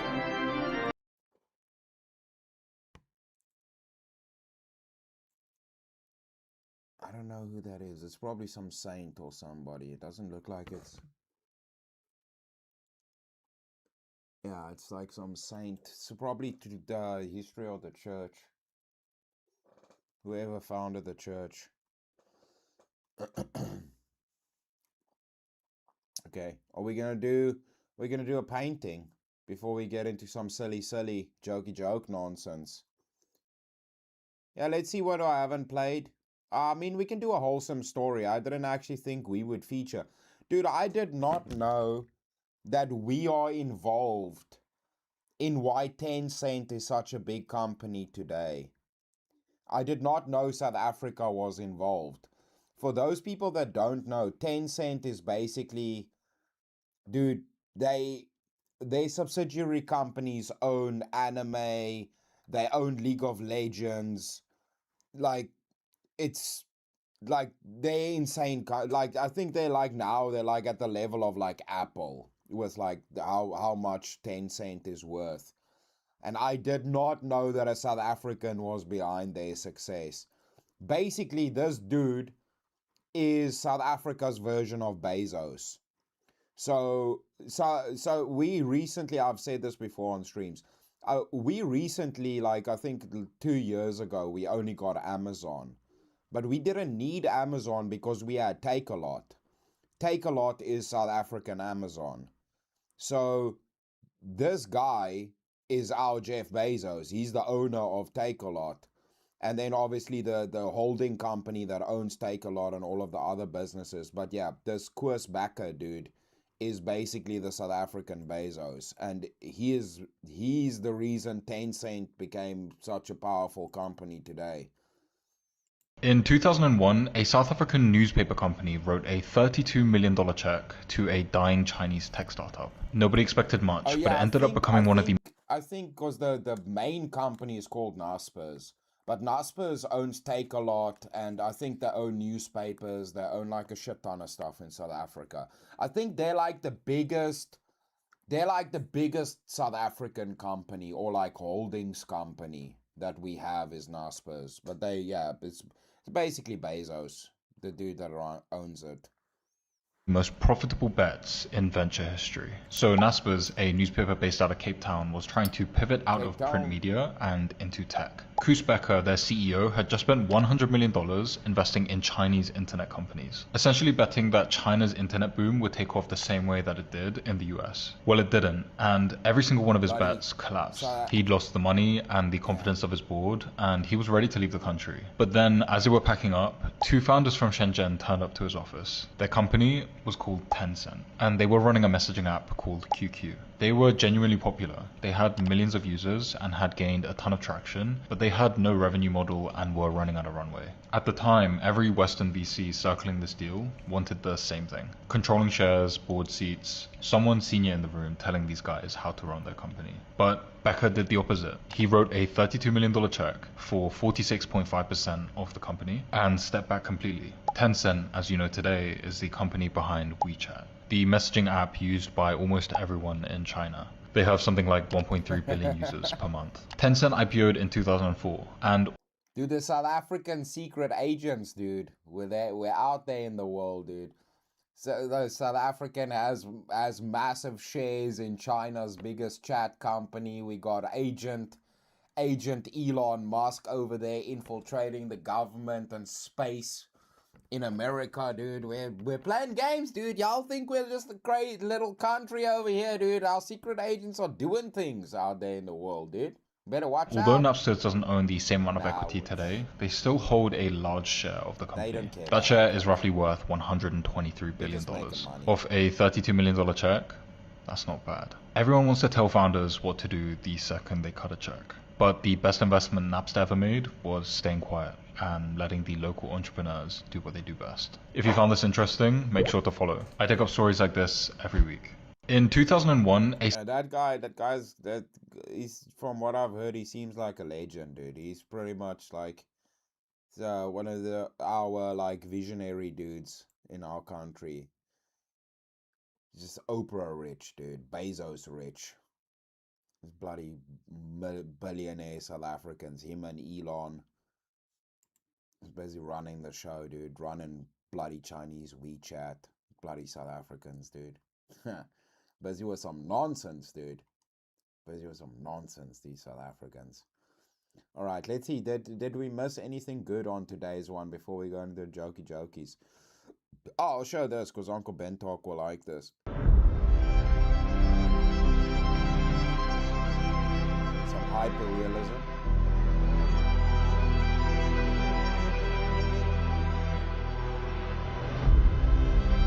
Where's Bree, dude?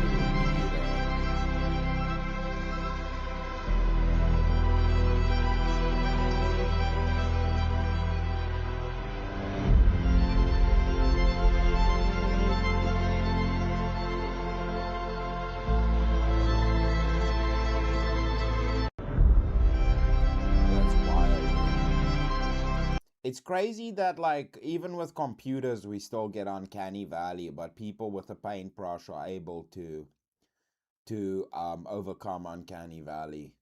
It's an interesting thing that I've noticed. That's a strange phenomenon. Why can't machines overcome uncanny valley, but humans can? Very interesting. Very interesting. There's some ones I haven't played. Now we can do one more art one. I'm trying to think. If there's ones I haven't played yet, then I guess they're lost. They're lost. That's how it goes over here. If we don't get through everything, then they're lost. Lost forever. Never to be seen.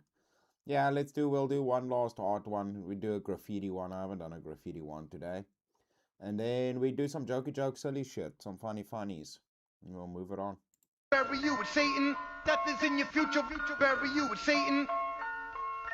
Bury you with Satan. Death is in your future. Listen to the rugged shit. Your jugular slit with razors quick. I'm sick. I only kick amazing shit. You diss your plug in bed. Bury you with Satan. Death is in your future. Bury you with Satan.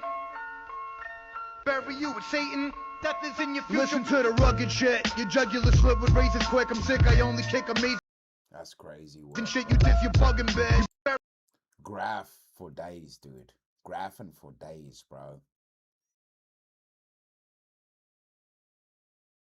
Homie knows how to lay down that paint. Fine. Let's do this one. Last shout out to our blue collar homies out there building the world, making life functional for the rest of us lazies that don't do the hard jobs in the world to keep this world running. Shout out to our blue collar legends out there just doing wild shit.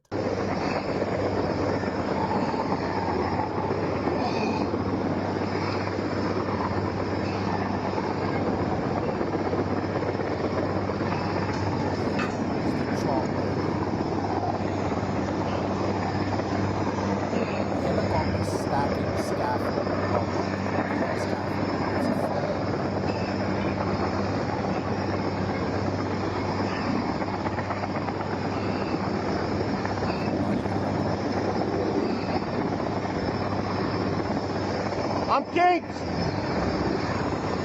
No!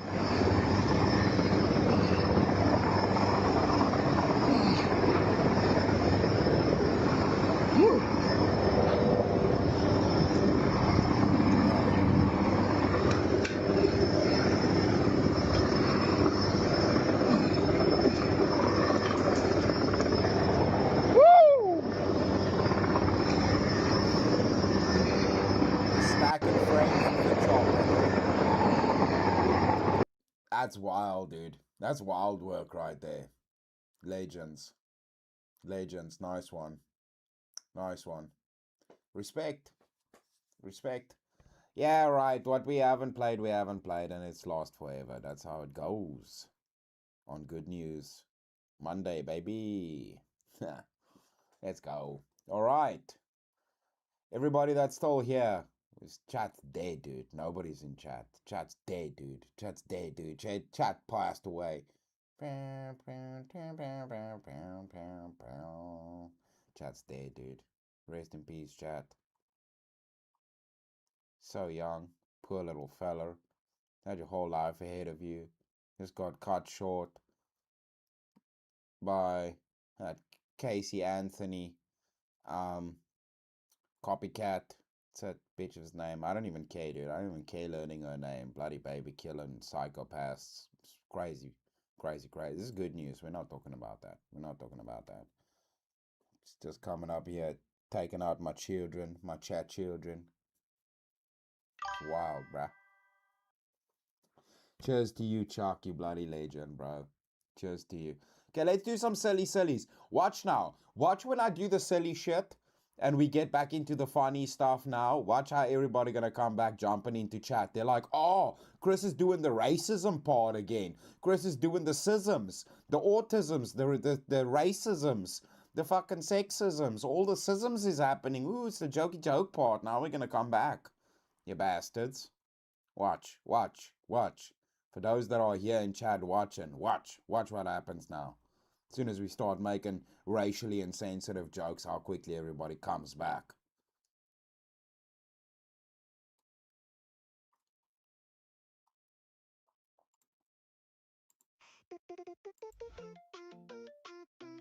Hello, fellow Chinese people. Is your son older than 3 years old and looking for work? Doesn't matter. We take him anyway down here at the Hong Kong Nike Factory for Kids. Here at the Hong Kong Nike Factory for Kids, you can enjoy great benefits such as a 2-day off per year. Factory employees enjoy a very competitive salary of 5 cents an hour. And after a short 20-hour shift, head down to the bottom floor where you can do arithmetic for a couple hours and enjoy 1 free egg roll before bed. Jing jong, bing dong. Maybe your son gets tired of making the Nike products. No problem. iPhone factory are just next door. So what are you waiting for? Your son to start a family by getting A- on report card? Unbelievable. Maybe your son refused to eat a dog for dinner. How disrespectful. How about your daughter? Maybe you send her down here. Just kidding. We know you're not gonna waste your one child on a girl. But seriously, bring your kid to work at the Hong Kong Nike Factory for Kids today. Hong Kong Nike Factory for Kids, dude.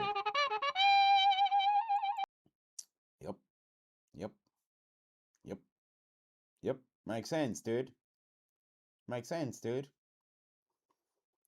Oh, we also got to learn about Bricky's people, but we might not do that today.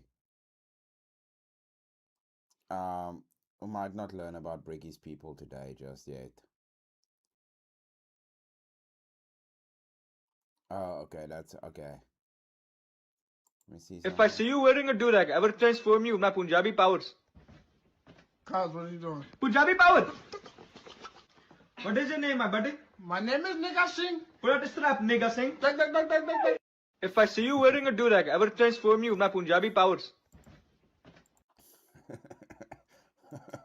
Nice, dude. This is Muslim powers, dude. They're using the Muslim powers. Dude, let's see, that's gotta be illegal, dude. It's gotta be illegal.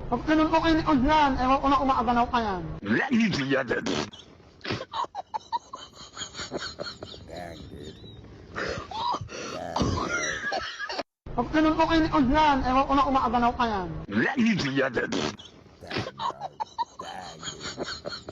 Dang, dude.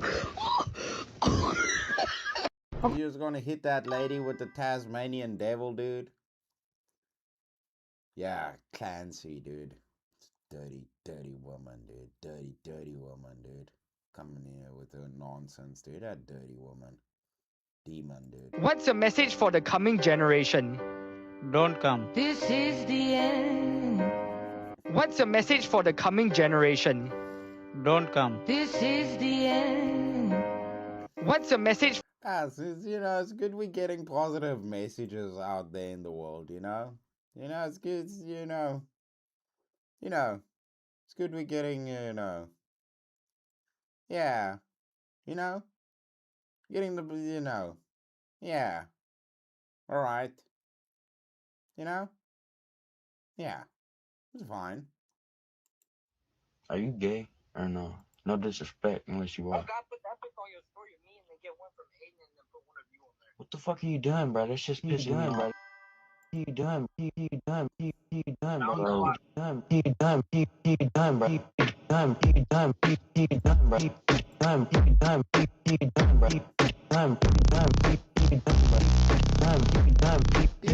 Yeah, I'm not gay, I don't suck dick, no I don't, but I know that you probably think about it a little bit, so you aren't here talking shit, and that's okay, I know that you're probably angry. I don't really know why. If you want to express yourself, you can just do it, my friend.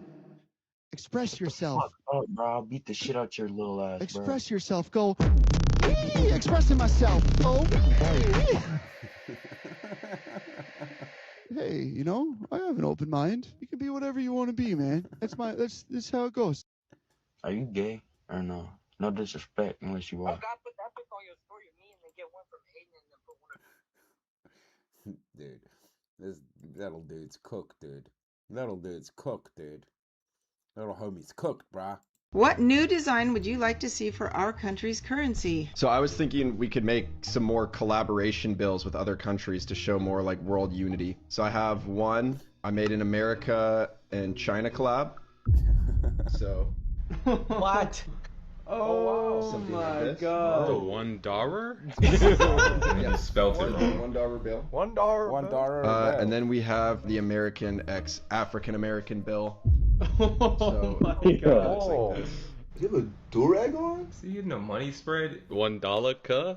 Oh, man. That's $1. $1. What's he say? What does it say? The game laugh. $1 cut. Just smiling. Sven? So they have not made any dollars with women on them yet. So I made a women dollar, and it's worth half as much as a regular dollar since it's half as much work. Oh my. So you want to pay women half the value? Oh, no, I was saying because they do half as much work, so they get 50 cents. Sven, where are you from? I am from Sweden. I was in Stockholm. I ran the marathon. Did you like? I loved the Stockholm. Yes. So then you agree? Yes. No, I don't agree. Okay. What new design would you like to see for our country's currency? So I was thinking. That's wild. The woman dollar is a 50-cent dollar, dude, because it's half. Dang, dude. Dang, dude. That's better than the $1. My parents gave me the wrong kind of tism. They could love me enough to give me nepotism. Dude, that's cool. That's the best kind of tism is nepotism, dude. Because it's money. You know what I'm saying? It's just money. Yeah. No, you're right. Yeah, you nailed it on that one, dude. Yep. Yeah, I agree. I agree.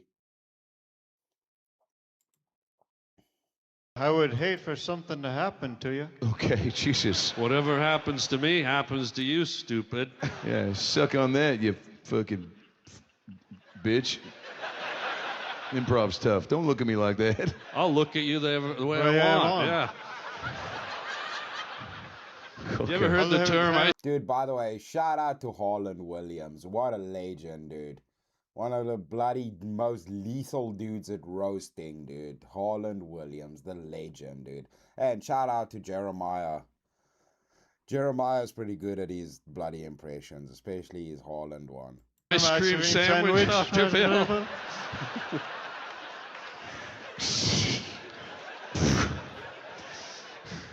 Please stop.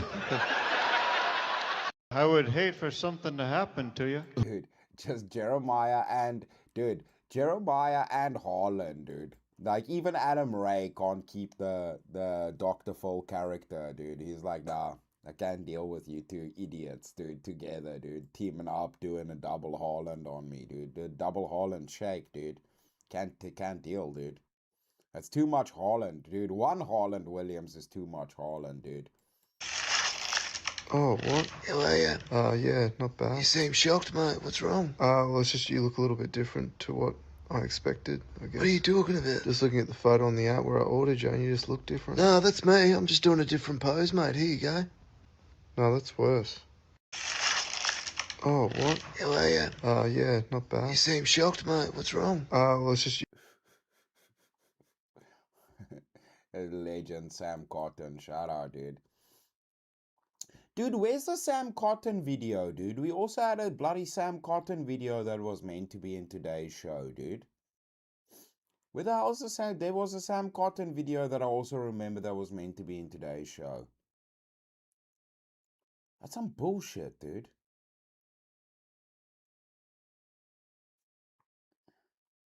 I don't know why some of the stuff that was meant to be in today's show. Shut the fuck up and give me a Venom.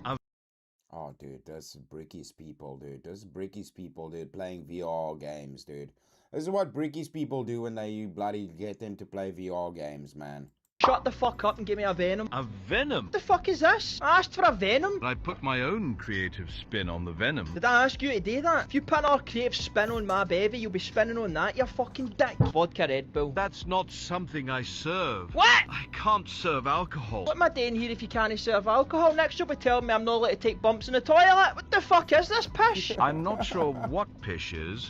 If you don't know what pish is, I'll be more than happy to show you, man. Maybe no, actually, I've not got a banger. You're a fucking oddball, James. I bet you work here for free just so you can sniff the stools after you shut. My sensory arrays are designed for high-fidelity aroma detection. I Prefer the fucking scent bet of they are, you roasting seat coffee sniffing beans. beast. Do you not think it's mental that there's a guy out in the smoking area telling people the moon landing was fake? Look outside, man, we're in fucking space. My CPU is completely blanking on what you mean Oh, by I bet that. you are, man. I bet you go was through there and blank wondering- yourself silly every night. I want to sit out there. Get me away for you. You're giving me the fucking heebies, man. Get this out my fucking face. Shut the fuck up and give me a venom. A venom? What the fuck is this? I asked for a venom. I put my own creative spin on the venom. This is what it's like dealing with Bricky's people, dude. This is why nobody likes the British. Because that's what it's like dealing with Bricky's people, dude. Wake up, very fucking tired cause I stayed up. Watching videos and then I play up. Watching music using a potato. And how to make a cabin on a Play-Doh. I wanted to. Got some man on another 30. I wanted to. Then I grabbed my phone and started learning. I wanted to. A bunch of stupid shit I never needed. I wanted to. I don't think you trust in my capacity to kill time.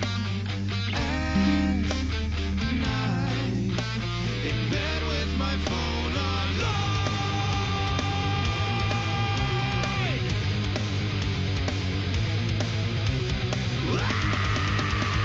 Wake up, very fucking tired cause I stayed up. Watching videos and then I play up. Don't worry, we're gonna send you all off soon, okay? You don't have to be tired. Everything will be alright. We got you. You're safe. You're safe over here. You're safe over here on the African side of YouTube. You won't get robbed. Bricky's not here. You know, we play it cool over here. You know, you're gonna get robbed. Might be Nigerian prince you need to send money to, but his name's Chris. So, but you'll be fine, dude. You're gonna get like 6 goats and a Pegasus. When you enter Valhalla, so it's cool. You don't gotta worry about sending that 5,000. Wait, no, it's BB needs to get his cut. $7,000. It's 7,000 because 2,000 needs to go to BB, dude. Just saying. What the fuck? Where am I? Ew! What is that? Fuck you! You put me in there! Don't put me in there again! It was terrifying! It was dark! I don't want to go in there again! Pretty cool, huh? I think it's a poison type Pokemon. Dude, I don't even think that's a Pokemon. I'm not! I'm just a guy! No way! I found you crouching in the bushes, just like a Pokemon. I was taking a shit! Why is he naked, mostly? I don't know. I don't think the Pokeball takes clothes. You! I'm calling the police on you! That must be one of his moves. What? That's not a move, you're a psycho! Hey, you better shut the fuck up, okay? I am the trainer, you're the Pokemon, okay? You will listen to me, or you will go back in the void. No, please don't put me back in there. I don't want to go back in there. Hey, you! It's a Pokemon battle, isn't it? What are you waiting for? Huh? Hit me! Hit him! Pokemon! Yeah, Marshtomp, water gun! Stop it! Stop! Why does it smell? Brendan, use Poison Shot. What is that? What even is that? Fine, use Tackle. God, I'm a person. I'm not gonna tackle that Pokemon. Marshtomp, Mud Spray. Don't you do that. Don't you fucking... What the fuck? Brendan, fight! I command it! Wow, he must be a legendary Pokemon if he's not listening to you. You know, you're gonna need all 8 gym badges if you want him to obey. Or maybe he's just a pussy. What? You heard me. I said maybe you don't want to fight because you're a pussy. Pussy! I am a pussy.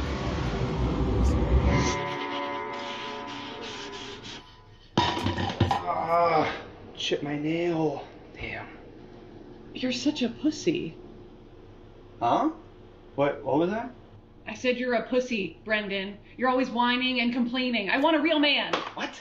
What does that even mean? A real man? You know, like someone tough, like a handyman or an outdoorsman. Someone who can live off the land for days at a time. Like a camper? You want a guy that can just fucking camp?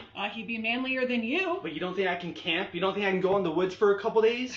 Not if you're a pussy. Huh, okay, cool. You know what? I'm gonna show you. I'll live in the woods for a whole week, okay? Bye-bye, puss. Oh my god! What a pussy do this? What a pussy do that? You won! The battle's over! You Yeah. won! Fucking won, man!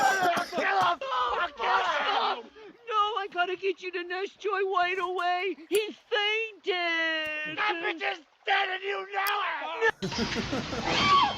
it! What the fuck? Where am I? Ew! What?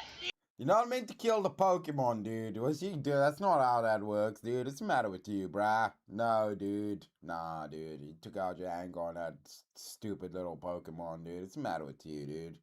Shit. That's not cool, dude. Wow, dude. Wow, bro.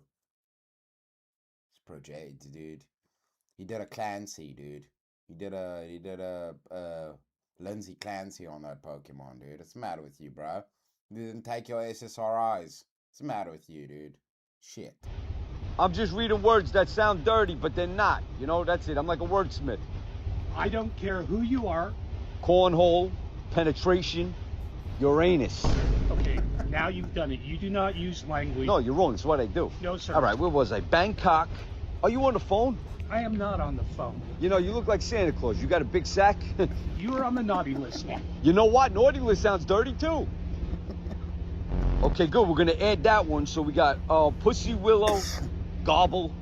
What are you doing? What do you want to write these down or something? I'm calling the Oh wait, Snatch. Can't forget Snatch. Excuse me. Yeah. Would you mind cooling down the language? Oh yeah, these words aren't dirty. They just sound like they might be. You know, like manhole, swallow, Excuse me? brajol, I'm sorry, I can't hear you. erect, climax. Right?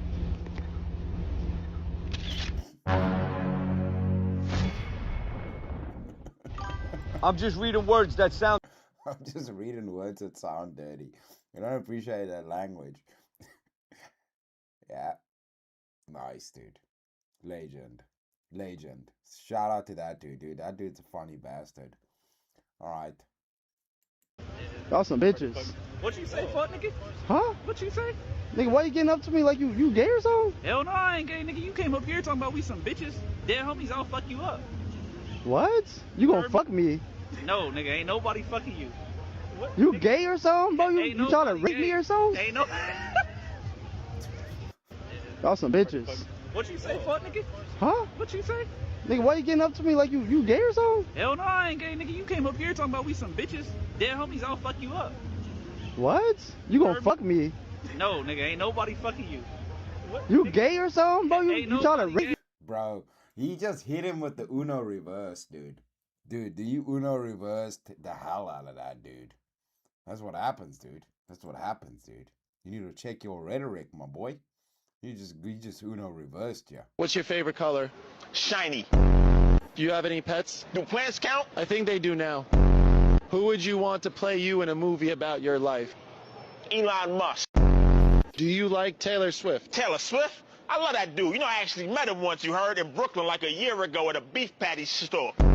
What's your dream car? Mario Kart. Best advice you've ever given someone? Yeah, my boy Mike, he's a janitor, but his house is dirty. So I told him he should work from home, you heard? That's sound advice. What's your favorite Pokemon character? LeBron James. What's your favorite color? Shiny. Do you have it? What's your favorite Pokemon? LeBron James. We did a callback, dude. That was a callback right there. Hell yeah, dude. Beautiful. Beautiful. Beautiful. Yeah. Oh. Yeah. It's on, dude. It's on. Yeah. Oh. Yeah. That's a good beat drop, dude. Not gonna lie, that was a solid beat drop right there, bruh. Where are Aussies at, dude? Where are Aussies at, dude? I want to show your Aussie forefathers over here, dude. Your Aussie forefather, hippie, surfer forefathers to our Australians. Now you guys aren't even here, dude. What's up with that? What's up with that, dude? Shit. What's the best thing that ever... Whoa! I don't like white people. Why? Okay, talk to me. Can you give me a chance? I don't like niggas either. I'm an equal opportunity motherfucker hater. What's the best thing that ever... Whoa! I don't like white people. Why? Okay, talk to me. Can you give me a chance? I don't like niggas either. I'm an equal opportunity motherfucker hater. What's the best thing that ever... Shout out to that uncle, dude. Equal opportunity hater, dude. Respect, dude. I respect the game, dude. I respect the game. Yeah, screw them all, dude. Screw them all. Bunch of honkies, dude. Respect. Respect. I guess we can do another one of Bricky's people. Yeah, I might as well do another one of Bricky's people. So apparently Scottish people cannot say these words. Tarantula. I think I said it right. I can do this. Purple burglar alarm. Do you know my friend phoned me up to say that basically our mother-in-law had been burgled, and we were really struggling with this conversation. Familiarity.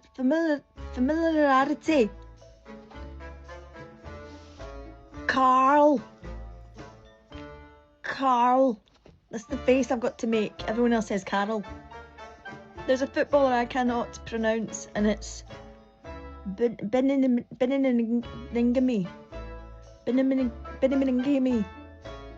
This guy. Oh, I've never seen this one before. Irish wristwatch. Irish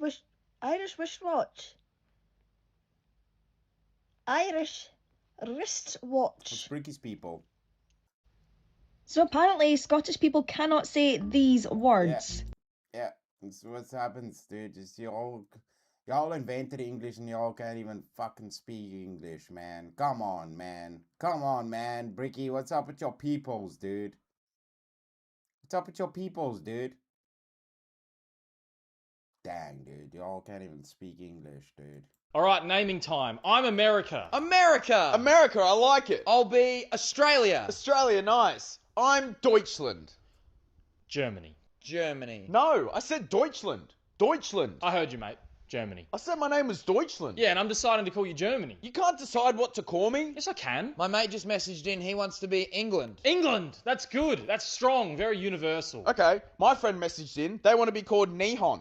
Alright, cool. Japan. Japan? Nihon. They call themselves Nihon. I don't exactly care what they call themselves, do I? I'm calling them Japan. Why don't you care what they call themselves? They get to name their own country. Actually, no, if I don't like the vibe, I'll pick a new name. That's like me saying, hi, I'm Tom. You come up and say, hi, John. Your name's John now. Yeah, I don't know. You guys call yourselves your weird names, and I'll go with my thing. Why do some names get changed and some stay the same? I don't know, vibes based, I guess. Why is it only countries? You wouldn't change cities. You wouldn't call Berlin something different. Mate, don't tempt me. I'll fucking brainstorm that. Oh, this makes me mad. I have half a mind to team up with Japan and do something crazy. You just called them Japan. It's already sticking. Fuck! Nihon! Nah, it doesn't have the same throw to it. Japan! Japan! Japanese! See, that's got juice. How would you feel if every other country refused to call you by your name and just chose another one? I wouldn't like that at all.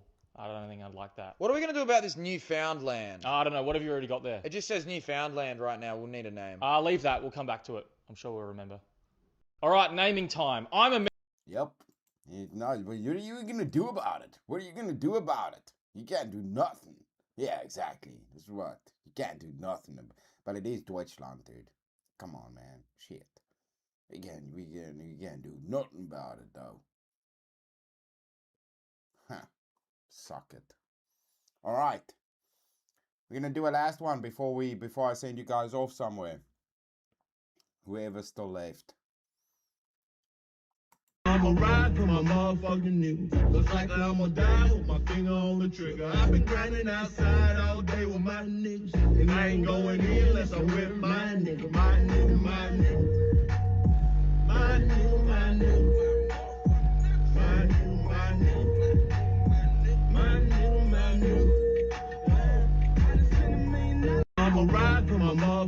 shooting. Looks like I'ma die with my finger on the trigger.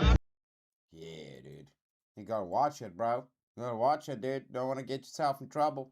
Better watch it. Better watch it. It's the way to do it, dude. He played it safe. Respect. Keep it clean, dude. The one on the left looks a lot like Michael Jackson, and then the one on the right looks like Michael Jackson before that Michael Jackson. Does that make sense? Dang, dude. The one on the left looks a lot like Michael Jackson, and then the one on the right looks like Michael Jackson before that Michael Jackson. Does that make sense? The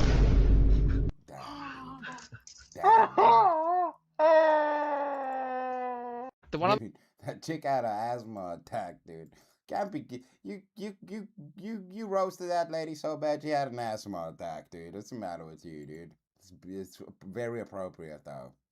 That's very appropriate though. Respect. Respect, bruh. Nah, respect, dude. You did that good.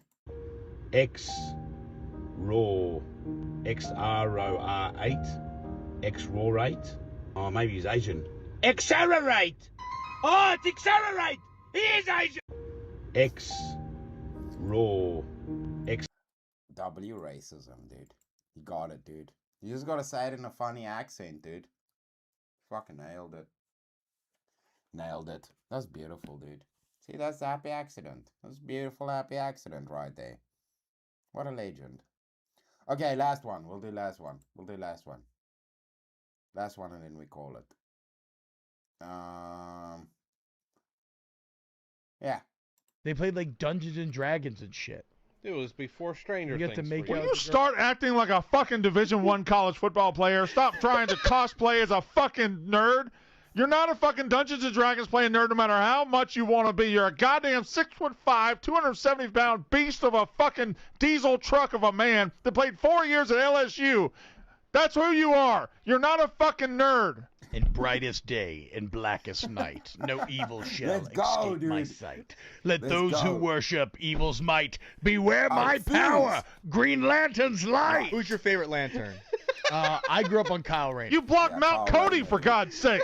I grew up on Kyle Rayner. I was never a Hal Jordan Just guy. ignore Kyle the Rayner's the uncle, dude. 90s Green Lantern. ignore He's him, the dude. one who... You're not a Stewart. Hal, no. You stood across the line from Ace John Robinson. I like Justice League Unlimited. Like, John Stewart's fine in the cartoons, but like... You pancake blocked Fletcher Cox. So Hal Jordan Doesn't went care. crazy, destroyed the Green Lantern Corps. The Guardians put all their life essence into a final ring. It went to Kyle Rayner. He was a comic book writer. You played in the game of the century, T-Bob. They played like Dungeons and Dragons and shit. It was before Stranger You get Things. to make for out- you. You start acting like a fucking Division I college football player. Stop trying to cosplay as a fucking nerd. You're not. Nerd for life, bruh. He knows what he is, dude. Stop trying to tell him how to identify, dude. Don't tell him how to identify, bruv. Tell him what to identify as. Oi, oi, oi, Uncle Bricky, up late. And a little dipsy. Hey, shout out to you, Uncle Bricky. Yeah, we're heading off, Uncle Brick. We're heading off. You caught us right here at the end of the show, Uncle Bricky. Uncle Brick Brack. He caught us right here at the end, at the whole tail end, dude, of the show. Uncle Bricky, shout out to you, dude. We'll do your peoples before we send everybody off. We'll do a last one, seeing as we have Uncle Bricky up in here, dude. We'll do Bricky's people before we send everybody off. All right, British accent ranker. Barkle code. You're just supposed to blow the bloody doors off. Fucking brilliant accent, innit, mate? Because you can peel off from the old trouble and strife, down the old apples and pears, off to the boozer for a couple of fucking pints of Stella. Bosh. Hey up, Duck, you're right. Lovely accent, Yorkshire accent. Me and my father worked a 72-hour shift in pit. Northern Ireland, your man ate sandwiches. You need to look yourself in the mirror and say, I am a part of the Belfast community. Number 5. Oh, cracky gosh. Indubitably, my least favourite British accent, rotily. I'm putting it at number 10. Oh, Billy Connolly with his hair and his beard. You can't beat a Glaswegian accent, man. Easily top 2, man. Easily top 2. And if you disagree, you're Darcel's Avon, you fanny. From Jude Bellingham, number 9, Miles Rounds. I'm going to keep that straight face and say number 8. Wales Wanderers rolling valleys, number 7. Make us a brew, love. Nought better than a brew. It's alright. Lancashire, it's alright. Cops a lot of stick. Cops a lot of stick. But I reckon it's the best fucking accent in the world. I don't do if buts or maybes. I deal in absolutes. All right, British accent ranker.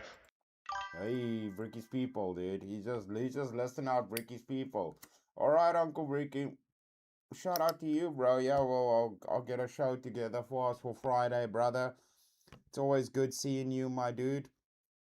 What I'm gonna do is I'm gonna send everybody over there to Uncle Speak Easy. Try to bring it because I think earlier. I'm gonna send everybody over there to Uncle Speak Easy. I see there's a debate going on there, so I'm just gonna send everybody over there. You guys can tell them I sent ya, and then have a good evening over there. You guys go hang over there and check out the debate. Some people debating over there. So that's what I'm gonna do. I'm gonna send you guys over. I'll drop the link in chat for you. The cloud will fly you guys over. Yeah, the cloud will fly you guys over. If not, you can just click the link. And then let me say a last little thank you quickly just to everybody for the support. Massive thank you to Uncle Nate. Thank you so much to Jungle DPG thing for the memberships. Uncle Nate for the membership. Uncle Ben Talk for the membership. Nate for the super chat. And then Jungle for his super chat. Miss Marcy to renew her membership. Ben Talk for the renewal of the membership. And Get Wrecked Scrub for renewing his membership. Thank you so much, everybody. I really do appreciate it. The people that came and supported, I appreciate y'all massively. You guys have a kick-ass evening.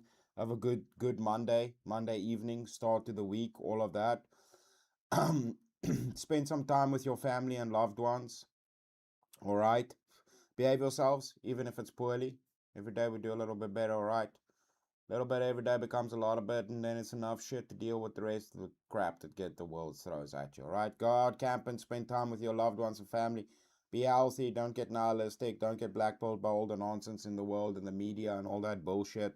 They're just there to try and make all of us sad. Don't worry too much about all of that nonsense. Go be happy. Spend time with the people you love, all right? And have a good evening. God bless, all right? And I'll see y'all on the other side, all right? Y'all have an amazing evening. And I'll see you guys tomorrow, all right? We'll do overanalyzing tomorrow. Cover all the bad nonsense things. All right. Love you guys. God bless. Have an amazing evening. And I'll see you all tomorrow. Have a good one. Oh yeah, what's up everybody? I appreciate you watching the video. What did we just I think you just watched the video. Appreciate you watching the video. Please leave a like and a subscribe for Chris. And maybe send him some money. Puffy gonna use some of that money to buy. Just get some shells. Just get new shells. And Puffy's gonna steal the rest for some nice, that sticky icky business. Puffy's a little bit messed up. Love you. Bye.